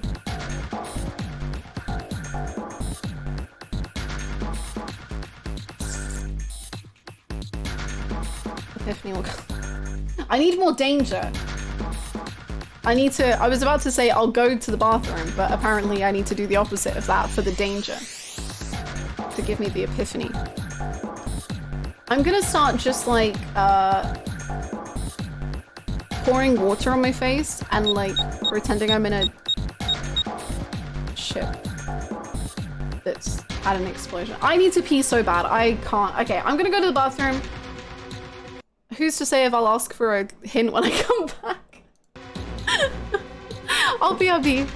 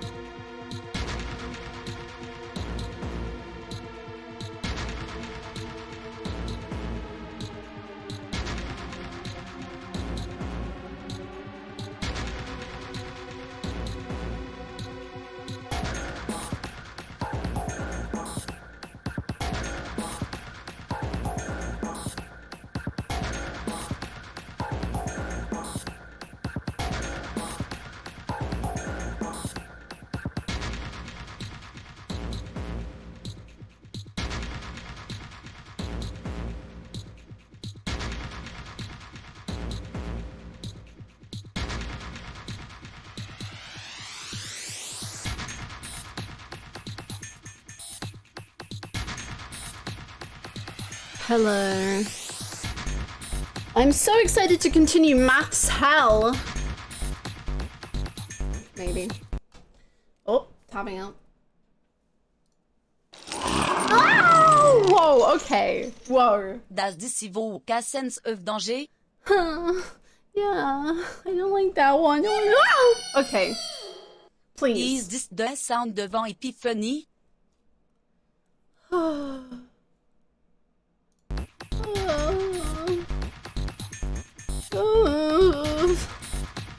Julia, thank you very much for the bids. Technically I think I should now be able to solve it immediately. Thank you, I'm scared. Have a manner of irresistible desperation about you. Does this help you? Yes. Thank you very much, Kyle, for 299 bits. Thank you! Yeah, I don't actually know what I'm doing at all.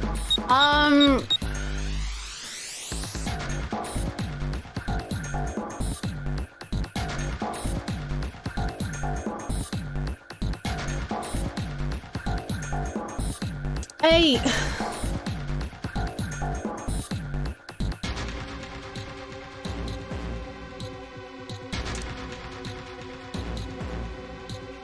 No.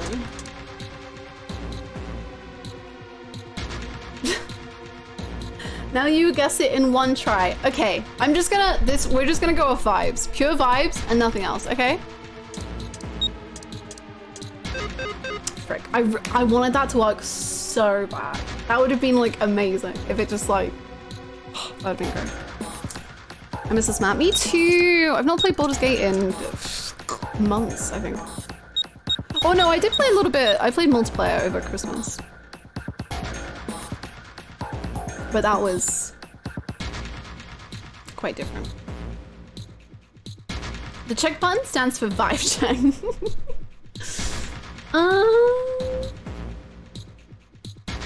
Baldur's Gate is disintegrating into a million bugs for every day you ignore.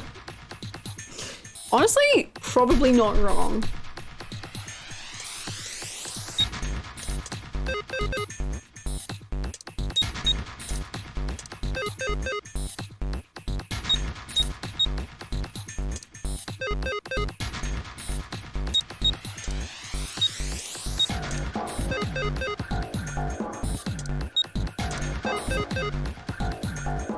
You know what? How long will it take to test every single different combination and every single thing?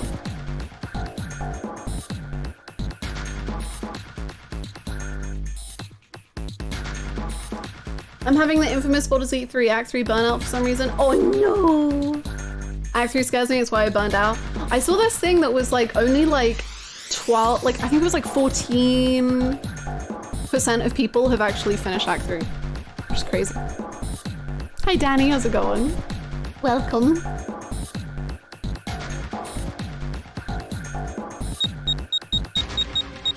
Act 3 is a lot.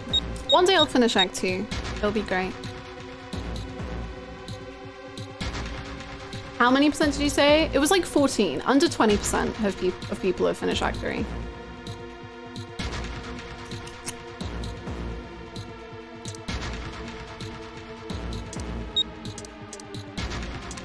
%14 is kind of huge to be honest for how big Baldur's Gate 3 is. Maybe, I don't know.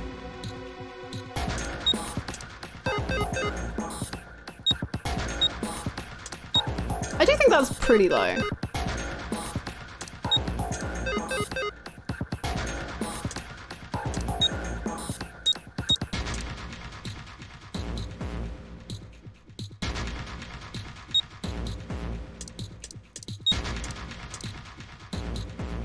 My Majima plushie just arrived. Oh my gosh.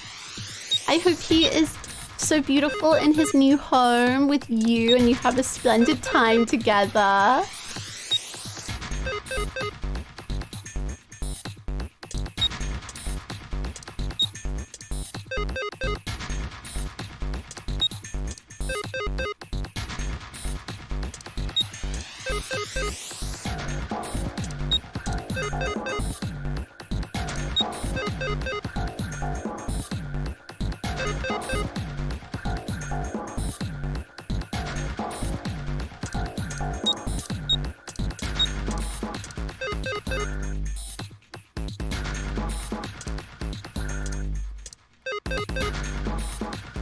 But why doesn't it say that there are numbers left when I do this? But the 8 is still there.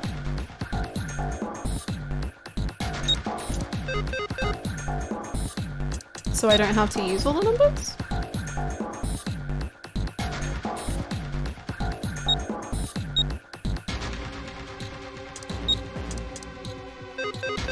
But it does do that.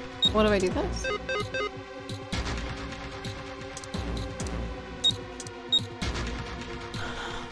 Okay.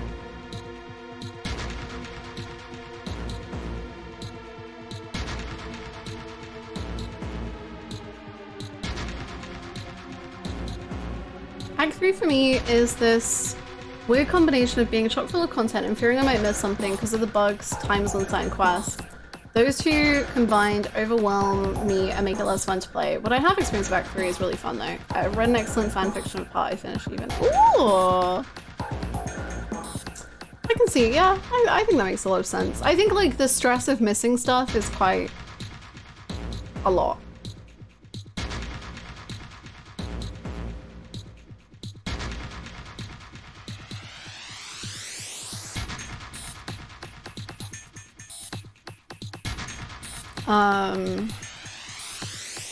Good luck with your dishes, Megan.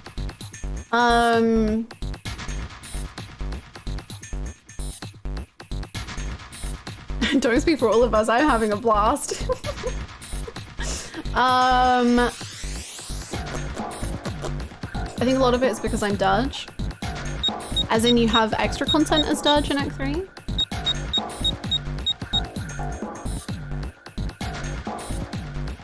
Puzzle Master James Sunderland. But I miss him. Do you think he's well? I don't. I hope not.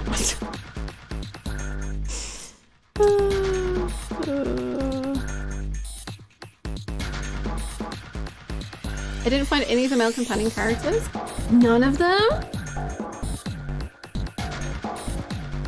I don't even know how you maneuver around without bumping into one of them. Wait, what?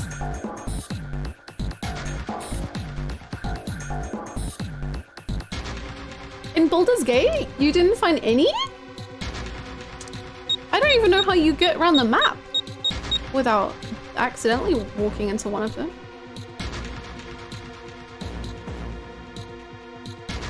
Just kind of miss them. Fair enough, I suppose. I'm the sort of gamer who likes to consult the wiki with everything I do, but in Act 3 it is so much to keep track of, and also the wiki for Act 3 is the least complete by far. I'm sure.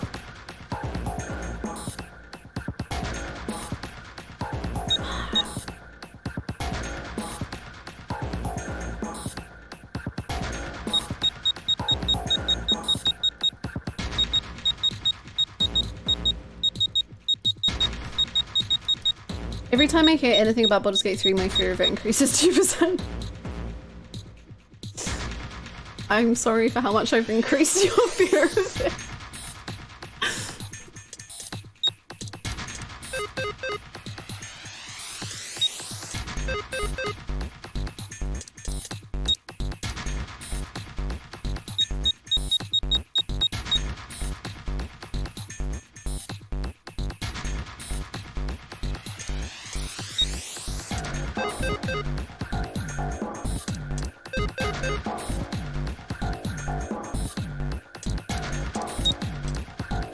I've been enjoying the game a lot, but I'm so early into it. I hope you continue to enjoy. They keep making new characters, so missing content is excellent because it always keeps things fresh. Especially with like different routes you can go, and like if you want to be a mini pants or like whatever. I think that works quite nicely.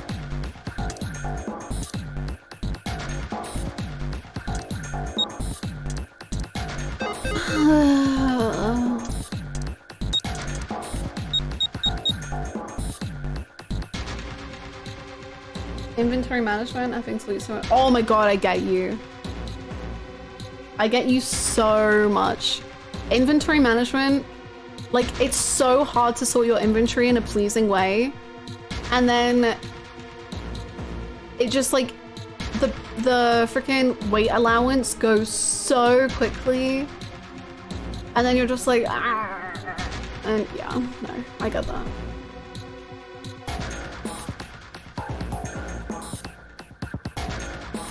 Same. I never go high strength characters, so I'm just like, you put like a bottle of water on my character and she's like, ah!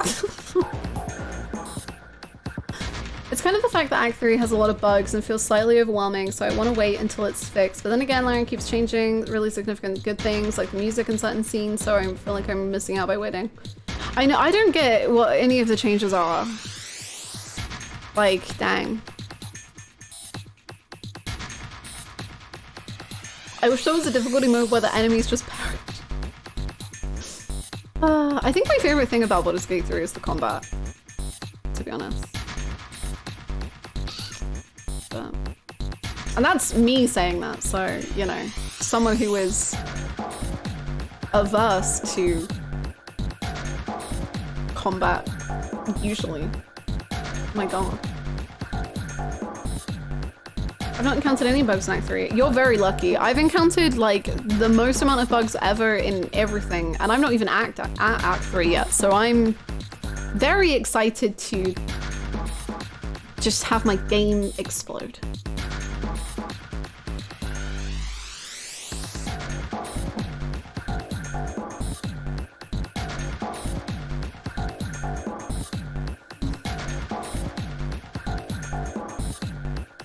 How's the route so far? In this game? I've gotten quite distracted. But it's fun, you know, we've got info dumped on to hell and back, so that's nice. I've realized how much more fun stuff other than brute strength is for me. I whenever, like forever, me playing D&D in real life, in Baldur's Gate, and all of that, I will never ever usually go like anything that's strength, like anything that's physical. It just isn't interesting to me. I'm like, why would I bother being something that hits things with a weapon when I could have magic? Like what? There's magic. Why would I do anything but that? Magic is so clearly the cool one.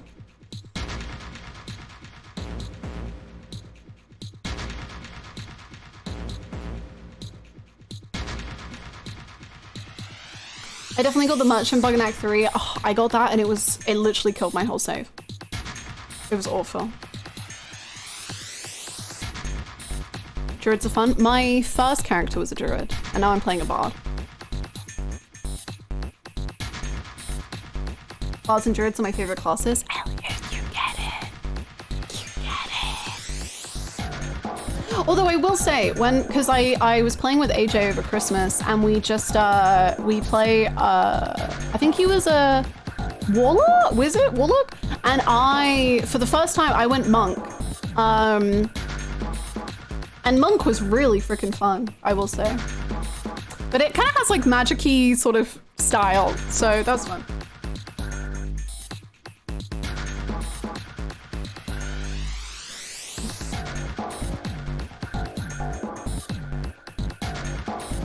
There's nothing more magical than picking someone up and throwing them off the cliff. Jeez, I just don't get this. I give up. Hey, Junpei, I just thought of something. You know the rules on the screen? They never said you gotta put balls in both areas. So if you think about it, yeah, I get it. I thought about this, but then I was like, I don't get how that wouldn't even make sense either.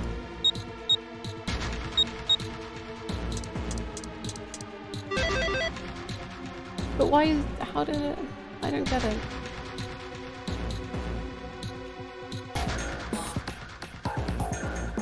Sure. Hello, CL, how you doing? I don't get how that works, but okay. Where did that noise come from? Underneath the keyboard? Way to go, Junpei! You answered all the questions. Damn, Junpei, good job. Hey, did you hear something just now? Yes, I heard that as well.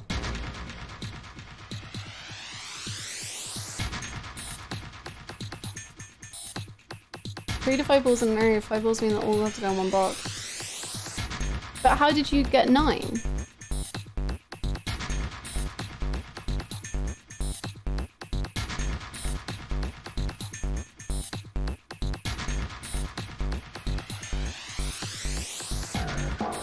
I don't get it.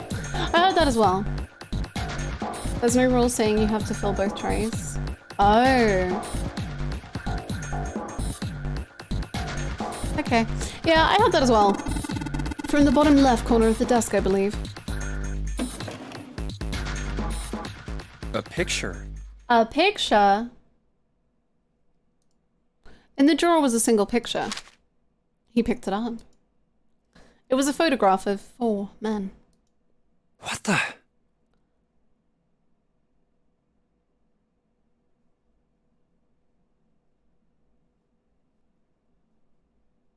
This is Nishiki to me.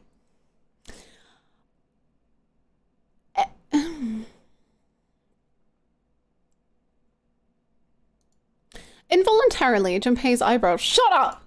He'd seen 3 of them before. What the hell is this? 3 of them. This man with a mustache on the right.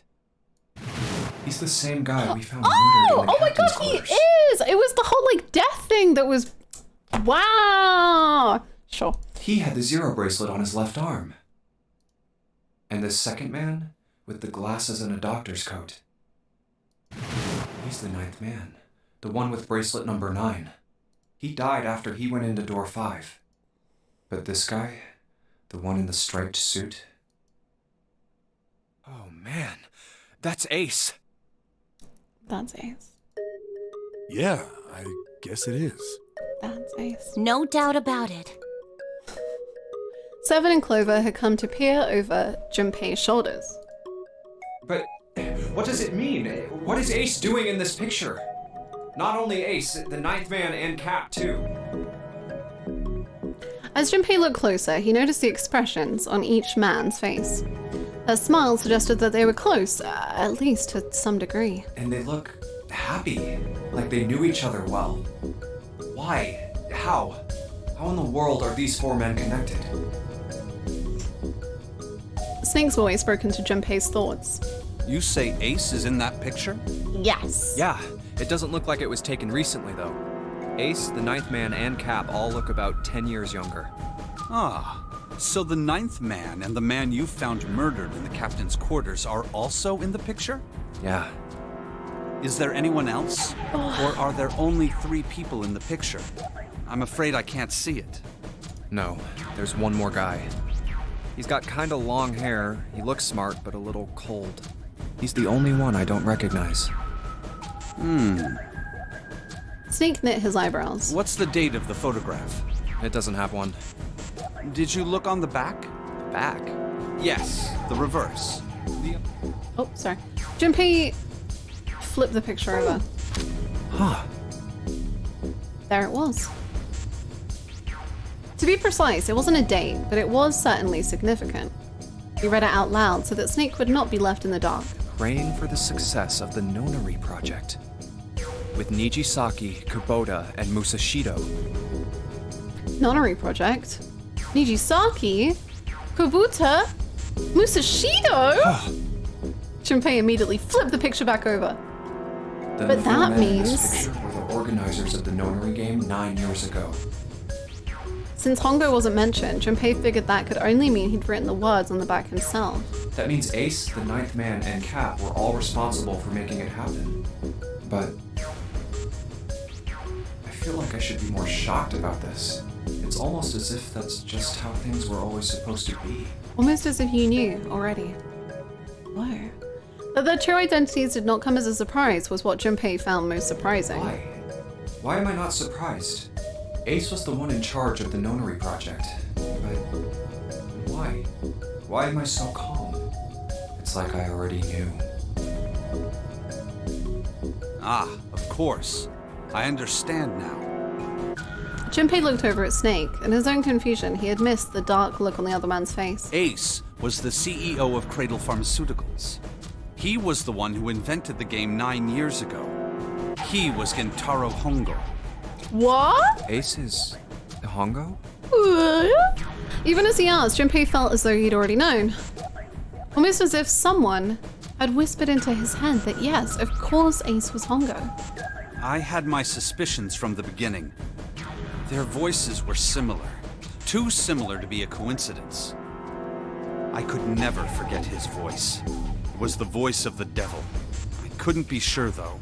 After all, I had no way to check. I certainly couldn't ask him.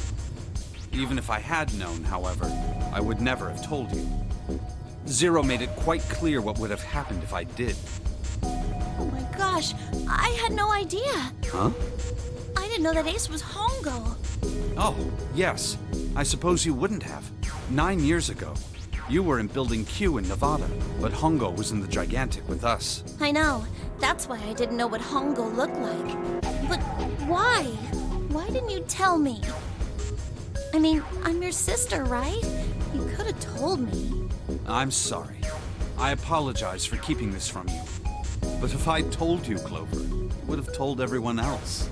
And if you did, then I would have been forced to tell them about what happened 9 years ago. I had to prevent that. Clover and Snake's conversation wasn't of particular interest to Junpei. He still couldn't make sense out of his strange feelings of knowledge. He was trying to organize his thoughts when he heard Seven's voice. Hey, Junpei. You think I could borrow that picture for a sec? Yeah. Sure. He had no reason to say no, so Junpei handed the picture over. Seven stared at the picture and began to mutter the 4 names of the project's leaders over and over to himself. Hongo, Kubota, Nijisaki, Musashiro.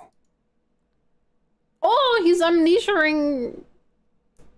reversing his amnesia. His brow was furrowed and his face was flushed. Hongo, Kubota, Nijisaki, Musashiro. He chanted their names to himself, pacing back. I Junpeitisme Chantal. Yes, it was me. I have been whispering to you this whole time. Do you like my whispering voice? Shh, fuck, you bit my tongue. Thank you, Julie, for the bits. That was very good. Thank you. Hongo, Kubota, Nijisaki, Musashiro. Seven shouldn't have known their names. After all, he hadn't been there when Junpei and Snake had spoken of them in the library. But as Junpei watched him pace, it was clear that he did know them. Hey, Seven, do you... I can't remember who it was who suggested that we use code names instead of real names. I don't remember either. Shut it! Just be quiet. Maybe it was Ace.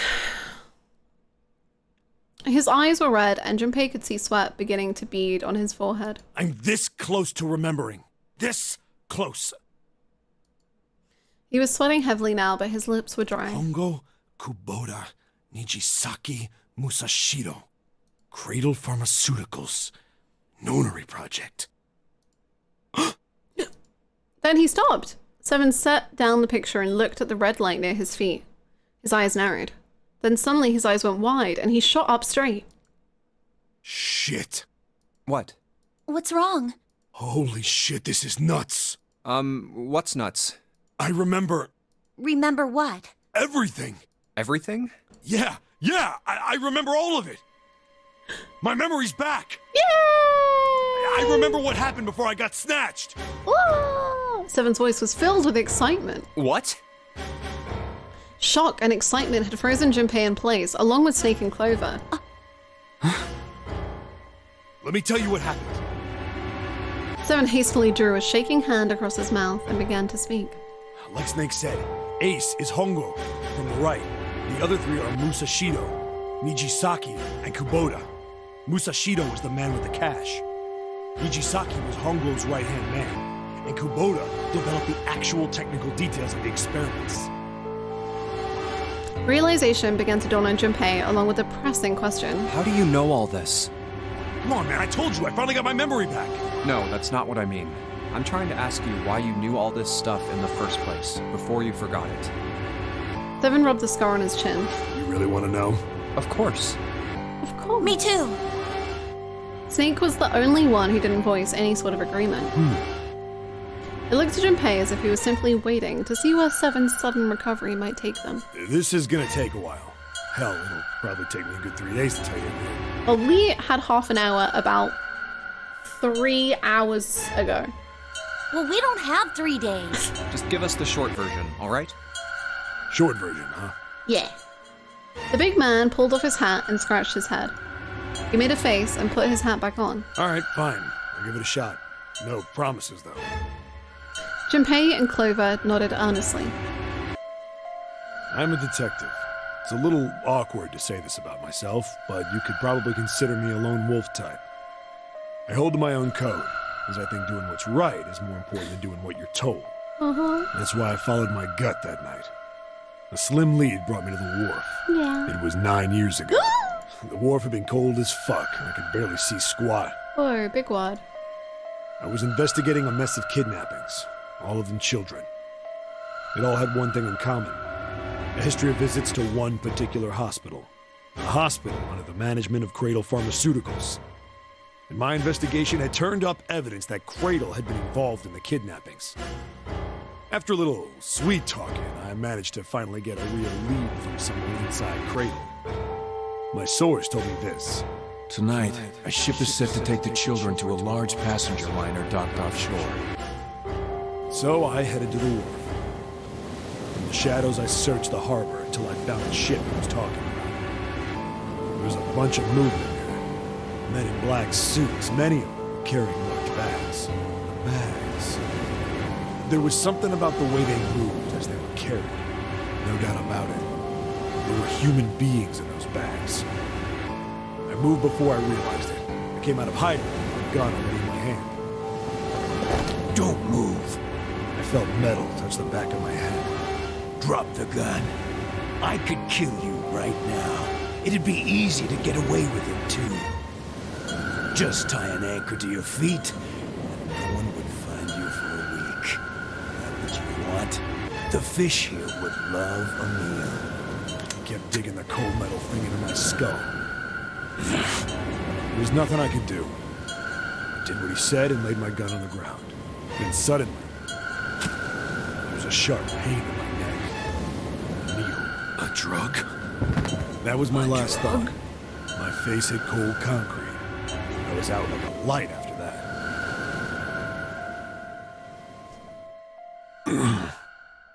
I woke up on a hard floor. Damn it. Shit, my head hurts. I did a quick once-over of the room. Carrier! Where am I? A small, shabby bed, a dirty sink, a toilet with no privacy. I'd seen it countless times as a cop. I'm in a cell, huh? Facing the toilet was a door set into the wall. I was still pretty woozy, but I made my way over to it. I pushed and pulled on it, but...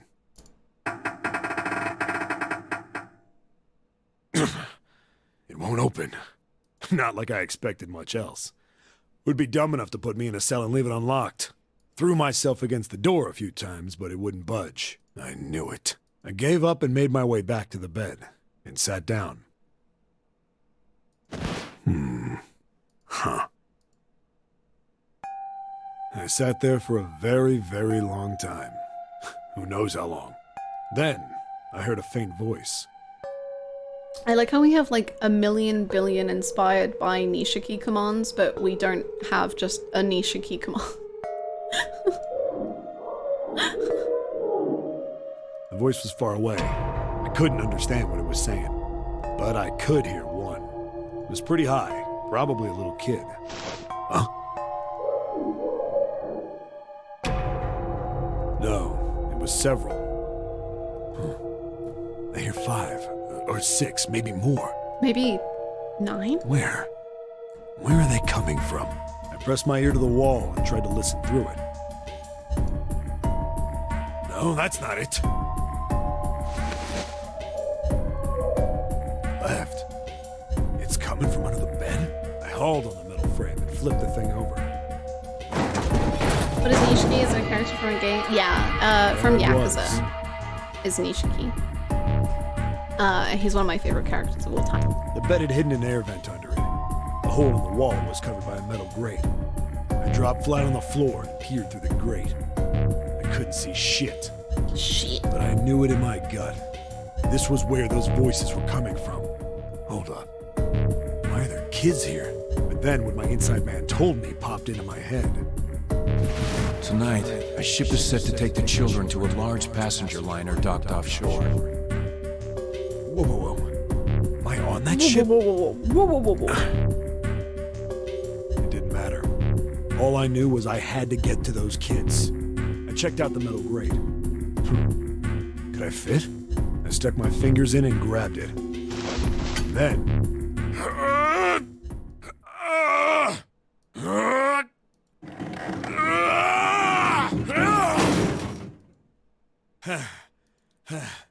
Yeah! How do you like that, you son of a bitch? Yeah! I finally got the damn thing off. Sweat was dripping down my face, so I wiped it off and crawled inside. The first bit or so was tight. I had a wriggle on my belly. I'd wind up eventually, and there was space for me to crawl along on my hands and knees. I went from crawling like a worm in dirt to skittering like a bug. Couldn't say it was much better, but I'd take what I could get. And when I'd been in the thing long enough to start wondering where it'd take me, a massive sound nearly scared the piss out of me. It was like a heavy metal door had just been slammed shut. Then, there was a voice.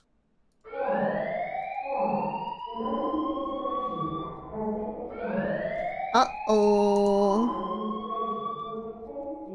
18? We didn't have that long.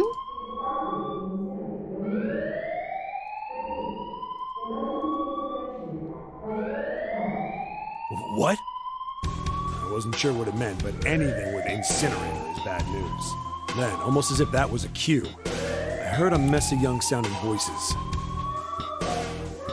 A bunch of them were straight up screaming in terror. All the sounds together made a howl that made the hair on my neck stand straight up. Damn it! What the hell is going on here? I scrambled through the duct as fast as I could.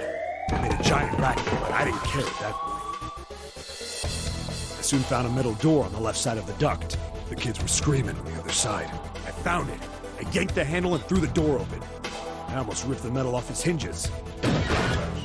What the hell is this place? I couldn't believe what I saw. Ooh! The room had a dome up top. There had to be about 9 walls, all the same size. Up in the ceiling was an upside-down funnel, almost like a chimney. I looked down. There they were, the kids I'd been searching for.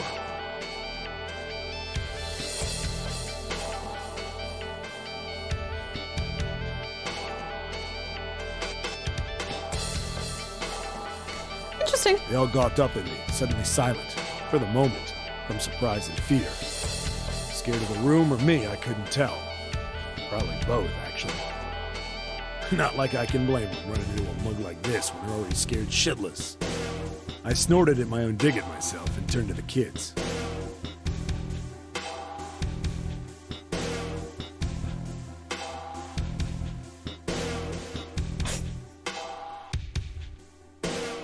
I like that he remembers that he did that. And he's just like, I'll include it. I think it adds to the story. Don't worry, kids, I'm not your enemy. I'm one of the good guys. All of them stood there, frozen. Well, except one. He was a boy, slightly older than the others, in a private school uniform. Who the hell are you? He stepped forward and glared at me suspiciously. I'm a detective. I'm here to rescue you. It looked like they relaxed some the second I got the words out. How are you gonna help us? Where's the exit? There isn't one. The doors we came in through won't open, and the door over there... He kinda cut himself off. I think he was considering something before he changed his mind. Anyway, there's no point. We can't all get out of here. If we don't get out of here, we're gonna be burned to death. Burned to death? Can't you hear it? That voice said the incinerator's gonna start up soon. So...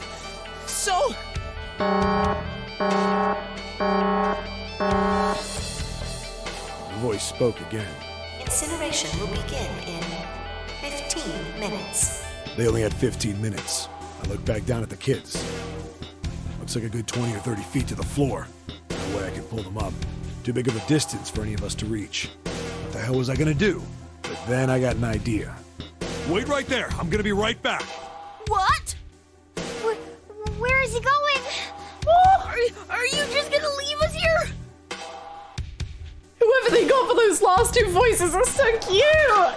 Oh, little baby. They just got frightened again. I'm not the best at that kind of thing, but I try to reassure them with a smile. Don't worry, all right? I'll be back, I promise. So just stay calm and wait right there. Got it? I didn't wait to hear them respond. There wasn't time. I had to hurry. Well, as fast as a guy could on his hands and knees. Didn't take me long to get back to my cell. Still no way out of it, but I had a plan. I needed something from the room.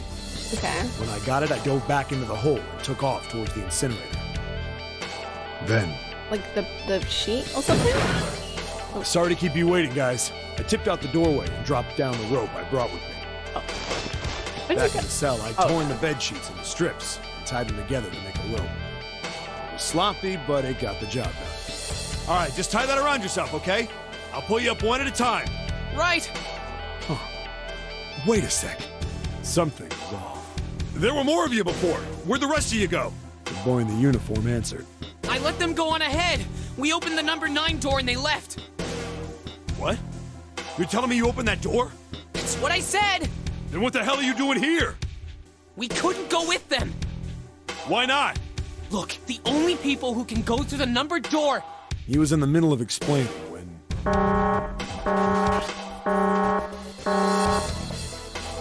Incineration will begin in 5 minutes. The wall shook a bit and the voice bouncing around. Look, that can wait, all right? Just get us out of here! Right! Grabbed onto the rope. First one I pulled up was a girl with a ponytail. Next was a girl with a red necktie. A boy in a jacket came after her. He said he'd climb up on his own. The boy in the uniform was the last up. Like the other kid, he climbed up the rope himself. He looked pretty scrawny, but I guess he was stronger than he looked. He moved fast, but when he was almost to me, we heard some knocking. Everyone looked at the door. It had a thick, square window set into it. On the other side, an angry face was staring in. God damn it! What's going on here? Why is the room empty? Where the hell are those fucking kids? Bunny. Let's not behave like that. The door opened, and a man stepped in looking half mad with fury. I recognized his face. I saw him many times in photos during my investigation. The man's name was Gintaro Hongo, the CEO of Cradle But look at Pharmaceuticals. his style! Like, who is this man? Wow! I also like how his Ace's belt is like very similar to this blue. Hongo saw the boy hanging from the rope. Yeah! It was like he was an animal. Shut up and quiet! Hurry! I know! The boy in the uniform booked it up the rope. You son of a bitch! Get back here, you little shit! 15 feet. 10. The second I could reach the kid, I grabbed him.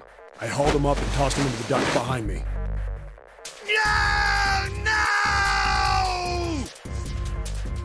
I wanted to incinerate children! Hongo had lost it. His face didn't even look human. It was like the bastard pulled off his fake face. He was really a terrifying devil or some kind of damn monster. I quickly reeled in the rope, leaving a furious Hongo yelling at me from the floor. Ace is doing the Kenny Lee. Oh, look at it. Kenny! You fucking bastard! You won't get away with this! How dare you compromise this experiment! Experiment? What experiment? God, he's so funny. Oh. Incineration will begin in 1 minute. Get out of here, Hey, Ace! old man! What the hell are you doing? Hurry up! The boy in the uniform was trying to get my attention. I may have thrown a salute in the raging asshole's face before I closed the door behind me. Whoa. Point to going back to the cell, so we went down the other direction instead. Down. After 7. about 30 feet, we came across another That's pretty truck on the extreme. left. This one was heading down. Everybody nodded and took turns sliding down it. Absolutely insane behavior, but this chat's still feral for him. Since when has being insane ever, you know, ceased feralness? If anything, it has the opposite effect, surely. ducked Surely. us out into a narrow hallway. There was a door on either side. The one on the left was a normal double door. The one on the right was familiar. It had black and yellow stripes, and a device next to it on the wall. The plate on it read, Incinerator. Couldn't be me, I'm a snake girly. Snake has also gone very feral and insane. I must say, I do not think being a snake girly saves you from this accusation. Incinerator? Yeah, that's where we were. It was the girl with the red tie who answered me. We were inside an incinerator? Yeah, Hongo might still be there. It looks like it's been shut off, though. I mean, Snake had an excuse. Does burning children in an incinerator not count as an excuse? Excuse me? Does Ace not deserve dreams too? Wait, what? If he's still in there... Yeah, that's not good. That meant we're better. We gotta get out of here. Go to the other door, hurry! If there's a positively lost, there's also a negatively lost, and that's me. The kids started running, and I was close on their heels. On the other side of the door was a large spiral staircase. Run! Didn't need to tell them twice. I want you to know that I am actively forcing myself not to look at the flowchart, because if I see it, I think it's only gonna cause me great pain. Up and up and up. Feet pounding the steps. But I'm so Arms curious. Fast. Round, round, round. Devils in the tail. The stairway kept going. Past a couple of landings, we were wearing the uniform set in the spoke. Something's up. Akane's not catching up to us. Akane? My kid sister. The girl with the red necktie. It's strange. I didn't remember seeing that name on the list of missing kids. Hey! Akane! He kept his hands around his mouth and yelled.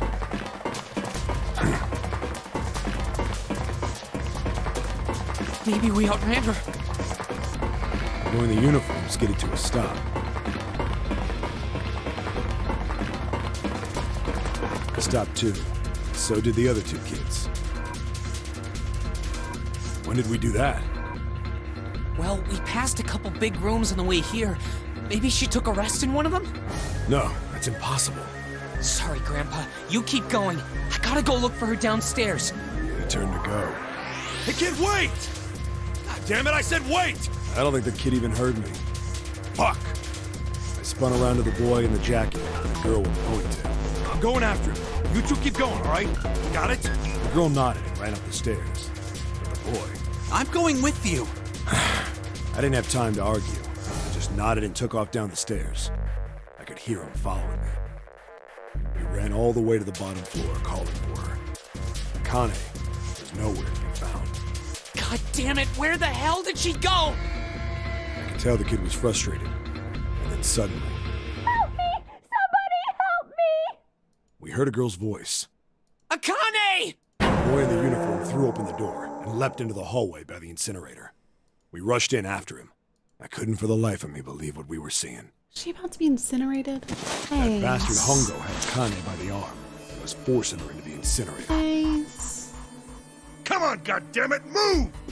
God, he just wants to see one child be incinerated. That's all he wants. No, I don't want to. Let me go, please. Let go. Oh my God. Also, she's 5, just like we are. She planted her feet squarely on the floor and was struggling to get away. But Hongo was bigger and stronger. She wasn't gonna win. Akane! It's just one child. Why is everyone being dramatic?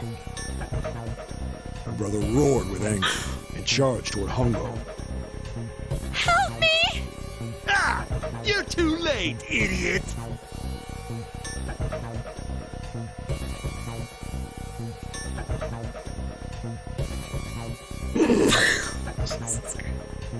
Hongo lifted Akane bodily into the air. Bodily. Still fighting him into the incinerator. Bodily. Before we could even blink, Hongo had leapt through the door after her. We saw him land inside.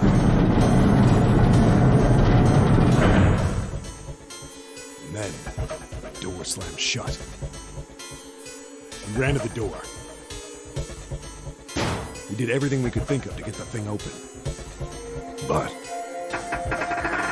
Ah! Fuck! It's no use! The goddamn thing won't move an inch! He started slamming his fists against the door. He was close to shattering his knuckles with how hard he pounded on it. Akane! Akane! Are you okay? You came back! Her voice was muffled, but all of us could hear the sheer terror in it. What should I do? I think I'm trapped in here. Where's Hongo? He went out the other door. What? Warning.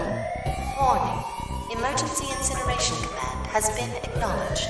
Automatic incineration will take place in 18 minutes. Please evacuate the incinerator immediately. Repeat.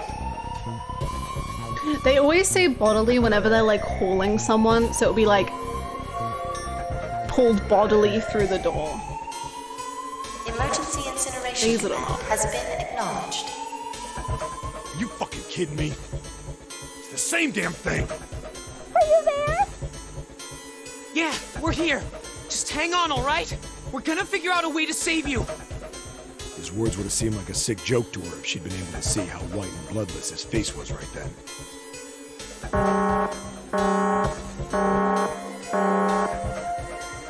Incineration will begin in 17 minutes. Please! Please help me! I'm really scared! I don't want to die, please! I don't want to die! I don't want to die! It's gonna be alright. I'll figure something out. I promise. I promise, okay? You hear me? I promise! It was torture listening to her sobbing on the other side of the door. Is the reason the word is used so often because it's a translation? I don't know. I've played a bunch of visual novels and they do often just like, for some reason, pick certain words or pick certain phrases that seem to repeat a lot. So, biting lip or hauling bodily is just probably like a... Like Persona 4 has like smiled wryly about 1 million billion trillion times.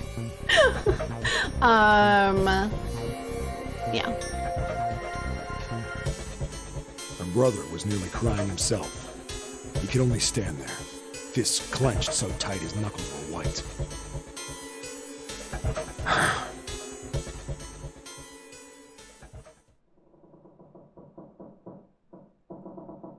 It was silent. All they could hear was the creaking of the boat as it shifted in the water. They waited and waited, but Seven didn't continue. What happened then? Junpei couldn't wait any longer. He had to know. Seven looked at the floor. Come on, man. Put yourself in my shoes. It doesn't end good. You think I want to remember that? Then... Yeah. Shit. If I'd known it was gonna be like this, I almost wish I hadn't remembered. Hi, Infinity.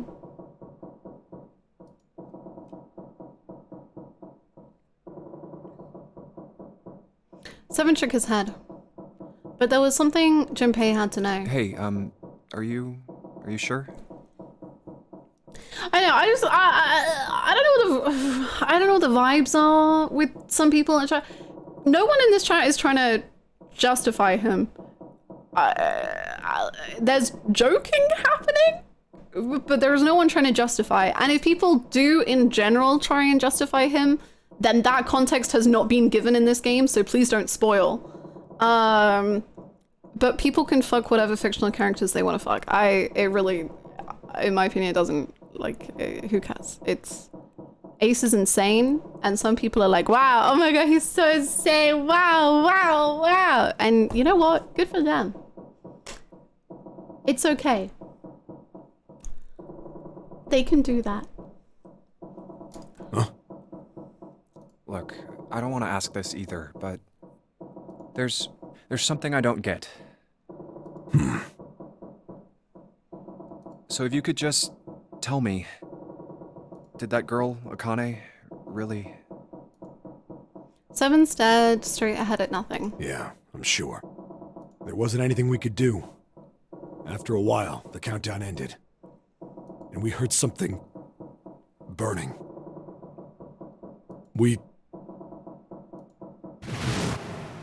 The fire stopped, but we still didn't move. Me and the jacket kid were frozen. The boy in the uniform collapsed as if he couldn't hold himself up anymore. A few minutes passed. The door opened. The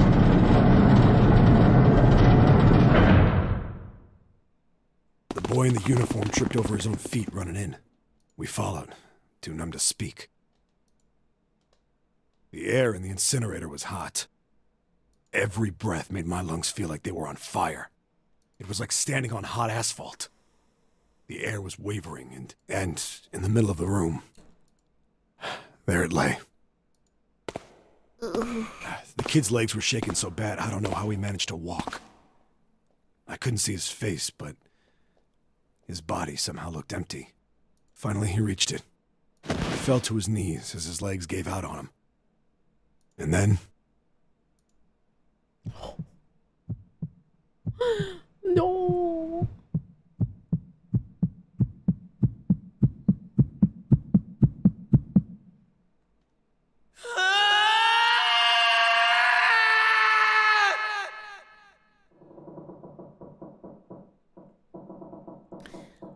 I want to say during that, I briefly looked at chat and just saw KFC, Canny's Fried Corn.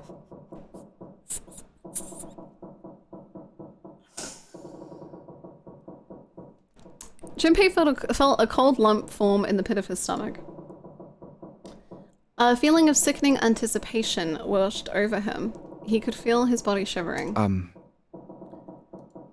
He desperately did not want to know the answer he feared he knew already, but he had to ask. Are you gonna ask about the surname? He had to know for sure. Can I ask you one more thing? What's that?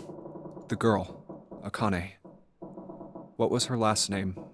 What does it matter to you? Just tell me, okay? Please?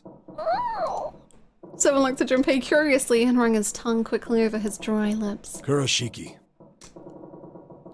Ooh, there must be more than one in the whole world. Like, there's no way. Her name was Akane Kurashiki.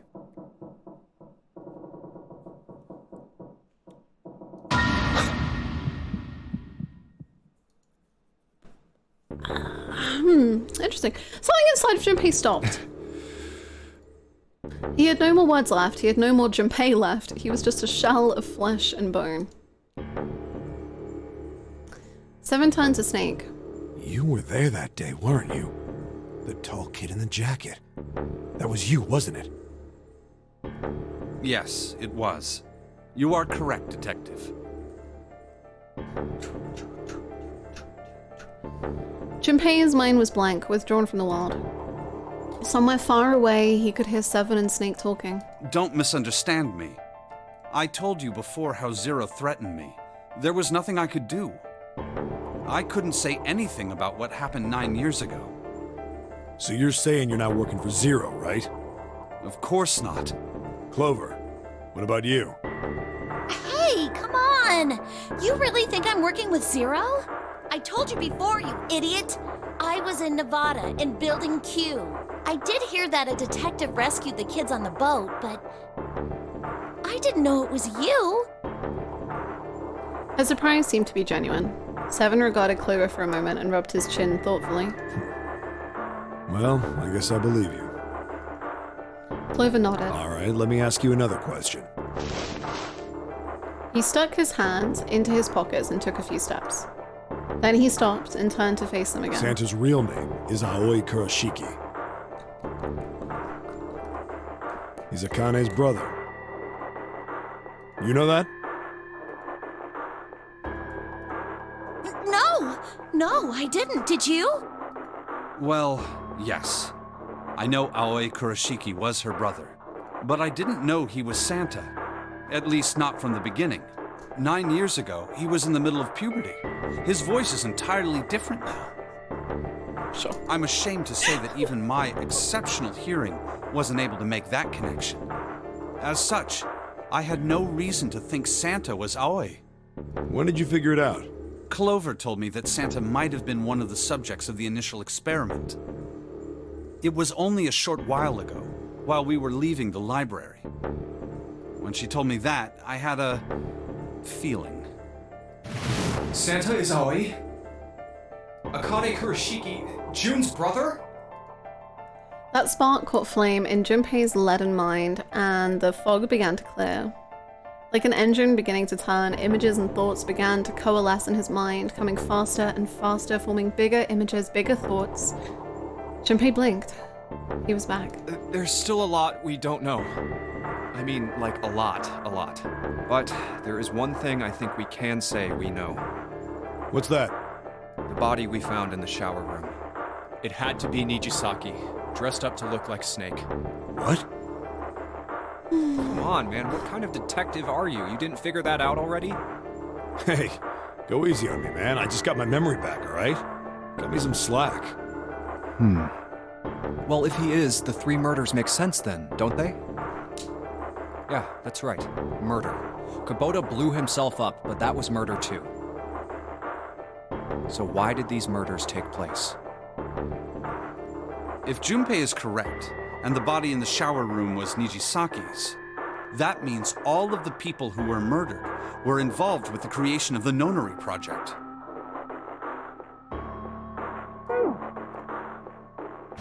Kubota, the person who conducted the actual experiments. Nijisaki, Hongo's assistant. Musashido, the man who financed the project. You mean this was all just revenge? Santa is Zero. He's getting revenge for the death of his sister. That's why he killed them. No, I don't think Santa actually murdered anyone. In fact, Junpei didn't think he knew. He couldn't explain why or how, but he had no doubt that Santa had killed no one. Perhaps the madness of the last several hours was finally driving him insane, but Junpei had ceased to be surprised at his sudden knowledge and had begun to accept it. If I'm right, then it's not hard to figure out who the next victim's gonna be, is it? I'm pretty sure I don't have to tell you. Yes. Yep. Right. Snake, Clover, and Seven all nodded. The next target will be Gentaro Hongo. The person who planned the Nonary Project. In other words, Ace. There was a moment of silence. Ooh. What? I know that sound anywhere! And then the room shook. From far away, they heard the sudden rush of water. What the hell's going on here? It must be 6 a.m. Our time is up. Shit! Come on, we need to get out of here. How? In the drawer that had held the picture was a key card. Junpei grabbed it.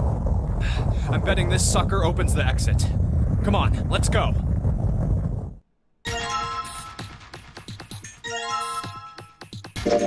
A key card with a 0 in the middle of it. 0, 0. God damn it, Zero's just screwing with us, isn't he? Oh. Maybe. I went the wrong way. Alright, let's just swipe this card. Junpei, look! It's unlocked! Yeah, now we can go back to the library. Hurry up, Junpei, we don't have time. Let's go. Alright, let's go.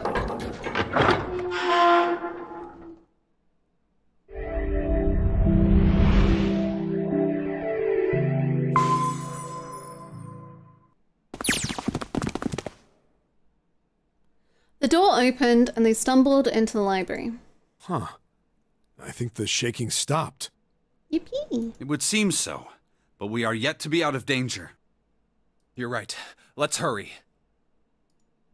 They ran across the hallway. This exit needs the Uranus card too. Straight for the large metal door. Next to the door was the Uranus card reader. Hey, Junpei. Yeah, I know. They slid the keycard through and the door rumbled open. All right, it's open. Let's go. Out of the library and into the hallway they ran. At the end of the hallway was a door. Junpei reached into his pocket to pull out the key as he ran toward it. Okay, Neptune Key, let's see if you work. He turned it. Yes! I think it unlocked. The lock clicked. As one, they shoved the door open and poured through it. In front of them was another great metal door. Above it was a metal plaque. It says incinerator. So this is the incinerator. This is the first time I've seen it from this side, but yeah, I think so. Then there ought to be a lever near the door. Yeah, right here. Junpei ran up to it. Pull that and the door should open. Got it. As he spoke, he pulled the lever.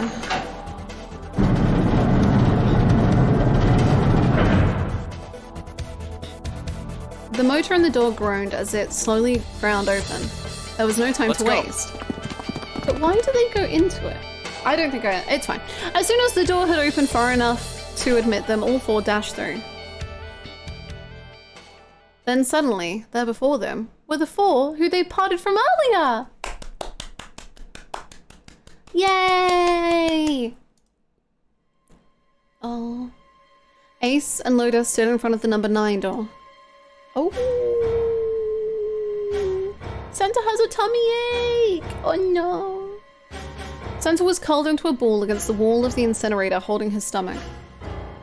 And then there was June. She sat slumped against the wall, exhausted. What the hell is going on? Junpei ran toward June. He skidded to a stop in front of her and knelt down. What's wrong? Are you okay? Her face was pale and her lips dry. When she spoke, he could barely hear her. Jumpy, you came to get me. Of course I did. I made a promise. I'm so glad you're here. So glad. She mumbled the same words over and over weakly. Junpei could feel his heart breaking. Hey, what happened to you? I'm fine. I just fainted. I wasn't feeling very good. I'm feeling a lot better now, though. Okay. Are you sure? Yes. I just need to rest a little longer. I'm sure I'll be fine. You shouldn't worry about me. She was looking towards Santa. Junpei turned to look as well. Santa. Santa grimaced, his face contorted in pain. Seven grabbed him by the collar and roared at him. Hey, where is it? Where's the gun? You hide it somewhere? Oh, he hasn't been shot in the tummy, has he? That would be mean. Despite himself, a grunt of pain escaped Santa's lips as Seven shook him. I don't have it. I got sucker punched. Oh, okay. And they took the gun. What? Who took it? What? Isn't that obvious? I took the gun. Ace. It should have been me, not him. He did indeed have the revolver in his hand. It was pressed against Lotus's temple. Ace had her pinned to him with the other arm and she was shaking visibly. Her fiery attitude was gone, replaced by fear. She didn't dare speak.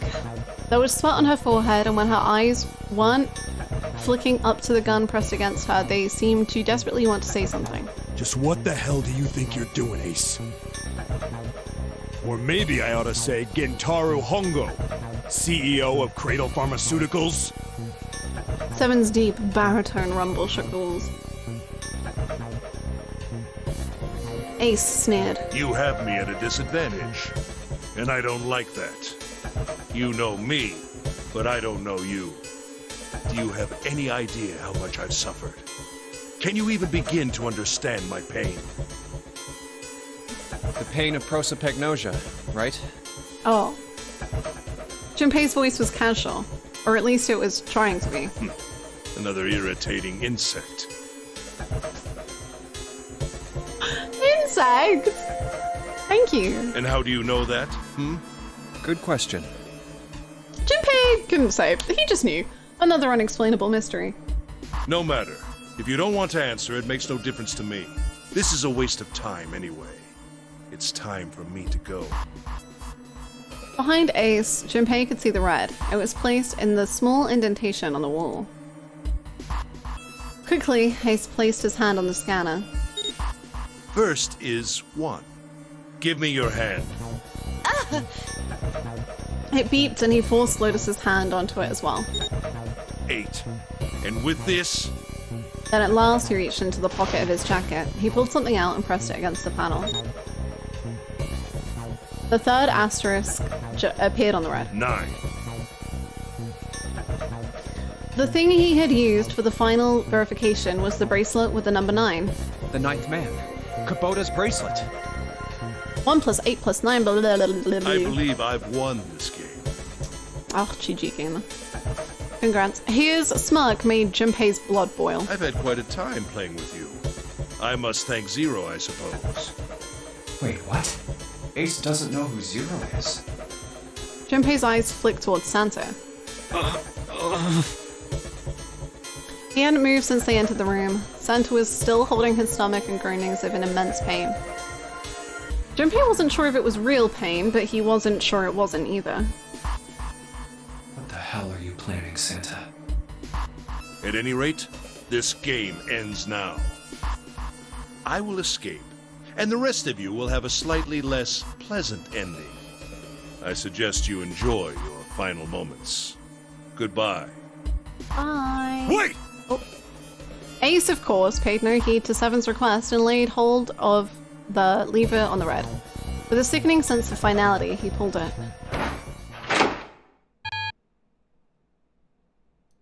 What? Why isn't it opening? Uh-oh. One more time. Lotus tried to take advantage of Ace's confusion and managed to twist herself out of his grasp, but... Oh! Ow!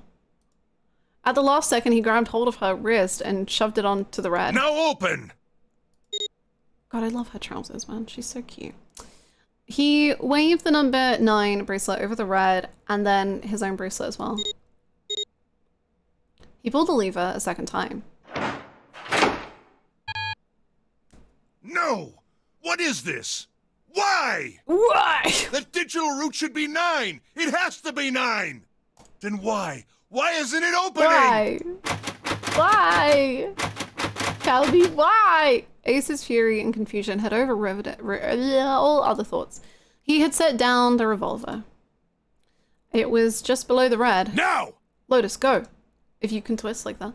Seven chose that moment to act. He moved far faster than a man of his bulk should have been able to, and he launched that bulk straight at Ace.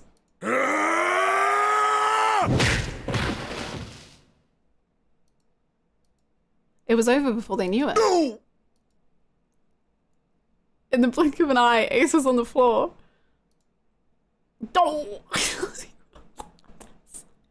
He rolled onto his side, groaning in pain. Lotus ran straight for Junpei. She darted around behind him and stuck her head out, making sure to keep Junpei between herself and Ace. Oh, that was close. Too close. Thank you, Seven. Don't mention it. Seven stood over Ace, his breathing slow and heavy. Just one punch ain't enough for this piece of shit. After what he did 9 years ago, I ought to rip him to pieces. But if a suspect can't talk, they ain't much good. Once he's locked up in a cell, we're gonna have a little chat. 9 years ago? Then you must be... Yeah, you finally figured it out, dumbass. Yo, Seven, let's go. Ace planted his hands on the floor and shook his head. Junpei walked toward him. He stopped and looked down at Ace with pity on his face. Ace, you killed Kubota, Nijisaki, and Musashido, didn't you? Wait, Nijisaki? He peered at Junpei, genuinely confused. Oh, right. You don't know yet. All right. We'll just go through them in order then. Let's start off with Kubota. You talked to Kubota and managed to convince him to go into door 5 alone. You killed him without making it look like you killed him. The way I figure it, you had 4 motives. 1. In the nonary game, the number 9 is dangerous. Whoever had the 9 bracelet could join whatever team they wanted. Adding 9 to any number doesn't change the digital root. Which means that number 9 could do whatever they wanted. You wanted to remove that threat as soon as possible. 2. You wanted the number 9 bracelet for yourself. so that you could make use of its power.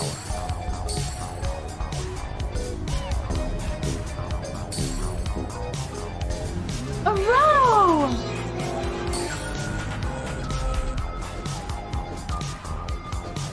I don't dance. Early birthday present. This is for Rayburn. Seems fitting since I bought you the first one to place. Happy early birthday. Look forward to the playthrough. Arano! Holy moly. If you don't know, Arano, forced or bought, whichever one you want to go with, Final Fantasy VII Remake for me, and is like probably the main reason I'm literally even playing this game right now, or played Persona or anything. Set me off on a dark path of JRPGs. So thank you. That is so freaking sweet. Thank you so much, Arano, for the $94. Thank you so much. The darkest path. I cannot wait for Rebirth. Holy moly. Thank you so much. I hope you're having a good day today. Thank you. That is absurdly kind. Thank you so much. I cannot wait. I cannot wait to play. Thank you. Thank you so much.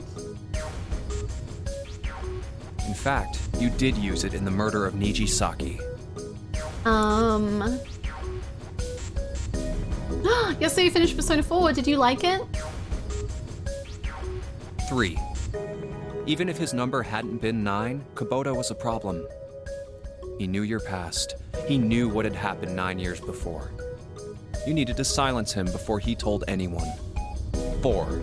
But last, and perhaps the most disturbing, you used Kubota as a test. You wanted to know how serious this nonary game was. Was it truly life or death, or simply a harmless prank? You convinced him to break the rules so you could see what would happen. That was why you killed Kubota. But he was only the first. Next was Nijisaki. While everyone was off looking for the missing parts for the Reds, you ran into Nijisaki near the big hospital room. However, because of your prosopagnosia, you didn't realize he was Nijisaki. And I'm here because of your FF7 playthrough. So thanks, Arano. Thanks, Urana! Thank you so much, User Taken, for the Prime. Thank you. I appreciate it. Yes, literally the 7 playthrough introduced, I think, like a lot of people to this channel. It changed the game for, like, the literal game and the game of life and the game of, wow. Chiefly because, when you met him, he was dressed like Snake. I'm just here because you're delightful. Oh, thank you. You're delightful. That was why you thought Nijisaki was Snake. No, that's not... That was Nijisaki? Why? How did... I'll get to that. Anyway, you thought he was Snake. Snake was one of the kids in your experiment 9 years ago. And I'm here because of the most random game of them all. A Plague Shot. True. I think you do win like most... I'm trying to think what could beat that. Maybe something, but... You remembered maybe him like the because he was Fortnite the day. blind kid. But his presence made you think. Snake was one of my subjects 9 years ago. He probably hates me. But if that's true, why isn't he saying anything? Is he keeping quiet because he can't see?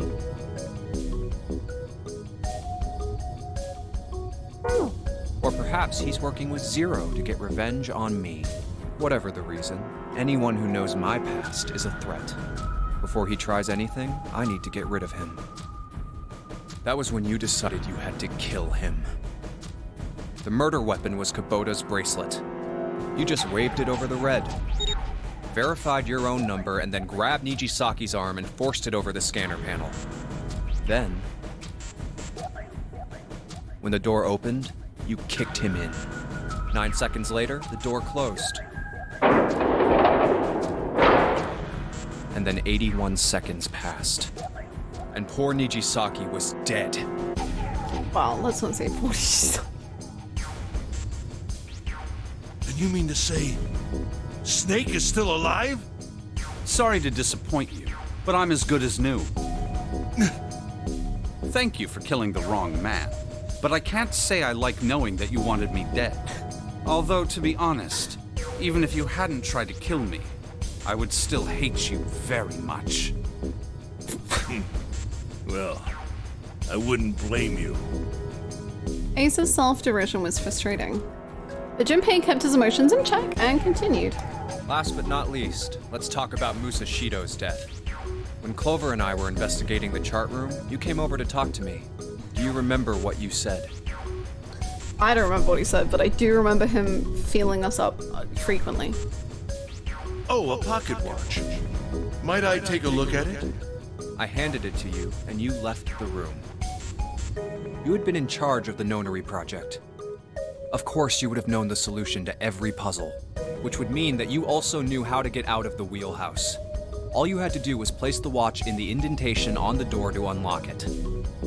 With the door open, you could enter the captain's quarters. Musashido was there.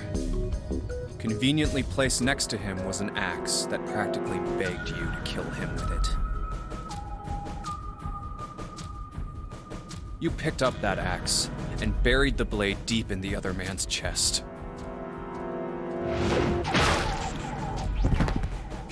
One blow was all it took. And then you returned to the chart room as if nothing had happened. What?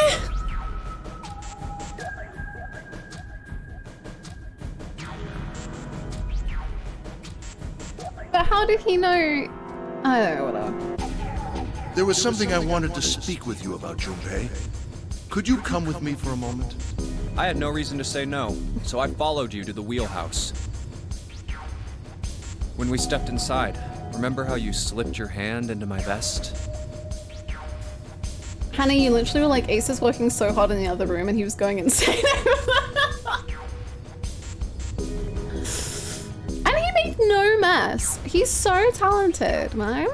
You pulled out a piece of paper, the one I used to cheat during the vote. But that wasn't really what you were after. Oh.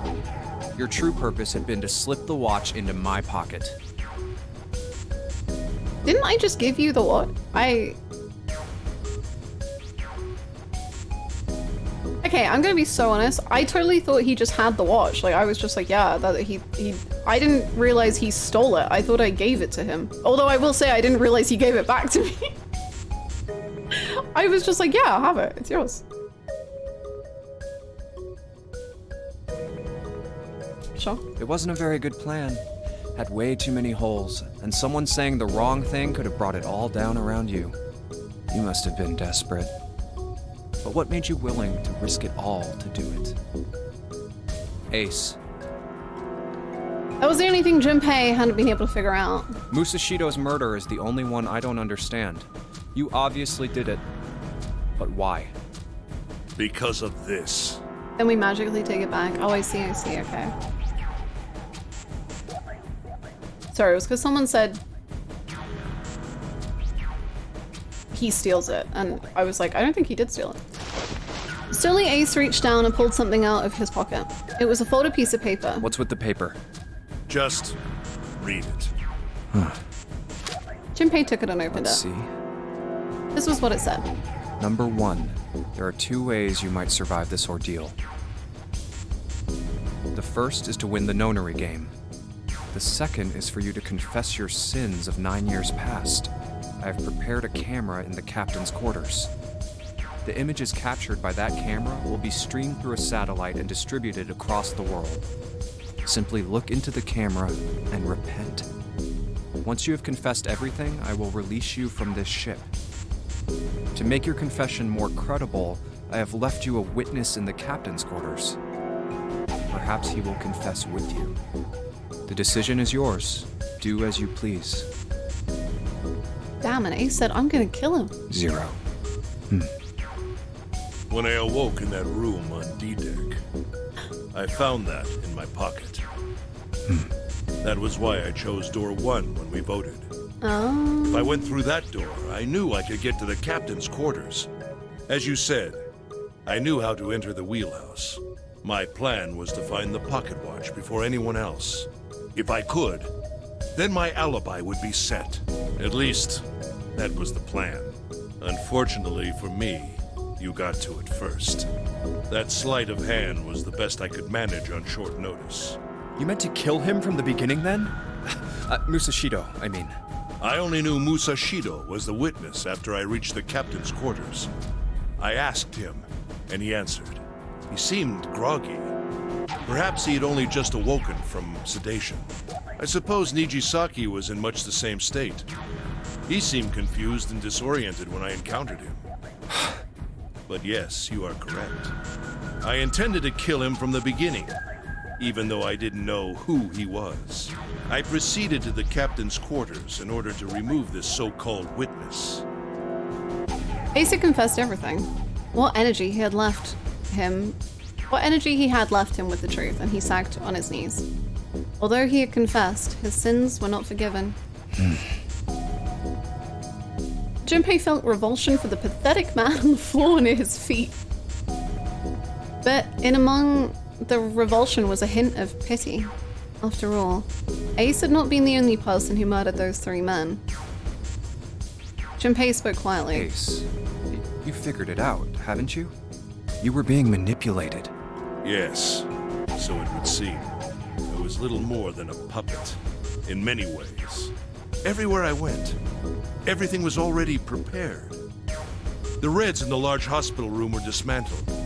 Nijisaki was dressed like Snake. There was an axe in the captain's quarters. Musashido was delirious from the anesthetic, so he couldn't fight back. Nijisaki as well. In retrospect, I can't understand how I could have fallen into such a simple trap. But yes, this was a trap. It was Zero's trap, and I fell for it, hook, line, and sinker. I did everything he wanted me to do. Yeah, by manipulating you, Zero was able to kill 3 people and keep the blood off his own hands. All of this was revenge for what happened 9 years ago. That's why this nonary game happened. Am I right? Santa? Junpei looked over at Santa. As Junpei spoke, he stood up, his legs still shaky. Huh? What the hell are you talking about? I don't know any... Okay, please.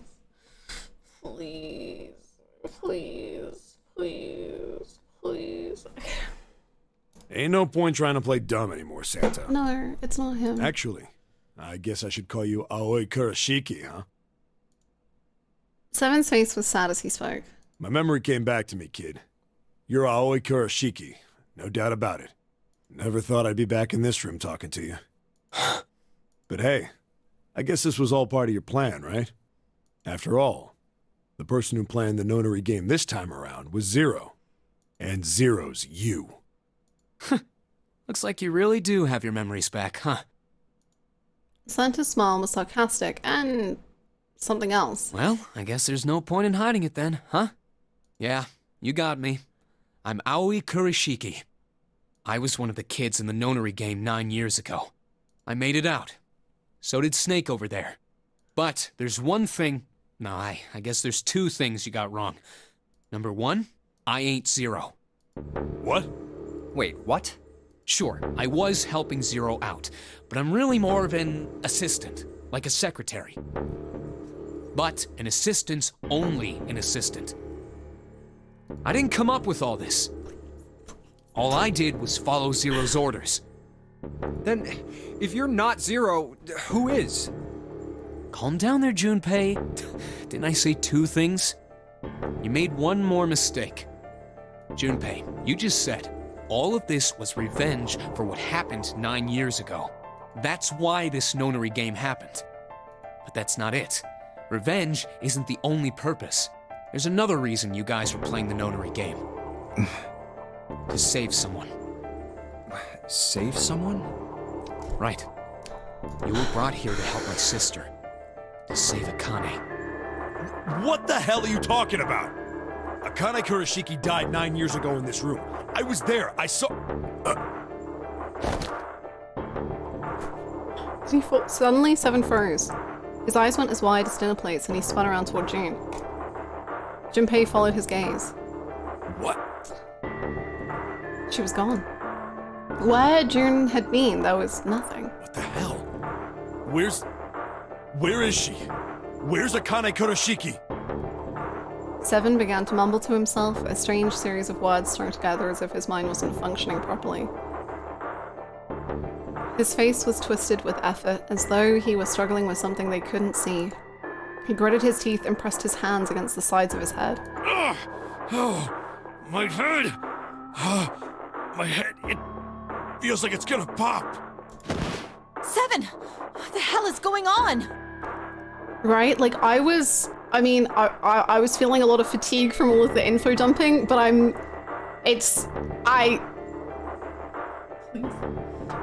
feel strong. I feel energized. I don't know, I swear to God, my head feels like it's about to explode! From somewhere far away, they all heard a deep, heavy noise. It sounded like a tremendous wheels slowly beginning to turn.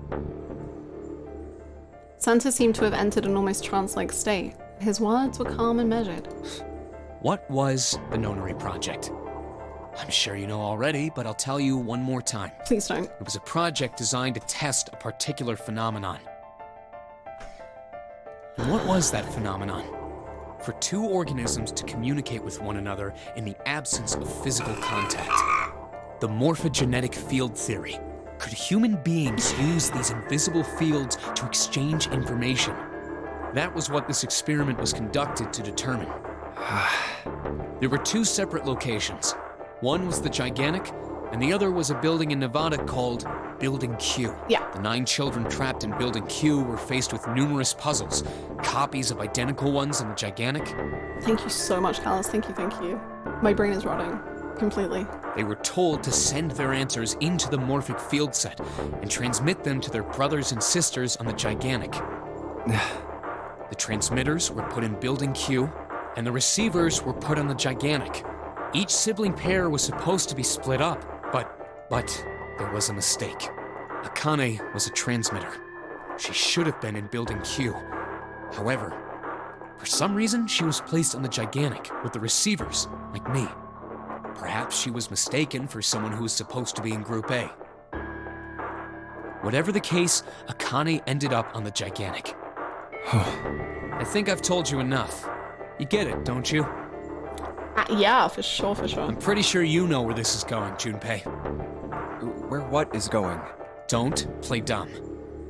You know things you shouldn't. Things you couldn't. How did you know Ace had prosopagnosia? How did you know why Ace wanted to kill Kubota and how Nijisaki was killed? Were you surprised when you found out Ace was Hongo? And what about the coffin Snake was trapped in? How the hell did you open it? Well, that's... The answer to that is easy. He knew because I knew. Junpei was receiving information that I sent to him through the morphic. It's simple, really. How do I know the alternate futures then? Imagine a river that splits in two, like an upside down Y.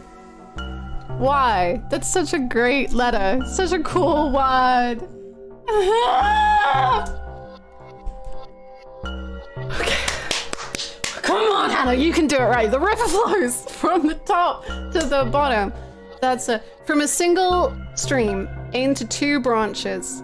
It only flows in one direction. It can never flow backward. Information is the same way. It moves from the past to the future, but it never flows backward. That's why people at the river source that's why people at the river source in the past will never know about those downstream in the future. But the people downstream will never know about one another either. Information only flows along the path of the river, but I am different. I can manipulate the morphic field set to pluck knowledge from the future.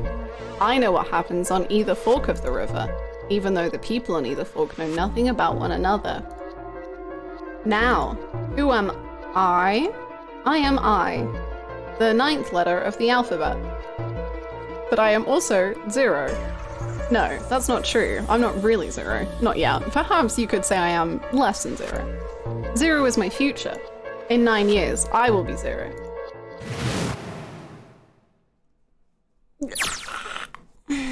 Where did she go? June? No, Akane. Where did you go? Santa! Why is Clover... Oh, shit. Freeze.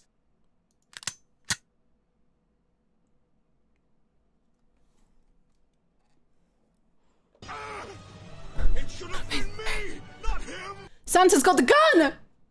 Guess he picked it up when we weren't watching. Looks like he's turned the tables on Ace, though. Wonder how he likes having a gun to his head. Get up.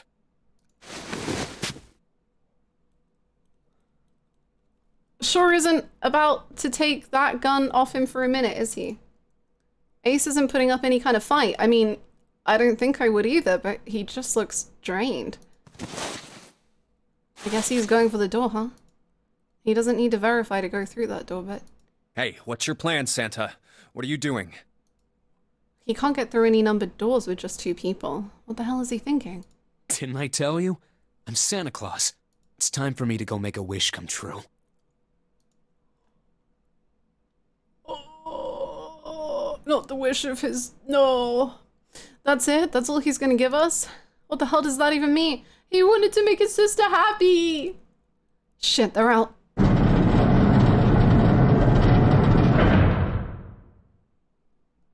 And now the gate's shut. Looks like the rest of us are stuck in here. They're all looking at me.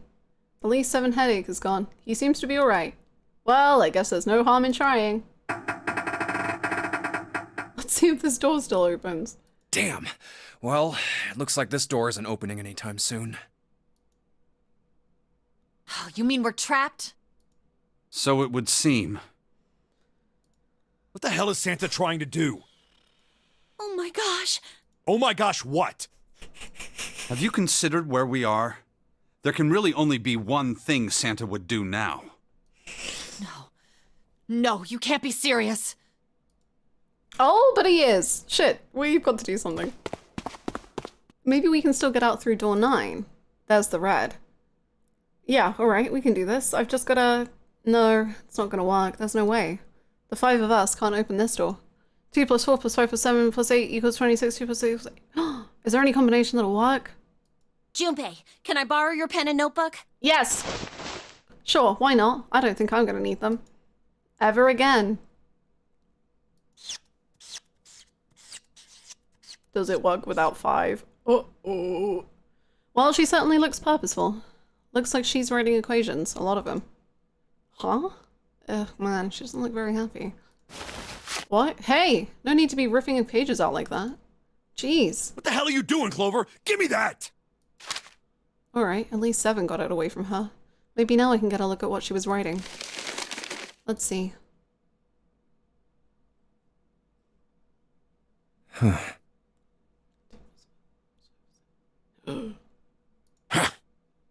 What? And there's no other way? Lotus. Nah. Nah. We've gone too far. We've gone too far. We've gone too far. Looks like she figured it out though. Man, this is just too cruel. It's okay. Go. I refuse. Lotus. Come on, you know we can't do that. Oh, don't give me that. I'm sure you'd love to get rid of me. Lotus, I'm literally in love with you. What are you talking about? God damn it, you idiot! Whoa, where the hell did that come from? Looks like she expected that about as much as I did. Without... if you're not... Look, it'd be bad, alright? For a cop, he sure doesn't have much confidence. Bad? Yeah. If there weren't assholes like you around, I'd be out of a job. I mean, she's not a criminal, I think. Uh-huh. Look, I'm just not leaving you behind, alright? End of story. Cute. Yeah, I'll go with it, sure. Yeah. 7. He's right. I'm not leaving you either. Me too. You didn't honestly think I'd abandon you, did you? You're all idiots. Act as tough as you want, Lotus. We can all see you're about to cry. That being said, however, I doubt we would be able to open the door anyway, even if we were to leave Lotus behind. Huh? Why? I trust you remember what happened to Ace? I couldn't see exactly what happened, but I was able to guess what he was attempting to do earlier at the Red. Oh, yeah. No! What is this? Oh, yeah. Why? The digital root should be 9! It has to be 9! Why? Then why? Why isn't it opening? Just to see. Why don't we give it a shot? Give it a shot? Yes, that is what I said. Why? Shut up, be quiet! 2 + 4 + 5 + 7 = 18. You were right. It ain't opening. But it did open 9 years ago. The digital root was 9 then, I'm sure of it. You think maybe they changed the settings? Perhaps. Shit. If we can't get through the door, we can't get out. The walls are way too high. There's no way in hell we could get to that whole 7 popped out of 9 years ago. All we can do is stand here and stare at this door with a 9 on it. I guess this is it. This is the end.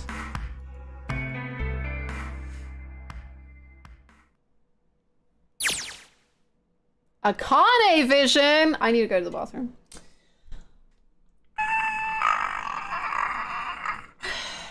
I'm gonna go pee. And ascend to mortal planes we've never once been on. Oh, there's no music. Oh, frick. Hold on. I'll give you music.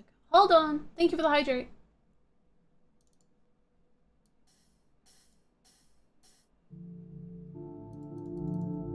Okay. I'll be right back.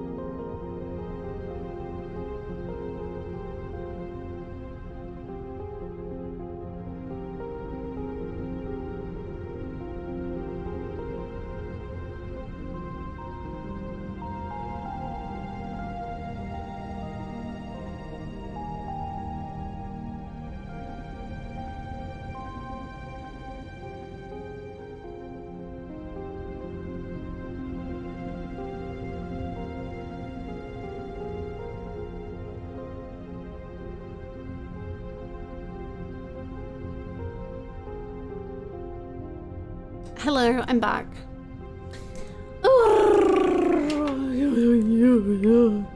Oh, actually, no, I'm not back. Sorry. I'm gonna get a drink.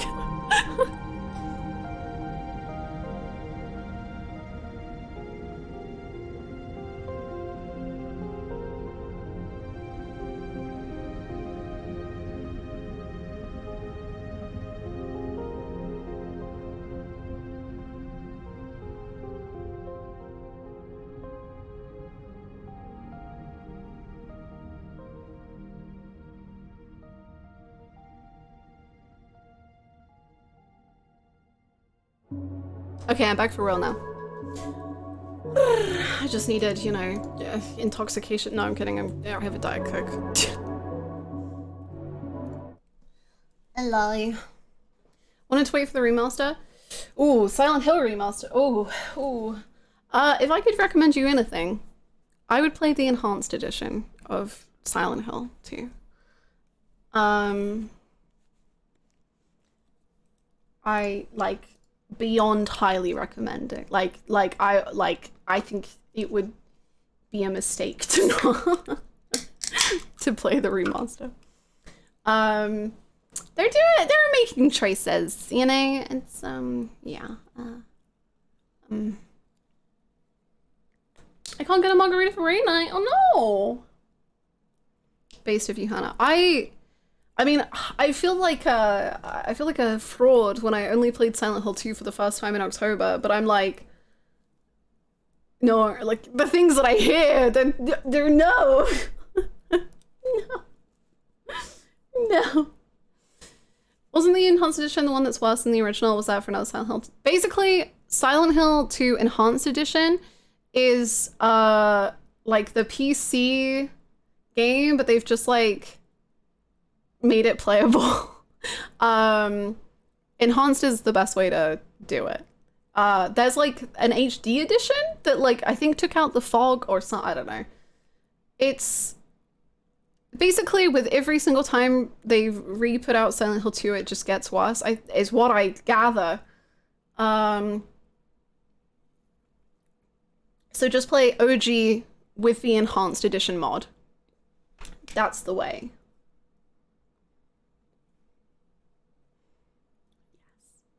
Yes.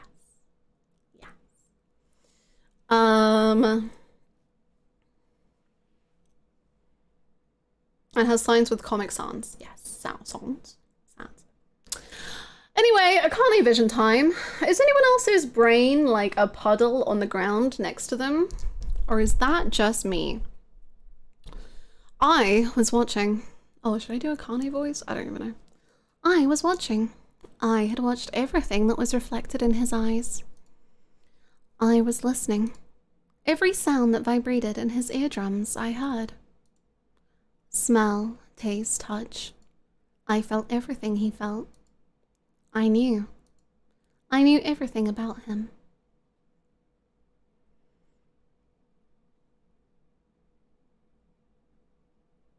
When I finished this game for the first time, I literally didn't know what I thought of the game. I have a feeling that's what I'm gonna feel. I knew everything about him. What he was thinking, what he was feeling, what he was sensing. All of his feelings and worries and fears became mine. My mind, my consciousness was inside of him. Through the morphic field set, we were resonant, and we were as one. I was him, and at the same time, I was an observer.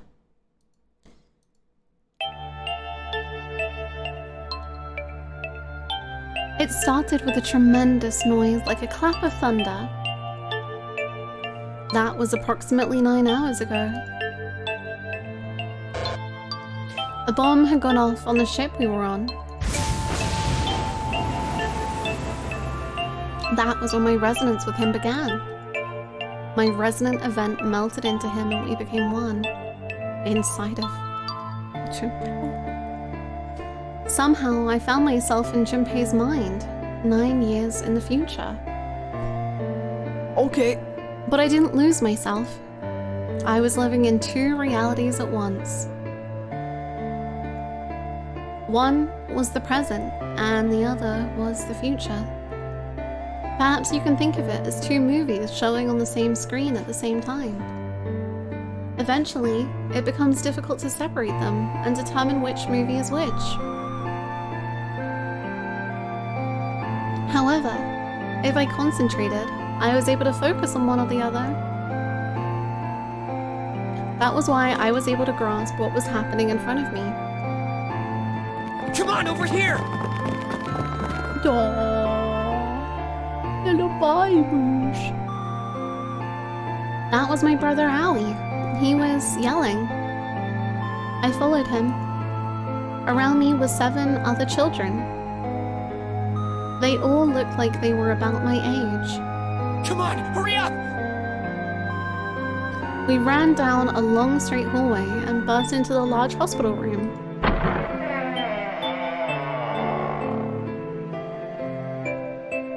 Everyone was arguing. 2 of the boys got in a fist fight. A girl watching them began to cry. "I want to go home," she cried. "I want to go home." Another girl slapped the crying girl and glared down at her. It has been 2 hours since the nonary game began. We were starting to fall apart. But just when all hope seemed lost, Light started talking. He was blind. 9 years later, we would call him Snake. I feel like you can hear the fizzing of my Coke can. Shh. Hello? Everyone? Could you come over here for a moment? He was older than most of us, and his voice had authority and dignity. The fights died down, and we gathered around him. I have a little sister. She is very important to me. Right now, she is over in Building Q and is desperately trying to send information over to me. Her name is Clover, and today is her 9th birthday. No! No! As he spoke, he pulled something from his pocket. Oh! In his hands were 9 4-leaf clovers! I was going to give these to her as a birthday present. I was outside picking them when I was abducted. Stop. I'm sure I've already told you, but I am blind. For a man who can't see, collecting 9 of a very specific plant is, well, it is difficult. But my sister means a great deal to me. And I hope that these would show her how much I cared for her. Since it's her 9th birthday, I thought 9 4-leaf clovers would be appropriate. Every one of you has a brother or a sister in Building Q with Clover. For their sake, we have to survive. We have to get off this ship. Do you understand? If we're going to do that, there are 3 things you have to remember. It would be kind of cool if, Snake gives the clovers to everyone and says, like, oh, they represent luck and faith and da-da-da-da. And then that's why Santa hates it so much, because it didn't work for him. We need trust and love, and we have to have faith in one another. Huh. If we can take all 3 of those to heart, then I promise that good luck will come our way. Did you know that the leaves on the 4-leaf clover mean faith, trust, love, and luck? Those words are leaf words. So if you believe what I've told you, and you understand, then I want you each to have one of these. They're a promise between friends. I wish Clover brought 9 snakes to her. He gave a clover to each of us. I took one too. Eventually, he was left with only a single 4-leaf clover. He had one last thing to say. Now don't ever forget, so long as you have that, we will always be connected. Do you understand? When he finished, the tension of only a few minutes before was gone. We were calm.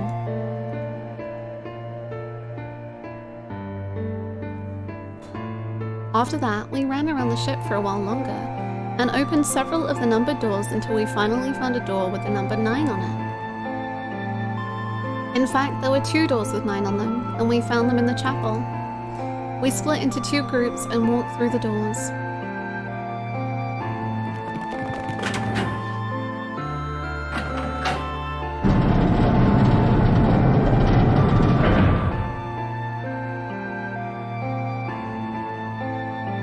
Before long, we all found ourselves in a room with a ceiling that looked like an upside-down funnel. For some reason, this room had another number 9, but this time it was the only one. But if there was only one door, that meant only 5 people could escape. What are we gonna do? There aren't any other doors! We began to panic. Then, as if things had not gotten bad enough already,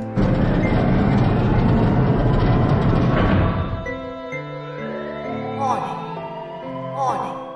Emergency Incineration Command has been acknowledged.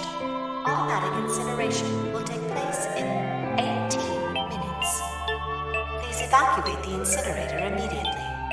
Repeat, emergency incineration command has been acknowledged. What? What's happening? There's like two of the children actors. They sound too children. Wow. What did that thing say? That didn't sound good. It's baby. My brother Aoi swallowed hard and answered. I think it means this room is gonna burn.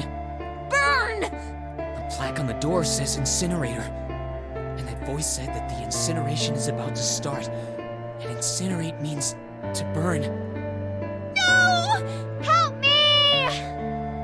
Abject terror filled the room as everyone began to scream and cry.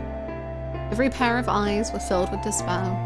Then, high up on the wall, a door opened and a man appeared. He was a huge, frightening mountain of a man, as large as a bear. 9 years later, we would call him 7. Don't worry, kids. I'm not your enemy. I'm one of the good guys. I'm a detective. I'm here to rescue you. The rest happened just like 7 had said it did. The 4 of us who had stayed behind were saved by 7. We crawled through the vent, away from the incinerator, and slid down into the hall. We came out on the other side of door 9. On the wall opposite the door was a set of double doors. We went through those and began to run up the spiral stairs. As we ran, I led the way. Behind me were Nona, my brother, Aoi, Snake, and 7. The other children, the ones who'd gone through door 9 before us, were up ahead. I could hear them cheering each other on. We ran and ran and ran. We leapt across as many stairs as we could and kept running. The stairs spiraled upward like a tornado. Eventually, I pulled ahead of the rest. Perhaps Nona had slowed them down. I didn't want to lose them, so I slowed down as well. I didn't stop, but I glanced over my shoulder from time to time to see if they caught up. That was when I realized. Oh no, where is it? Did I drop Jumpy's present? I knew I had it with me when we passed through the vent. Then, had I dropped it as we slid out? I had to go back. I had to. But I knew I couldn't tell the others. They would stop me. I was sure of that. I didn't stop to think. I simply moved. I ran to the central hall, a room that connected to all the other areas of the ship.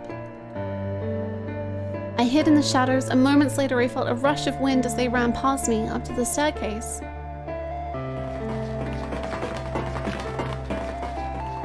I waited until they were out of sight, and then I ran. I moved as quietly as I could, down and down and down. Finally, I reached the bottom deck. I ran into the hallway and looked around frantically. There it is! It was just where I thought it would be, sitting under the opening of the vent. I ran over and snatched it from the floor, but as I ran back toward the stairs and freedom... Hello, readers, welcome. How's it going?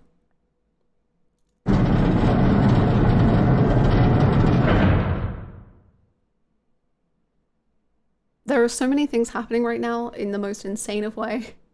Insane ways. But I hope you had an amazing stream. Hello, Jumpy friends.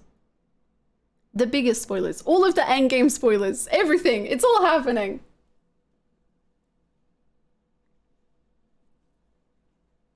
I hope you had an excellent stream, Frankie. Thank you so much. I love this game. Oh, you've played? The door to the incinerator opened and a man stepped out. It was Hongu. Kentaro Hongu. 9 years later, we would call him Ace. Ah, how wonderful to see you decided to come back. His smile made my blood run cold. It looked mechanical, as if someone had simply pulled up the corners of his mouth. Come with me. We must continue the experiment. I shook my head, eyes wide. Slowly, I began to walk backwards. 1 step, 2 steps, 3 steps. Then I spun around and broke into a run. I felt Hongu's hand close over my left wrist. I said, come with me. No, thank you. There was an edge of insanity to his voice now. I pulled as hard as I could. No! Stop! Let go of me! Let go! I shook my body and flailed my arms, trying desperately to get Hongo to let go of me. But I was still only a child. I was no match for a man like Hongo. Stop struggling, goddammit! Do as I tell you! Into the incinerator! He heaved on my arm, trying to pull me into the incinerator. I screamed. Help me! Somebody help me! Then suddenly... Akane! The door to the stairs flew open, and my brother Aoi burst out of it. Behind him came Seven and Snake. Akane! He cried my name again as he leapt toward Hongo. You came back! I cried out. But then... Ah! You're too late, idiot! Hongo threw his full weight against my arm, pulling us both into the incinerator. Ah! The force of it threw me to the floor. I scrambled to my feet and looked toward the open number 9 door. Hongo stood between it and me, but behind him I could see my brother, his fists clenched. But those fists never reached Hongo.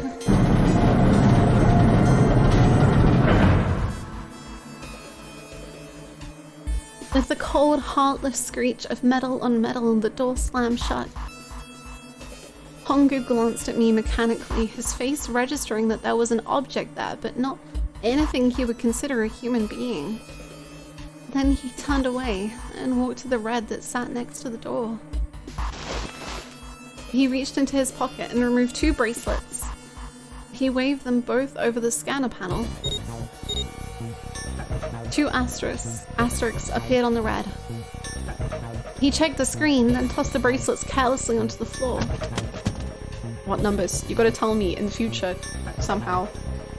What was he doing? What was the point? He made no effort to explain himself, of course. He said nothing at all, and walked past me as though I were nothing more than a rock by the roadside. A few moments later...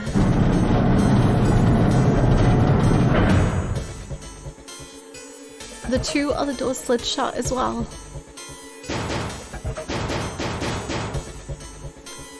Faintly, I could hear someone pounding on the door behind me. I turned around and ran toward the door with a 9.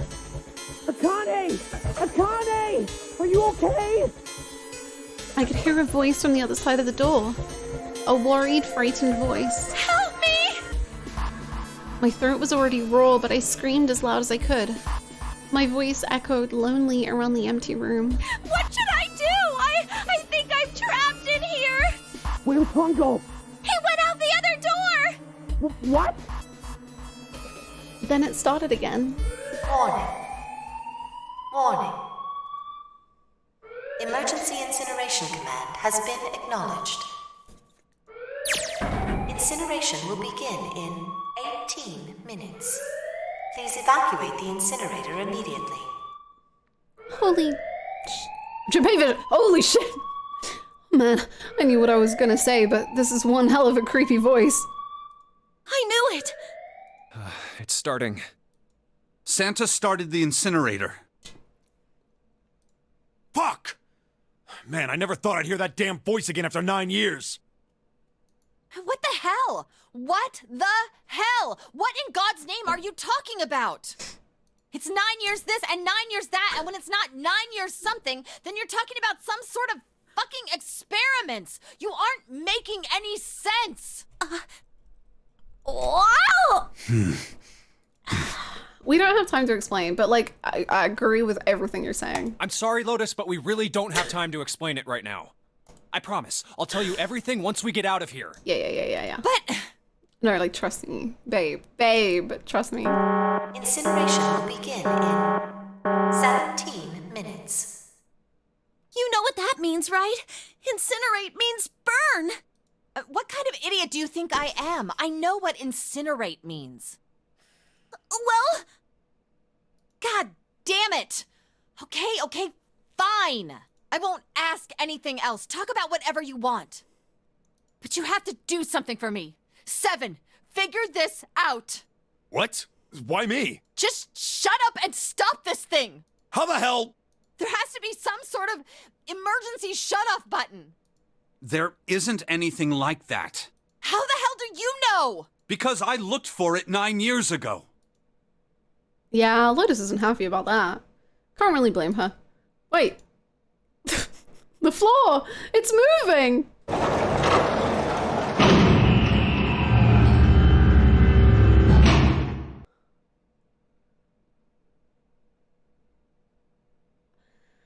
What else can I say about it, but... What the hell is that? What is that? What is that? What else could I say? The floor opened and a machine rose up out of it. It looked like a computer. At least it kind of did. There was a monitor, a keyboard, and a cross-shaped device of some kind. Something about the machine scared me, but I forced myself to walk up to it. I was terrified. Tears poured down my face. I wiped them off, even as more took their place, and forced myself forward. Finally, I reached it. I looked at the screen. It was blank. Aww. All I saw was my own frightened face staring back at me from the glass, drenched in tears. I need... All I can see on the screen is a reflection of my own face. I'm looking kind of freaked out, but also like kind of handsome. I know I'm sweating like crazy, but seeing it kind of drives it home. Okay, Junpei, just calm down, all right? Okay, on the DS, was this like on the bottom was one of them and on the top was the other at the same time? Yes. Oh, that's really sick. Oh, okay. That's really cool. Everything's gonna be okay. Yeah. Man, I wish that thing would just shut up. Incineration will begin in 15 minutes. Alright, back to this thing. If it's only showing up now, then it's gotta be important. Oh no, I know it was like on the... I know like the whole novel mode and adventure mode were the same thing, but I was curious... Because this is Junpei and Akane mode. I was curious if Junpei was one of them and Akane was one of them. I know the rest of the game was like that. But what the hell am I supposed to do with it? Huh. Hey, move! Yeah. Hey, we're all tense, lady. That doesn't mean you get to shove people around. Okay, it's turned on. There's nothing on the screen, though. Oh, this is bad. This is really bad. If there's nothing on here, how are we supposed to do anything with it? Sure, I'll just push buttons. I'm sure that'll...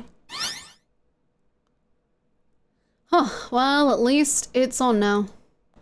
What's on the screen, though? What is this? What's up? It looks like some sort of puzzle. It's got a bunch of numbers and letters scattered across a 5x5 grid. The numbers range from 1 to 8. Do you think that if we solve this puzzle, the incinerator will stop? Yeah. Well, we can hope, right? Rest in peace, everyone. Alright, puzzle, how do you work? Oh man, that goddamn voice again. Incineration will begin in 13 minutes. Shit, 13 minutes. Can we really do this? My heart feels like it's gonna pop. Yaw. My heart was pounding like it was about to explode. I stared at the puzzle on the screen.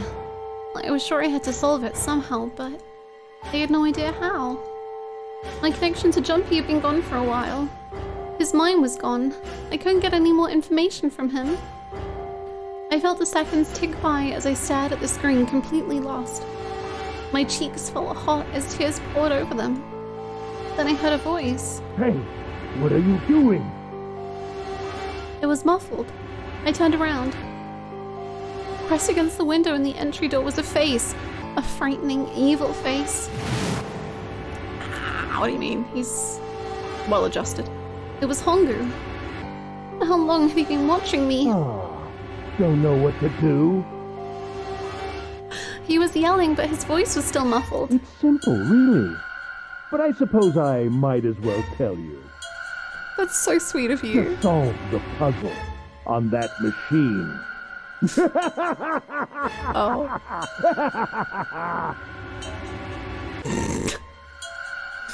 Right. His laughter was muffled by the door, but it still tore at my heart like the claws of a vicious monster. I bit my lip and glared at Hongu, struggling to hold back hot tears. You're a terrible person! I hate you! Oh my! How could you call a gentleman such as myself a terrible person? That's not very nice. I'm quite fair. I don't use tricks or play dirty. You see? I've even left you a way out. A way out? Didn't you hear me? All you have to do is solve that puzzle. Do that, and you can stop the incinerator.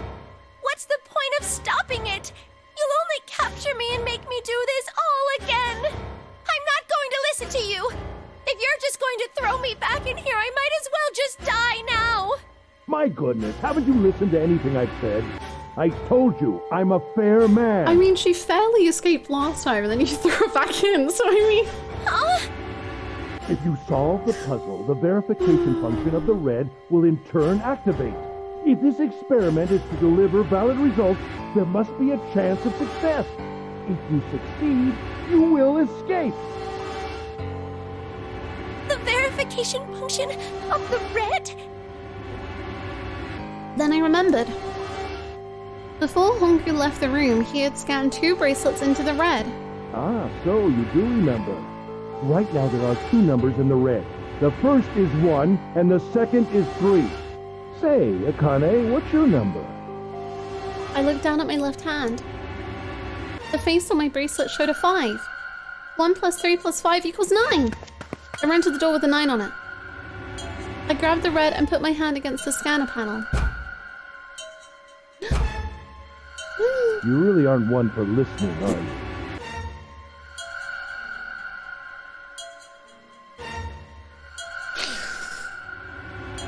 I hear Hongu's muffled voice from across the room. I've already told you, didn't I? Once you solve the puzzle, the verification function of the red will activate. In other words, if you haven't solved the puzzle, you can't enter your number. What kind of fool are you? Grandpa, no one understands your puzzles! Please! We just want to have dinner! Oh! Why are you doing this? You could never understand. You don't know what it's like to spend every day surrounded by monkeys. Oh no, not the ghetto. Oh no, we gotta go. Oh no, oh no. Now start the experiment. Solve the puzzle. I can't! I don't know how! Of course you don't. Isn't that the point? You understand, don't you? Access the morphogenetic field and find the solution. Access the morphogenetic field! I can't! Then you'll die. You'll burn alive. It's gonna be quite hot in there in a few minutes. You're insane. I love that this guy is like the way that this was initially sold to us was like, this is a scientific experiment that like is, I mean, it's like fucked up, but like it's a formal scientific experiment. And then the truth of it is this man is just like, I want to burn a child! I have to do it! I have to put a child in an incinerator and just see what happens! I need to! I imagine it will be very painful.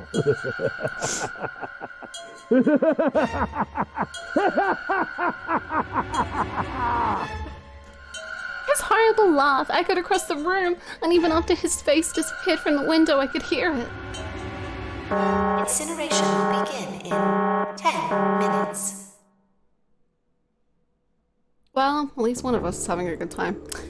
I was crying, great gulping sobs broken by hiccups that shook my body. I was terrified. I could feel my fear pressing down on me like a tremendous weight. Somehow, I forced my shaking legs to carry me back to the device. I stared at the monitor. I can't! I just can't! There's no way! I can't figure this out! What was I gonna do? I didn't know. I didn't know. I didn't even know where to start. Fear scattered my thoughts, and all I could think of was how I was going to die. My palms were sweating and my blood was boiling in my veins. It was hot, so hot. I couldn't breathe. I felt dizzy. Oh, she keeps having the fever. My heart roared in my chest as if it would pound itself to pieces.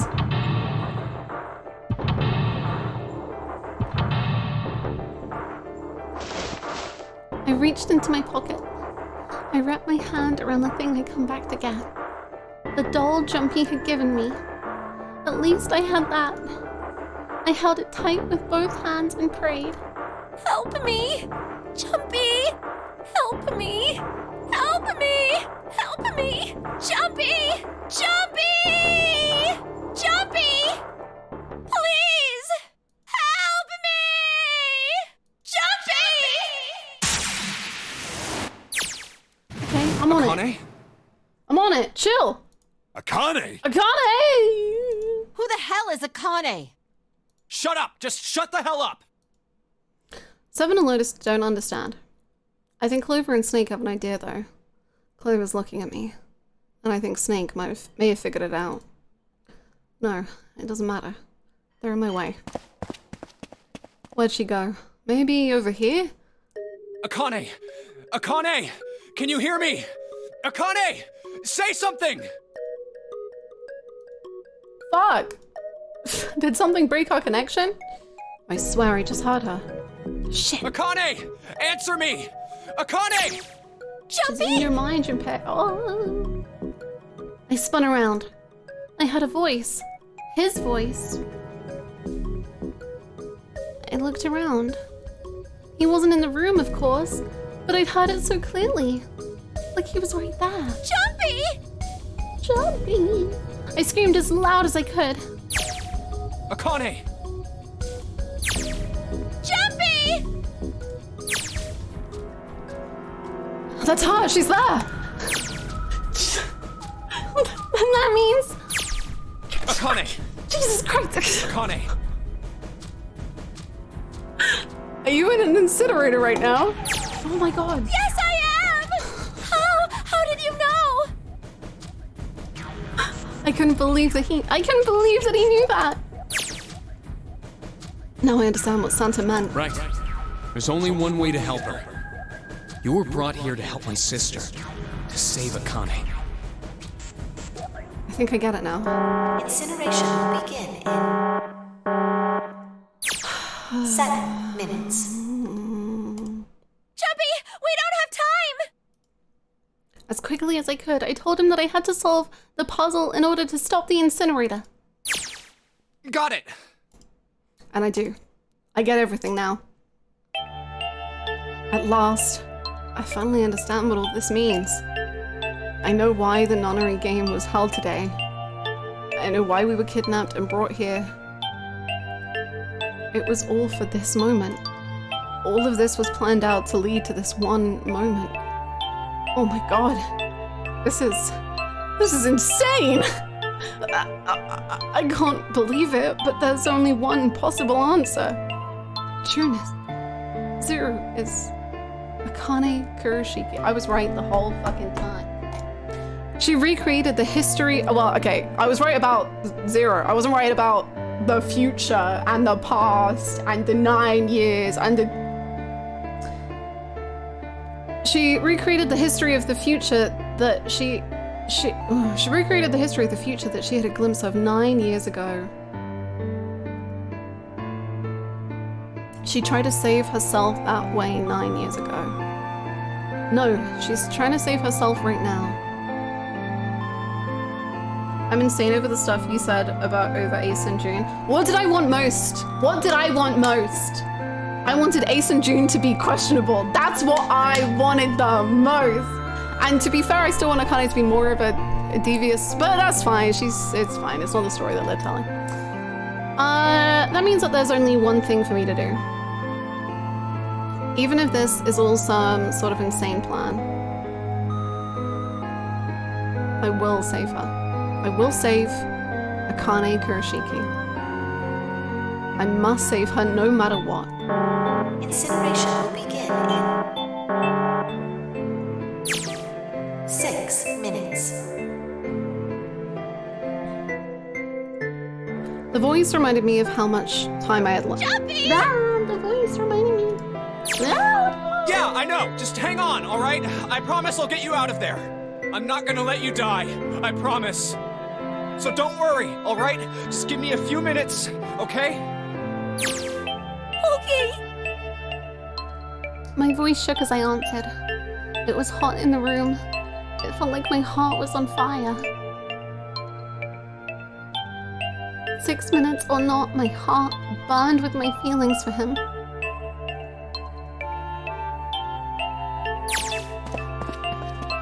Alright, time to go to work, Junpei. Is Snake talking to them about something? Whatever, it doesn't matter. Get out of my way. Hey, what are you... Just trust me, okay? Sorry, Lotus, I didn't mean to snap, but there's a lot more at stake here than your pride. I'll apologize later, alright? Now, let's have a look at this thing. We've got numbers all over this grid. I think the panels are out of order. So I just need to switch these out? Staring at it isn't going to accomplish anything. I'll just have to try it. Just think of what I did all those times before. I'm gonna do this on my own, with my own mind. I'm gonna solve this problem. We are so screwed, Junpei. Honey bunny, we are. What's the hint? Wait, is that just the answer? What? When I press hint, numbers appeared in the empty spots on the grid. They're all single digits. I get the feeling the numbers change when I switch out the yellow squares. But this square at the bottom, why does it stay blank?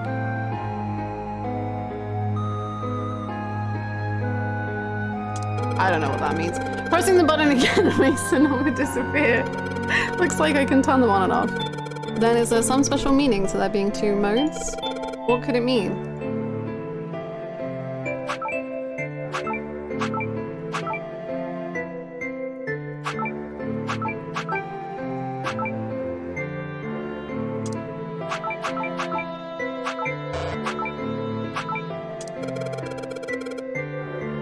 When I flip the hint off, all of the empty spots look like the one in the bottom right. Does that mean they're supposed to match?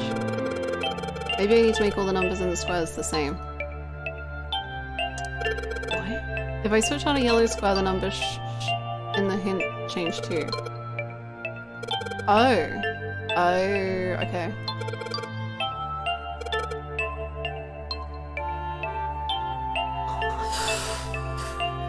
Okay.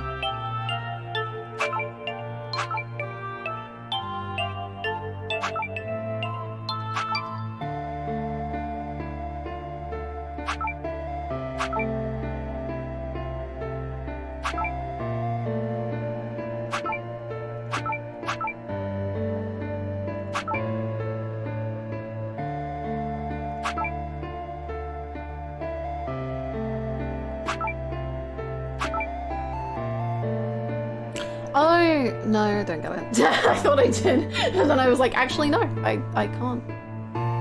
This puzzle was Sudoku puzzle in DS version. Yeah, but Sudokus are easy. Well, easier.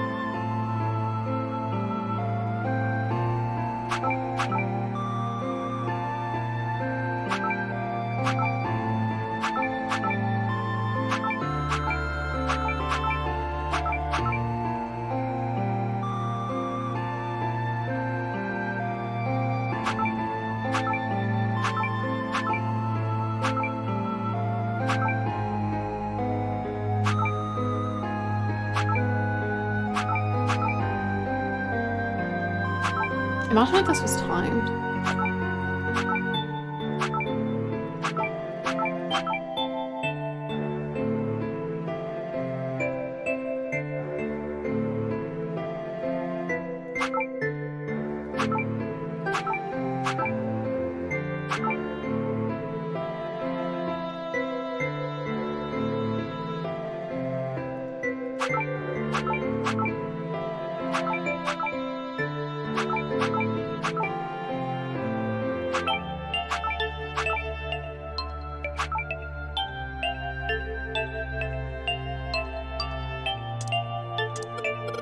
Most of the answers should be 2 digits.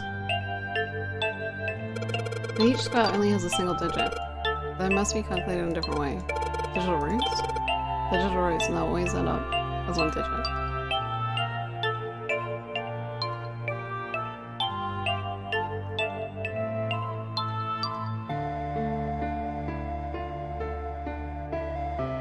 What are you on, Jimpy? Add the numbers, but there are letters here too. Wait, no, wait, hate it here. Maybe I need to replace the letters with numbers. Hold on, Akane. I gotta take some fucking notes.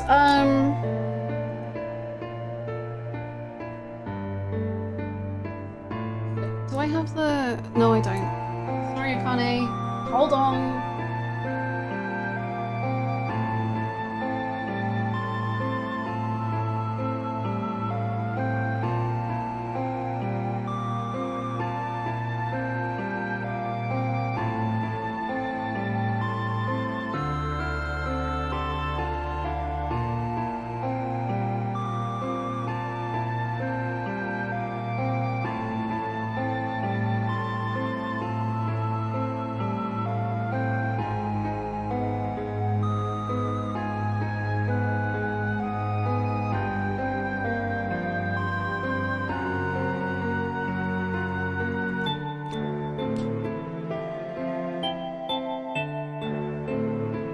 We burn here today. For my friends.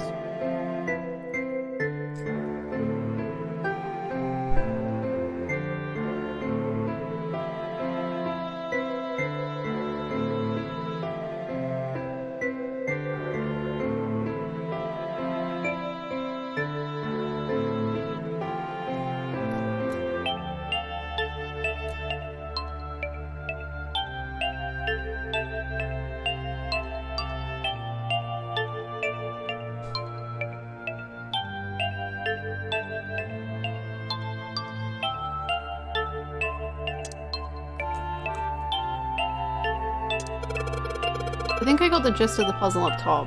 Do you? I just need to make all the digital roots the same. But what number? Switching out a yellow square affects all hint squares around it. Wait, but one square doesn't get a hint number. The ninth square at the bottom. Only this one says wrong. Maybe a fixed number goes inside. So the ninth square has a different rule. If only I knew what number goes here.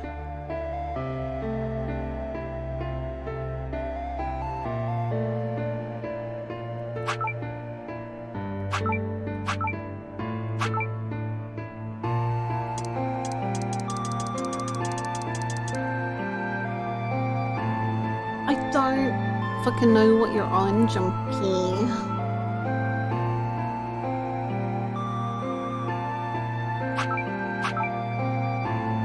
But then how does that... I don't get how that makes 8.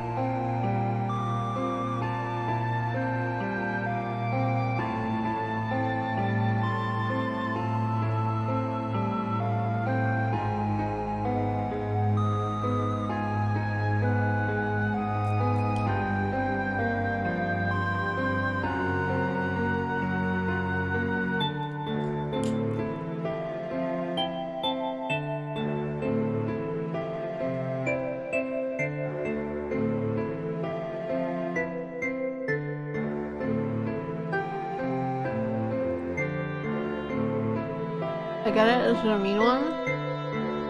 I have literally no clue what on earth it even wants from me.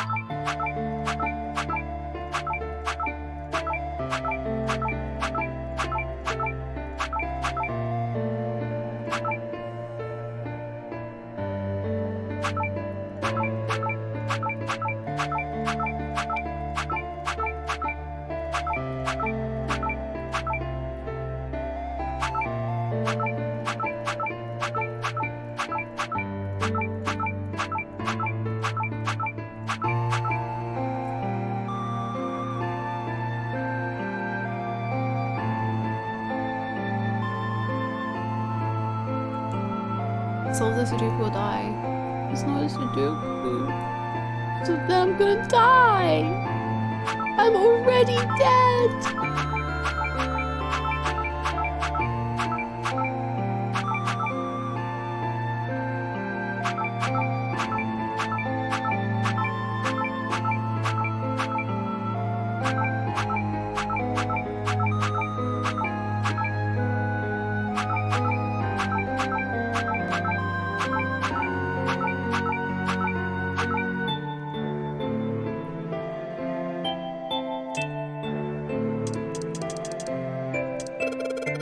I'm changing so much, it's just getting messy. Maybe I should reset. But wait a second. When everything is in its original spot, something lines up in the bottom squares. It looks kind of like it should be a word. Oh, okay. Wait. 2. No, you've lost me again, Jumpy. What? What?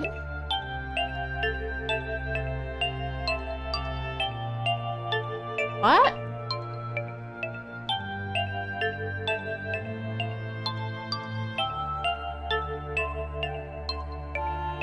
As in this or this Jumpy? Jumpy 1A? Jumpy. Don't get what you fucking for, bro.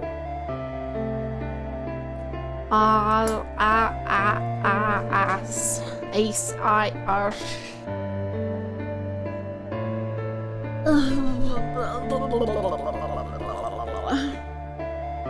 Personally, I found this to be the easiest puzzle in the game. If only I was like you. I'm getting too confused. I should reset. Have we not just done that? Okay.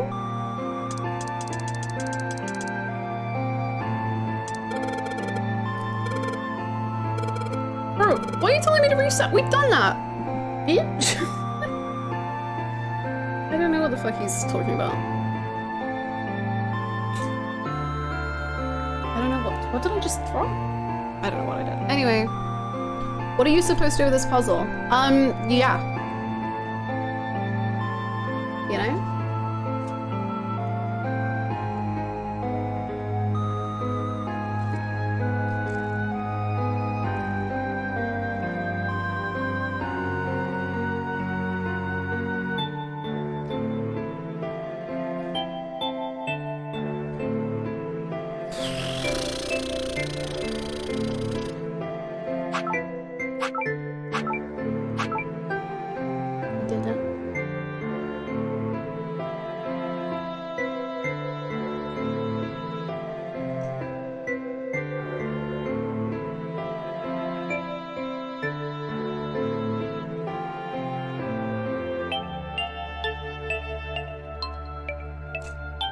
Raid 9 cancelled and she's I've got time-ish. I just, you know, maybe I just want to eat food tonight.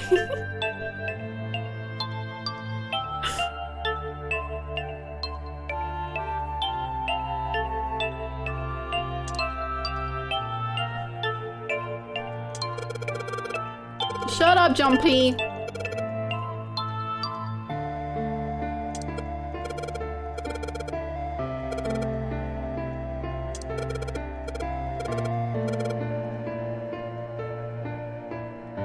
Shut up and cry.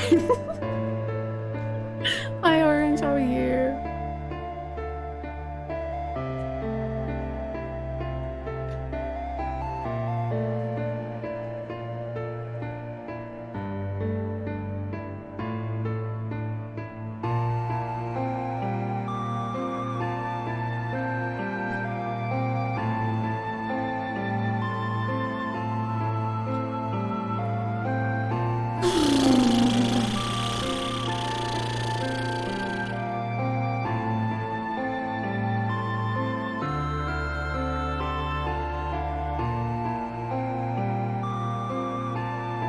I think whoever invented maths should be put in jail forever.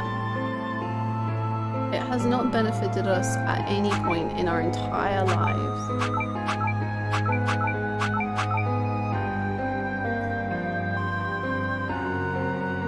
Beautiful callus.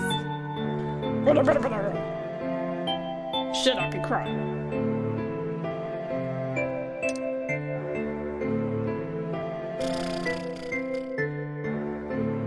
I don't even get what it wants. I don't get it. I'm just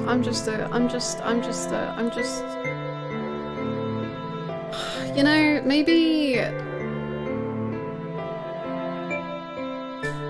Akane doesn't need saving. Maybe that's for the best. Maybe we shouldn't mess around with the past and the future and the...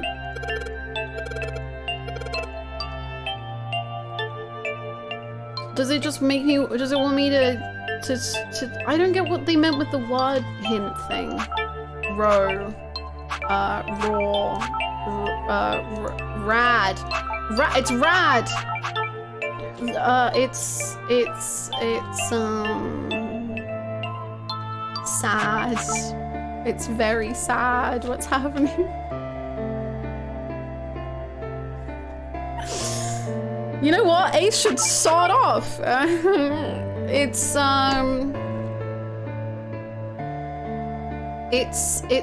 a bit of a sore spot, this whole fucking nonsense.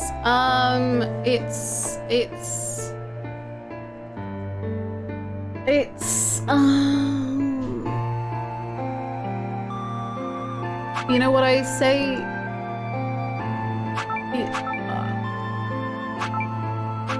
Wow, this is a hard boss.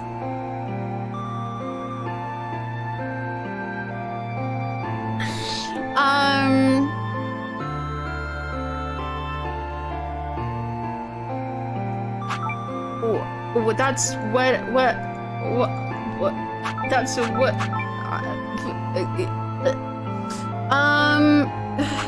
paw, like the rabbits that died, they had paws.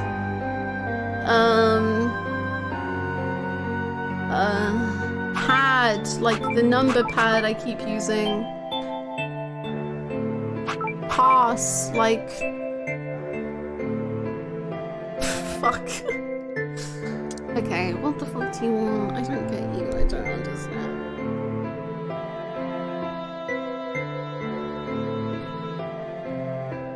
I love the idea that Ace is watching this travesty, screaming for her to access the field. Go into the mind field, child! Shut up, be quiet, just listen to your mind! Burn in the incinerator or access thoughts 9 years in the future, child!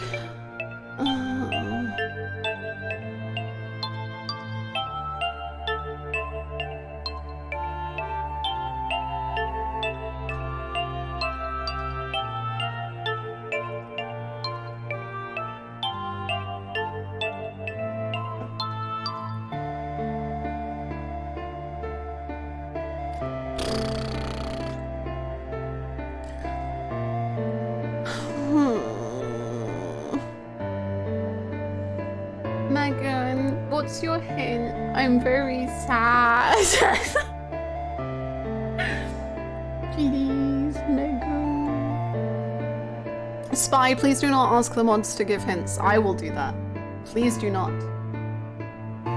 Ignore the grid, focus on the lower line. This line or this line? Is it password? That's sick. What the fuck is wrong with Ace? What the fuck is wrong with Ace? Who let him just have, like, what the fuck is wrong with him? I didn't care about throwing children in the incinerator. His password was password? His password was password.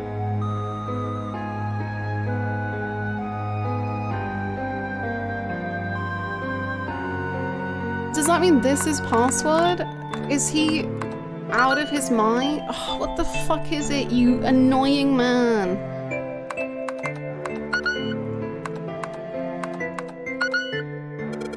Password? I'm inputting a password now then. Are there any hints? What the hell am I supposed to do?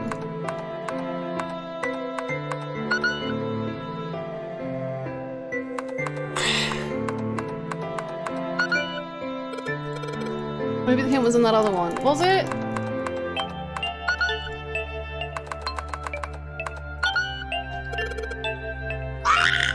puzzle. The answer ended up being password, and after it was an extra space. Then I had to square. Maybe that's the password.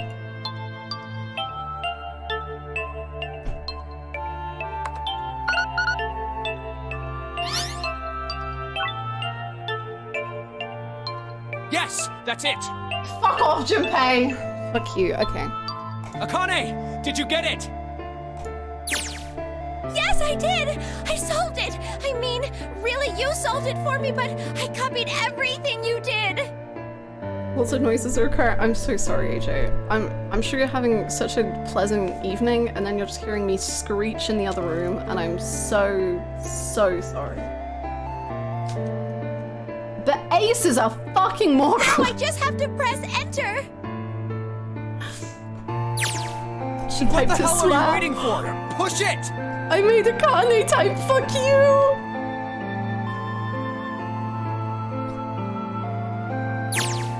Okay, I will! I hit the enter key. Emergency shutdown command has been confirmed. Incineration system has been disabled.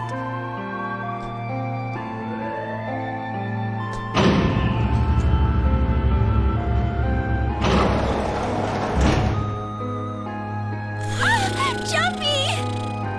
It worked! It worked! The incinerator shut down! It worked! Yay. Tears rolled down my face as I cried out to him, but they were a very different sort of tears. A wonderful feeling of accomplishment and a relief flooded my body. At the same time, what strength I had left disappeared and I collapsed to the floor. For a while, I just lay there laughing and crying and enjoying being alive. Every time I thought about him, I thought my heart would burst. Great. Oof. I can't quite believe I did that, but I am so glad. So glad. I feel like my heart's on fire.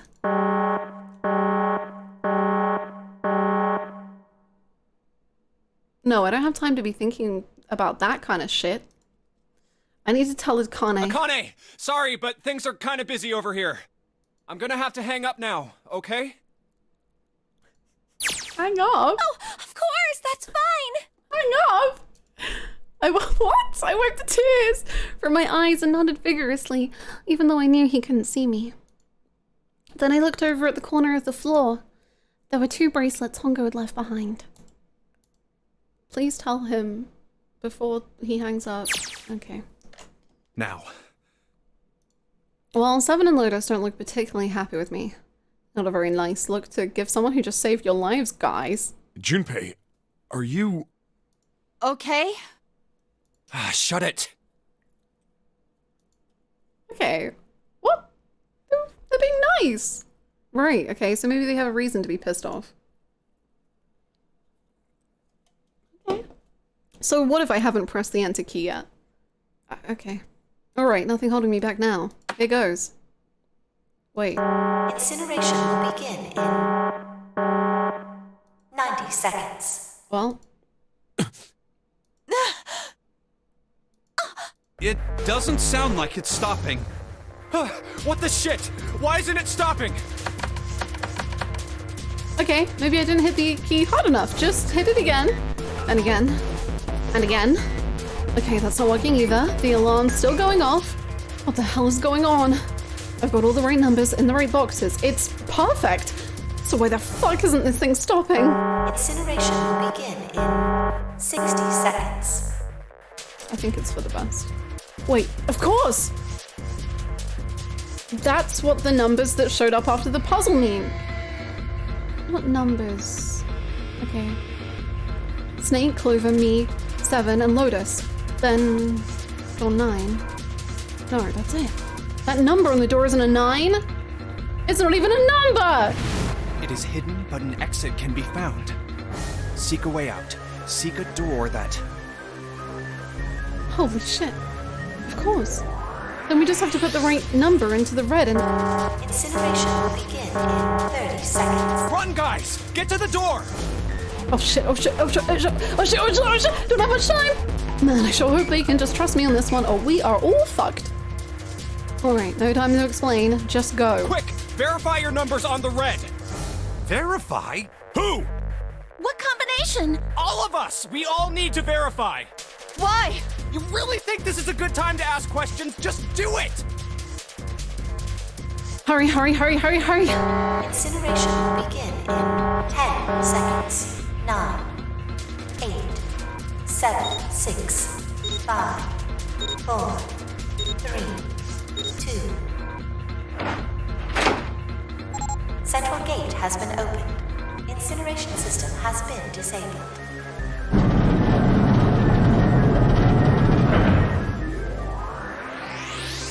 Oh, thank fucking Christ. No time to be happy, time to go. Hurry! We've only got 9 seconds before the door closes. Go, go, go! Come on, guys, move it. Okay, they're all through. Move it, Junpei. Just in time. What if we all explode? And there goes the door. No, don't calm down yet. You're not done. We still gotta find the dead. Oh, okay, we found it.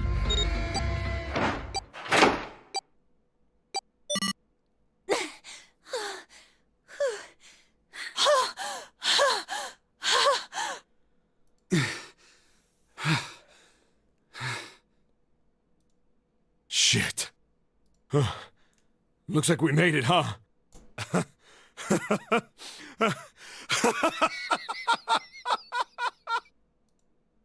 Man, that guy sure can laugh when he wants to. Unnecessary, but looks like Clover and Lotus are totally out of energy. Snake is shaking his head wearily. I just want to take a nap, but... Akane? Akane! Can you hear me? Akane! I want to tell her we made it. I want to tell her how good I feel. But nothing.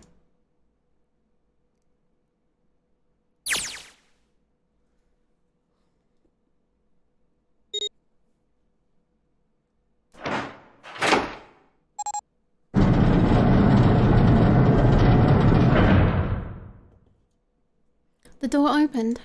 Standing in front of it was my brother. Akane! Hello. Oi! I cried his name, even though my voice was almost gone from screaming, and leapt into his arms. Oh, oi! Akane! I buried my face in his chest and cried again. I cried and cried and cried. The steady thump of his heart in my ear made me feel like I was home. Its beat was almost like a lullaby. I wrapped my arms around him as far as they would go and held him as tight as I could. Just to be there felt like a miracle. I hadn't felt the warmth of another human body in what had seemed like an eternity. I just wanted to stay there in his arms forever. But I couldn't. The moment I passed through the door, my bracelets had begun the countdown to death. I leapt away from him and looked around. The door had already closed. I spotted the dead only a short distance away. It took me only a moment to get to and scan all of the bracelets. I left the ones Hongo had dropped on the scanner panel. That was it. Oh, okay. I was like, beeping still... beeping. I took a deep breath and looked around again. The huge detective who'd recalled 7 in 9 years and Snake the blind boy were looking at me. They seemed to have been utterly stunned by my sudden appearance. Their eyes were wide and their mouths hung open. Alright, let's get out of here. If we don't book it, we might run into Hongo again. Oh, he was right. It was time we got moving. The mention of Hongo seemed to jar 7 and Snake out of their surprise, and they nodded. We took off running up the spiraling stairs to freedom.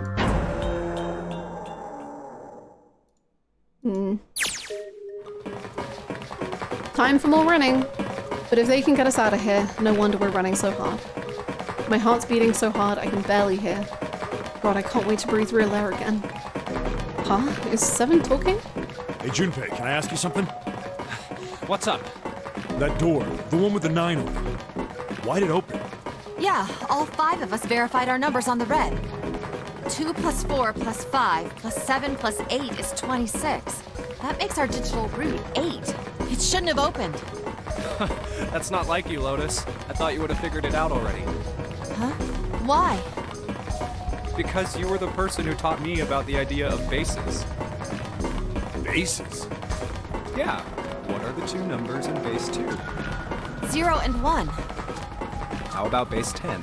That goes from 0 to 9, right? Then how about base 16? 0 through F. After 9, it starts at A and goes from there.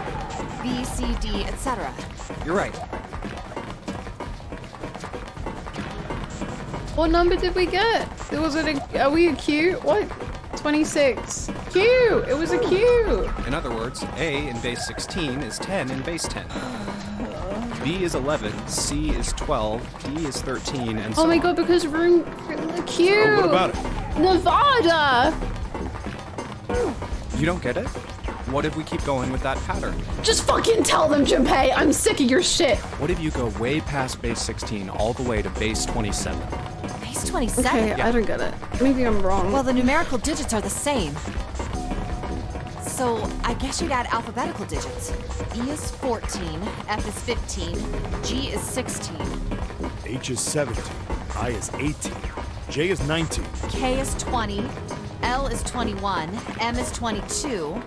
N is 23, O is 24, P is 25. Yeah, and? What comes after that? They don't know the alphabet. Q. 26. And what does that mean? Wasn't a 9 on the door. It was a Q. A fucking lowercase q! A fucking lowercase q. They even slept all night. We don't even know it's night! They get no excuse. They were sleeping before they woke up. Yep, that's pretty much it. None. I guess to put it another way, you could say that it was a 9 in base 10, but a Q in base 27. Time for more running. God, my thighs are killing me. I swear any moment now I'm gonna tear a muscle. I feel like every single cell of my body is dying for air. Damn, every breath I take is a chore now. I feel like my lungs are gonna burst. Maybe just a short rest. No. No, can't stop, don't have time. Come on, legs. There can't be many more of these steps left. Let's run. Run like a bullet down a rifle barrel. Like a tornado cutting through a sea of clouds. I feel like we're running along the back of a giant, coiled dragon. Finally!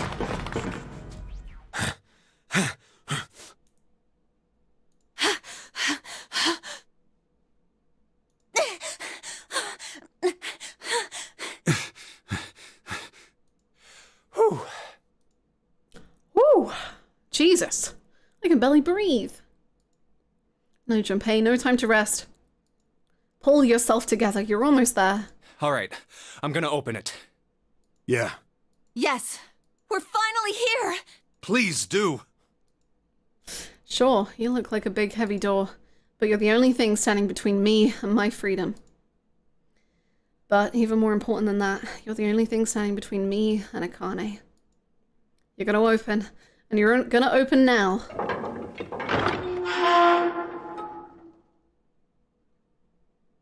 Yippee. I felt a hand on my shoulder. It was Aoi's. He gave it a small, reassuring squeeze. I was so happy I felt like I could melt. My heart was at peace. And all only because my brother and I were back together again. Thanks to the huge detective, all 9 of us who had been kidnapped were finally able to escape from the gigantic. On the distant horizon, we could see the faint outline of the ship as it sank. It gave a thunderous roar as it finally slipped beneath the waves. Its last cry echoed out across the ocean, and then it was gone. It's over. Aoi whispered. Yeah. It was over. It was finally over. Or was it? Was it really? No, that was wrong. That wasn't it at all. I was sure of it. This wasn't the end. It was only the beginning. This was only a prologue to what would happen in 9 years.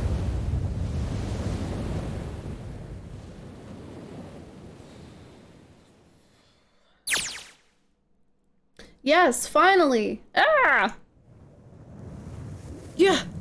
Damn, that sun is bright. I can barely see anything. I gotta admit, this doesn't look quite like... Wait. No way. We won on a... You have to be shitting me. What? It can't be. This is...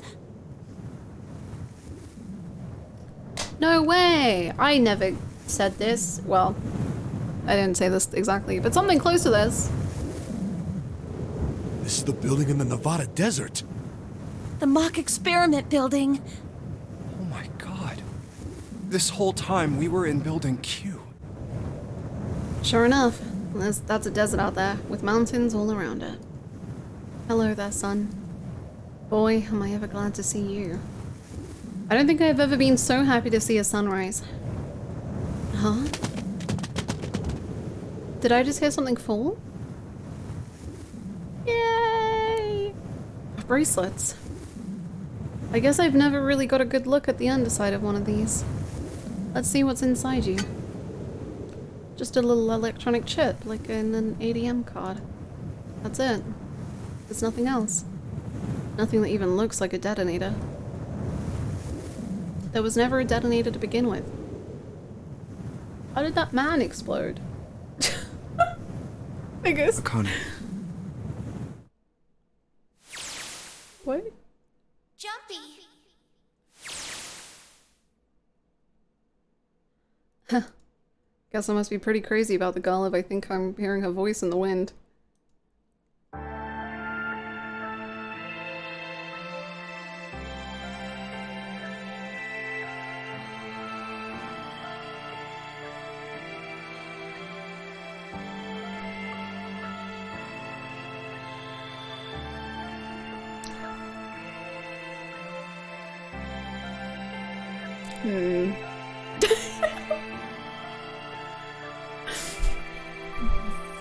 Right. Whoa.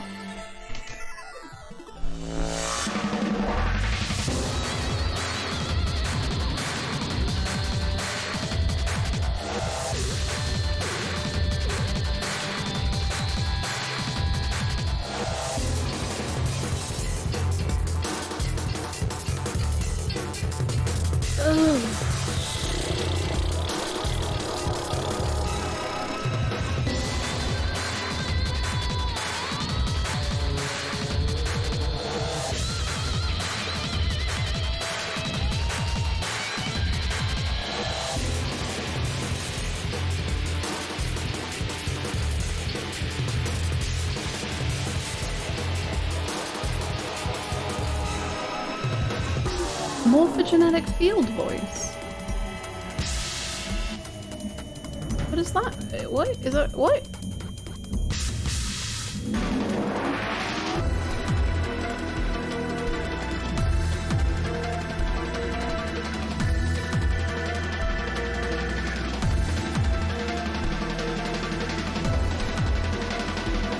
So I would definitely say just sleep on this because I had to.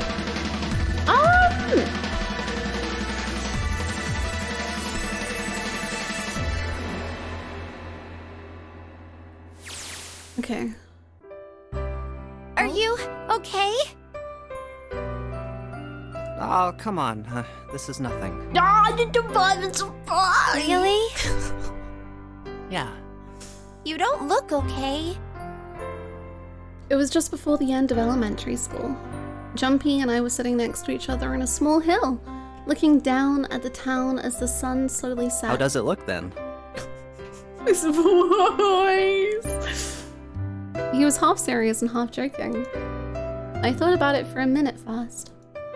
Well, let's see. Bro? Boy? Are you okay? What the fuck? It looks like you kissed a toad and got warts, but then they just kept growing and growing and growing. What does that even mean? Junpei grinned. Ow, ow, ow, ow. See? I told you you're not okay. You're too reckless. You can't beat 5 8th graders, Jumpy. That's crazy. Yeah, but I couldn't just stand there. I mean, don't you think so? I had to do something.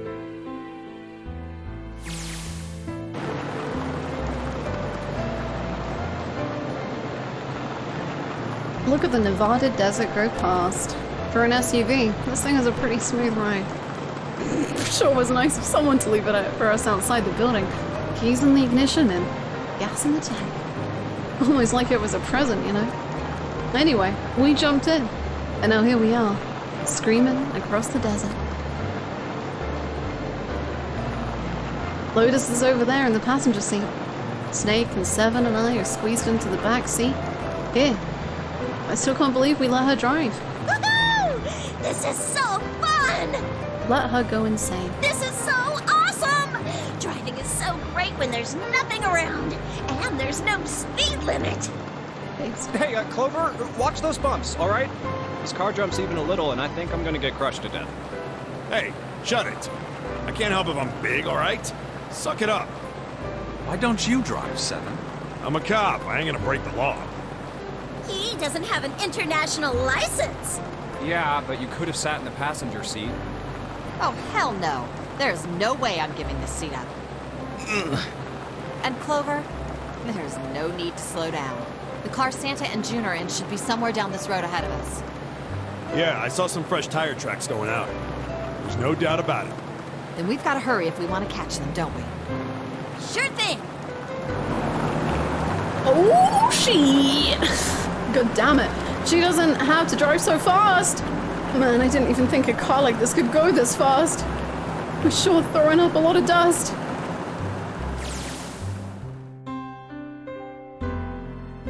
It was a couple hours after we'd run into the junior high students. They'd been hiding in the bushes on the back of one of the hills, drenching a kitten in gasoline!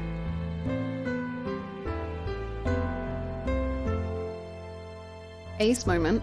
The moment we saw what they were doing, Jumpy ran up to them furious. Hey! What the hell are you doing? Then he jumped on them. He quickly scooped up the kitten and tossed it to me. I caught it and ran for the police station as fast as I could. Help me! Officer, please! You have to come with me! That officer was Seven. The policeman and I headed back to the hill. All we found was Jumpy, sprawled on the ground with her face covered in big swelling lumps. You couldn't run away after you threw the kitty to me? I asked him. He stuck his tongue out through the hole in his mouth where a tooth had fallen out. Yeah, I guess I could've. Then why didn't you? I didn't want to. I wanted to beat him up. Beat him up real good. Because of what they were doing to the kitty. Yeah, that too, but I think they were the ones behind those murders our first semester, remember? Oh, you mean the bunnies. Yeah, the bunnies. He plucked some grass in the ground and tossed it into the wind. They asked me what elementary school I was from, so I told them. And then they said they'd do the same thing to you that they did to the rabbits. I couldn't forgive them for that, so I... Those children are like severely demented and need like help ASAP. Of course, they probably don't know any more than I do. Like Ace. Well, I guess I should say Gentaro Hongo. Why did he create the Nonary Project? He was a scientist, a visionary. He also really loved incinerators. Anybody? Any ideas? Why don't you ask him yourself? No. Well, yeah, I guess I could. He's still in the trunk, I assume? Yeah, he is. Still tied up, I'm assuming, with his mouth taped shut. His eyes just look empty. No emotion.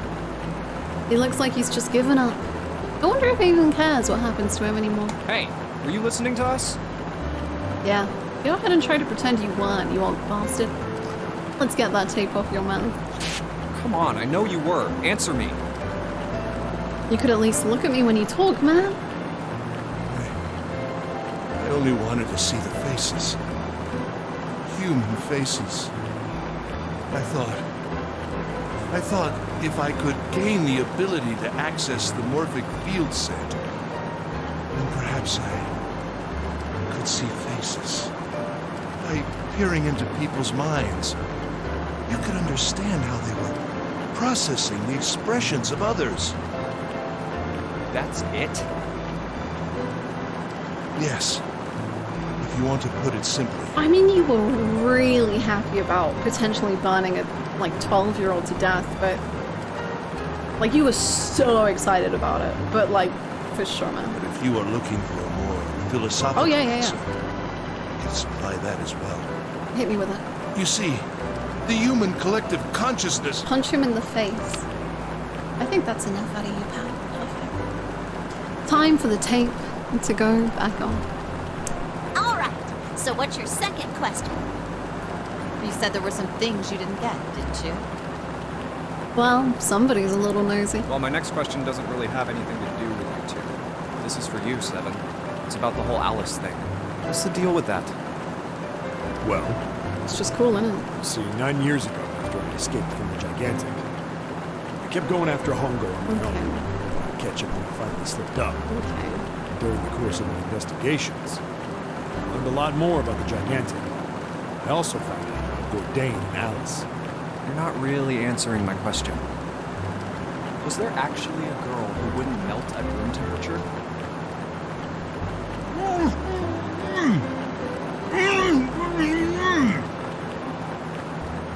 Sounds like Hongo has something to say. Alright, fine. I'll let you talk, but you gotta behave. What? Alice doesn't exist. 9 years ago, I found Alice's coffin behind the library on the bottom deck. There was nothing in it but the root of a peculiar plant. My research determined that it was a member of the genus Mandragora, of the family Solanaceae. I was able to extract a particular alkaloid from it. I used that extract to create Soparu. Its creation was a tremendous boon to my firm, and we grew rapidly. Shit, this is gonna go on forever. Tape's going back on, Hongo. The rest of my questions can wait a bit. For now, I think I'll just enjoy the ride. Here, this is for you. What's this? This is a for you doll. His name is Junpei. Jumpy pulled something out of his pocket and shoved out his arm toward me. In his hand was a doll made of yarn small enough to fit in his palm. Jumpy, are you sure it's, for you, doll? Huh? Yeah, the lady at the shop said so, so that means it's for you, right? Are you sure it's not a voodoo doll? Oh. Wait, what? That's... Oh, man. Oh, man. Oh, man. Well, it sure looks like a voodoo doll. I mean, you do know what a voodoo doll is used for, right? Yeah, I guess calling it Junpei isn't a very good idea then. It wasn't telepathy, it was voodoo the entire time. Why are you giving me this anyway? It just seems really sudden. Well, you know how after June, we aren't gonna get to see each other too much? June. I mean, we're gonna be in different schools, and I just thought I'd, Oh, okay, well, how about we call it June then? June. Okay. So, I wanted to give you this. You sound like some sort of tribal chief in a bad movie. Yes. I, head of tribe. This doll, traditional charm of tribe. So I give this. It me. So we always... Jumpy. Together. Oh, Jumpy. Don't know about this one, Chief, but that's fine. If something bad, then hold and pray. I go wherever you are. So here, take. I reached my hand out and picked up the doll gently. Thank you. Thank you so much, Jumpy. Before I knew it, I was crying. Tears streamed down my face and fell onto June's tiny body. Oh, Jumpy. I'll never forget you. I promise. Jumpy looked straight into my eyes and said just 5 words. 5. I'll never forget you either. The sky was a beautiful crimson red as it melted down toward the horizon. The last golden rays of sunlight stretched out across the city and painted themselves across the hills. We sat, bathed in the warm light of evening. Just the two of us, leaning gently against one another, shoulder to shoulder. The sun set and we still didn't leave. We watched in silence as the darkness deepened, and one by one, the lights of the town began to flicker on.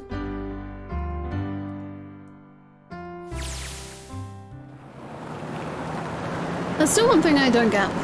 To be honest, it's the biggest mystery as far as I'm concerned, and also the only one that's really important. It has to do with June and Akane. 9 years ago, she died in the incinerator on the Gigantic, but she's still alive now as June. But how? Was it because I tapped into the Morphic field set and saved her 9 years ago? Huh. Alright, let's say that makes some kind of insane sense.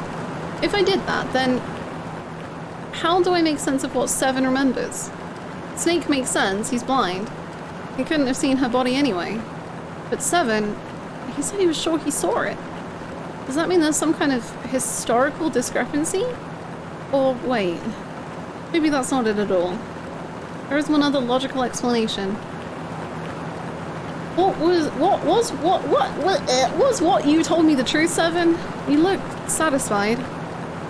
No. No way. He couldn't. Hey, look! Over there! There's somebody next to the road.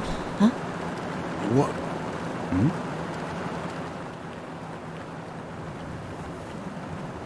And that somebody was Junko Enoshi.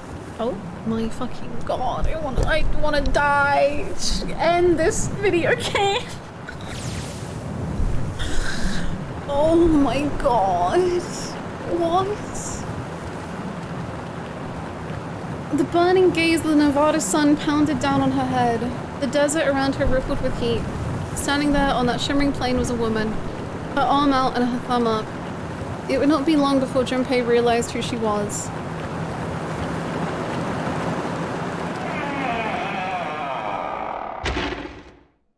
I'm uninstalling this game forever, and I never want to see it again.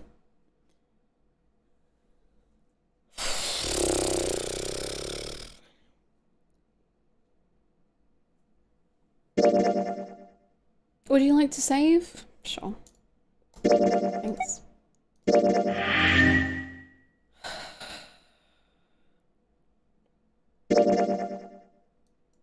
We did it, gamers. We did it.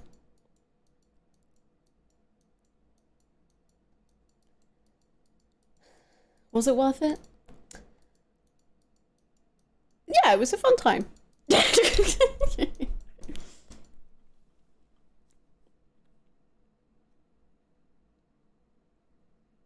Why is there a question mark? Basically because I went this way the first time. Like I went through door 3 and then went to this door that way. But this is just like what happens if you go from this novel to this door.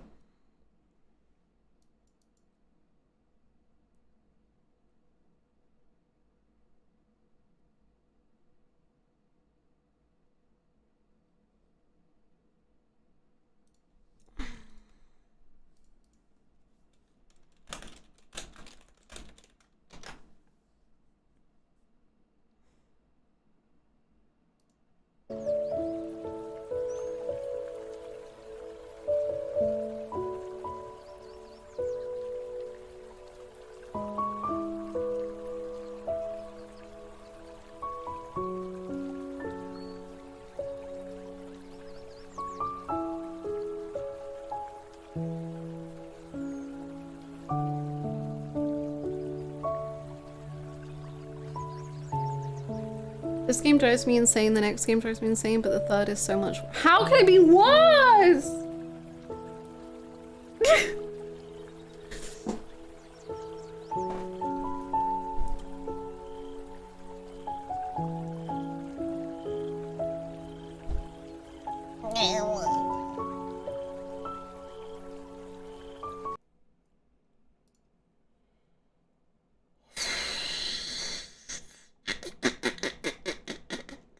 We were robbed of evil unhinged giant.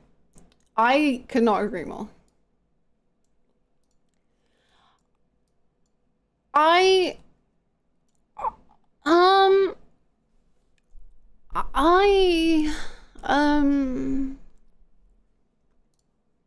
Yeah,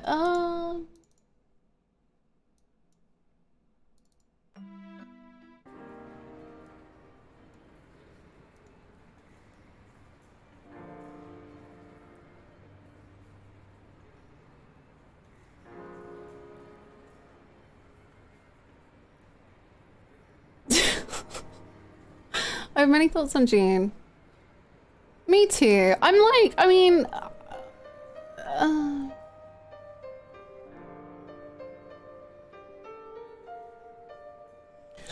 I'll be honest. I think I think it could have been such a fun and cool thing, and I mean, I'm a little disappointed, but it's just by like what she is. I think it could have been a lot more fun for me, I guess. But I had my hopes up so high, you know, and that's fine.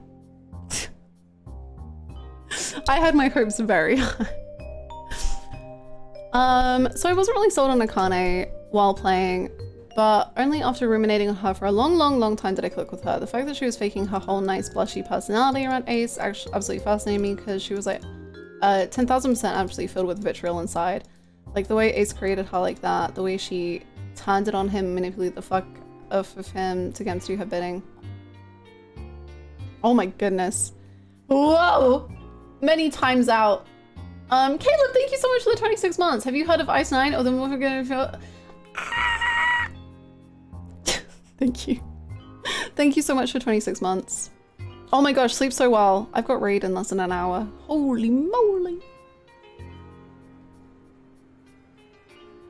I wish they showed in this game. Japanese is a sweet girl.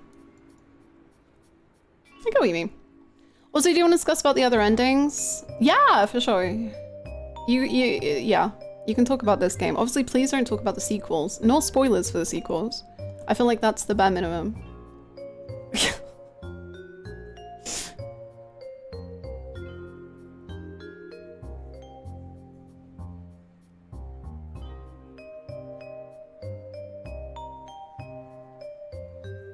I'm so sorry for the fatigue. I mean, it was very fun to play. Like, please, I don't want my fatigue to be, I don't want it to be seen as like an overall review. But yeah. Enjoyed the playthrough a lot, thank you. Oh, banger. When do you think you'll play these, or do you want to play another code or Layton game? I really want to play the Layton games.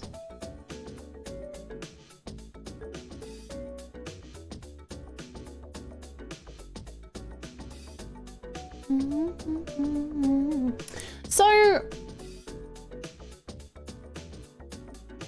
we can chat about tomorrow. I don't really want to. I would like to talk about it now. So in the sub, like, okay, I don't know. The thing is I don't know what spoiler. I don't know if the games are related. I don't know anything, so I don't know what I can know. So who stabbed everyone in the submarine ending? I guess if I'm not meant to know, then fine, I guess. Ace? Oh.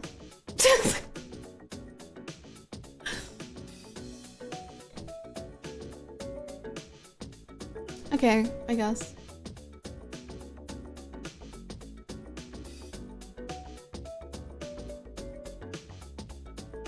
How did he start?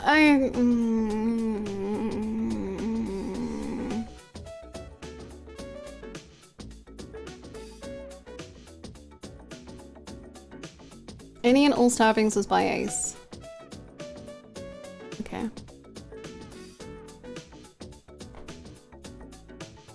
Ace pretended he was dead. Yeah, I don't buy it either.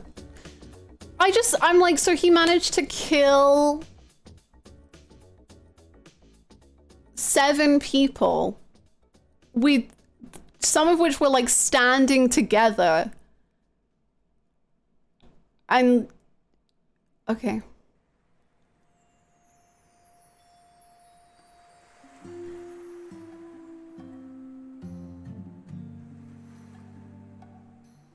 He's very talented. Not talented at creating passwords, but other than that, he's pretty good. He could have killed them in separate places and then dragged them that Hitman style. He could have. I don't think he did, but he could have. I think he literally just took them all unawares. Santa and Clover aren't much of a fight. He probably went after 7 first, and then Lotus isn't difficult. I guess? I don't know. I feel like Akane and Santa had some information that they were aware of, that they were like, we could use this and be not caught unaware. I don't know.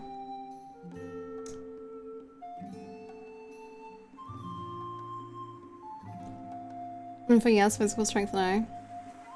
I mean, Lotus literally like freaking punches him. I guess it doesn't like massively affect him, but...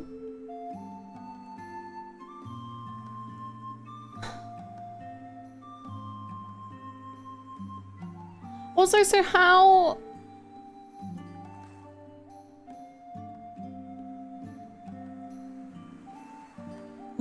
Okay. There's an FAQ. Oh my god.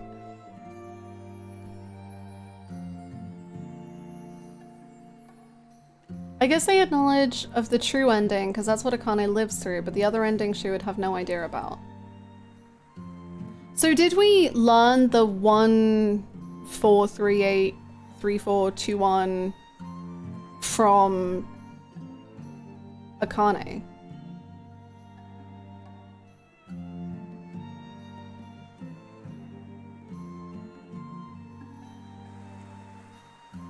I know the voice actors now. We actually did that at the beginning of stream.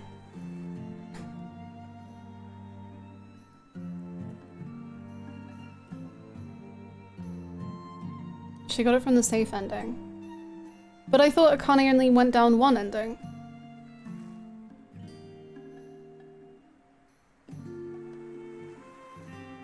So Akane definitely does safe via Junpei and then goes back to Coffin.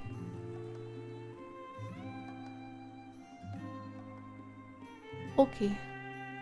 Was June disappearing on some paths because Junpei wasn't in a position to end up in the incinerator and solve the puzzle? Oh. Oh. Okay. Yeah, sure.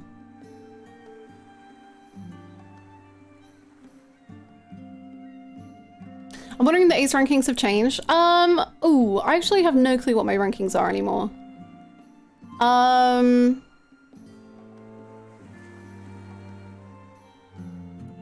I think Santa, Junpei, and Ace are at the top, but I don't really know who. Like, I would now probably do... Ooh, that was a bit much. I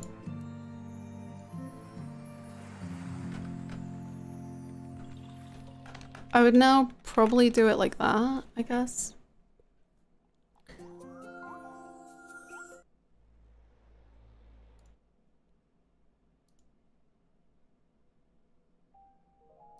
No. Did you figure out why June had sun fevers? Well, like, I mean, I said it was, I assume because she was in the incinerator. But I don't know if that's correct.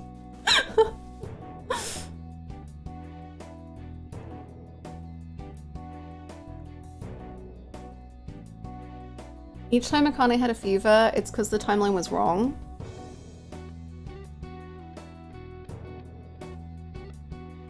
Okay.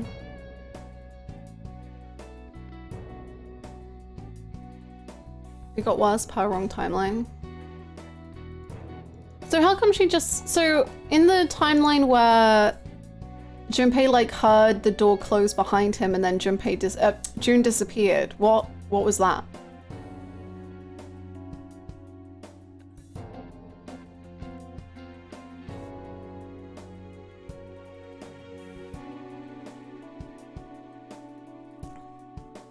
Or was Zero losing so Akane lost?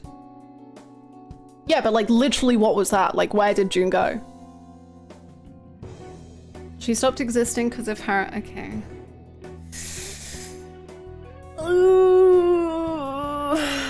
Okay. So, where did she go in this timeline?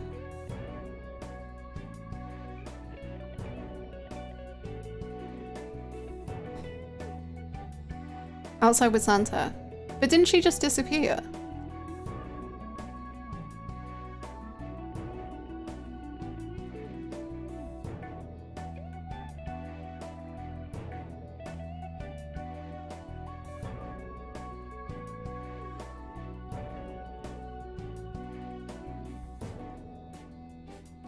Okay, I'm guessing I shouldn't know that, but sure.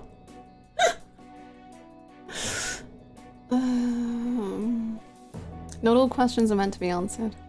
Damn, that's deep.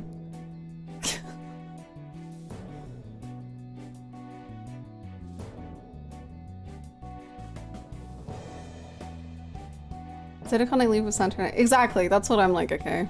I guess it's just in the next game or something, but whatever.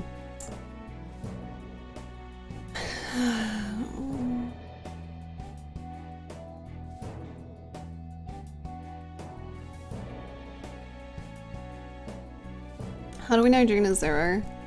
I don't know. They kind of... they kind of... I don't really know how they disclosed it. They just kind of... I don't know. When it's at the beginning of the Akane vision thing. And the bracelets.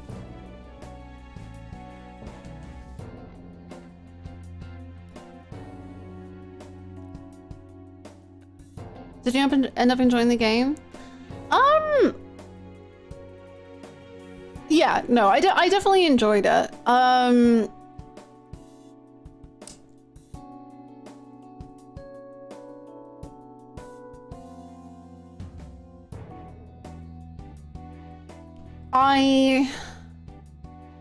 definitely struggled to have any big emotional connections with any of the characters, and I think some of the music is not... I mean, the thing is, okay, the music I realize is super, super subjective, because I know that like in the comments for the music, people are like, this is so creepy and this is so scary. And I'm just like, it's really funny to me. I think it's genuinely like funny music. So that means it kind of doesn't hit for me. I'm really happy with how I got the endings. I think I would have been really disappointed in certain ways if I had got the endings a different way. And the characters are really fun. All of the characters are just like cool. And honestly, that's really nice. It's kind of rare and cool to have a game with a big cast in the, like, I guess I'm kind of comparing it mostly to like Danganronpa, but it's nice to have a cast where it doesn't feel like anyone is like significantly lesser than other cast members. Like everyone had their chance to shine. Everyone was fun. I feel like Lotus got really kind of hard sidelined at the end, which is a shame because I really like her, but that's fine. Yeah. I think the Ace reveal and the Junpei catching him out is like the best part of it all. Like I think that was the best scene for me. I had like full shivers. It was great. Remember when Santa talked about stocks? In the Q&A, Ichikoshi talked about, because June saw the future from Junpei's POV, Santa bought a lot of Cradle pharmaceutical stock before it went up, and that's why he had the money to do this. Damn, good for them.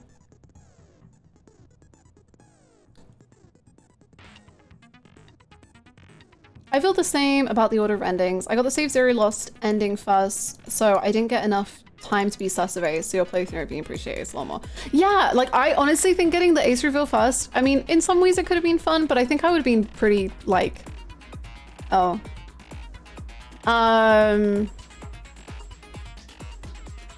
Yeah.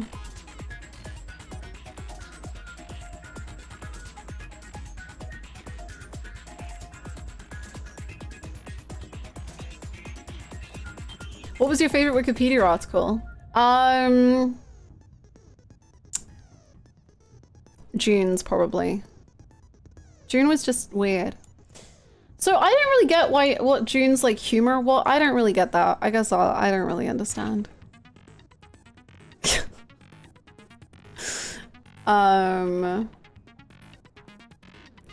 That's fine.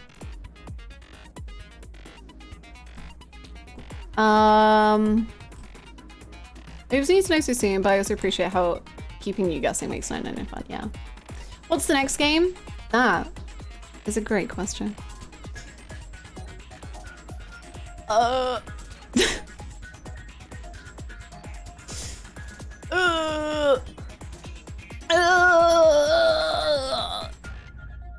Anyway, let's end the stream.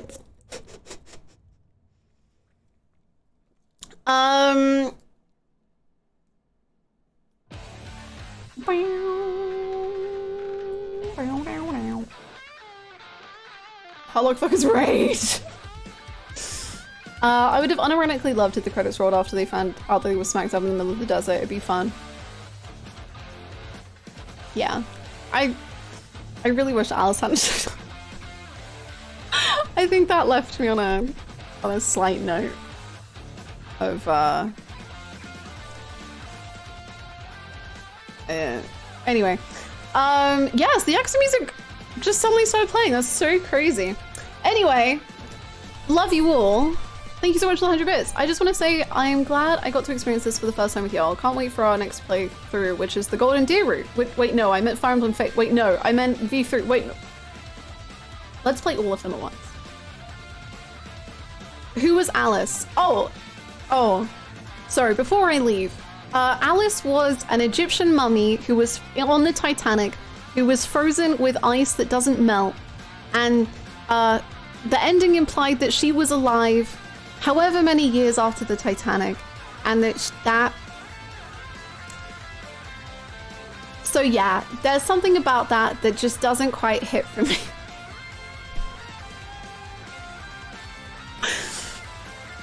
Huh? Yeah. Yeah. Anyway, thank you all so freaking much for hanging out with me. I'll be back tomorrow.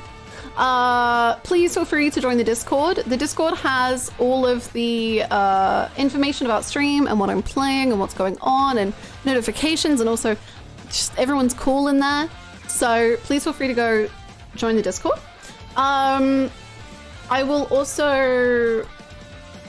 I was gonna say I'll also see you tomorrow, but I'd already said that. But anyway, I'll see you tomorrow again. As if telepathy is also believable. Don't worry, I've got a lot of problems with that too. It's fine. I have so many. Anyway, so thank you so much for hanging out. I'll see you next time. Bye bye, friends. Bye.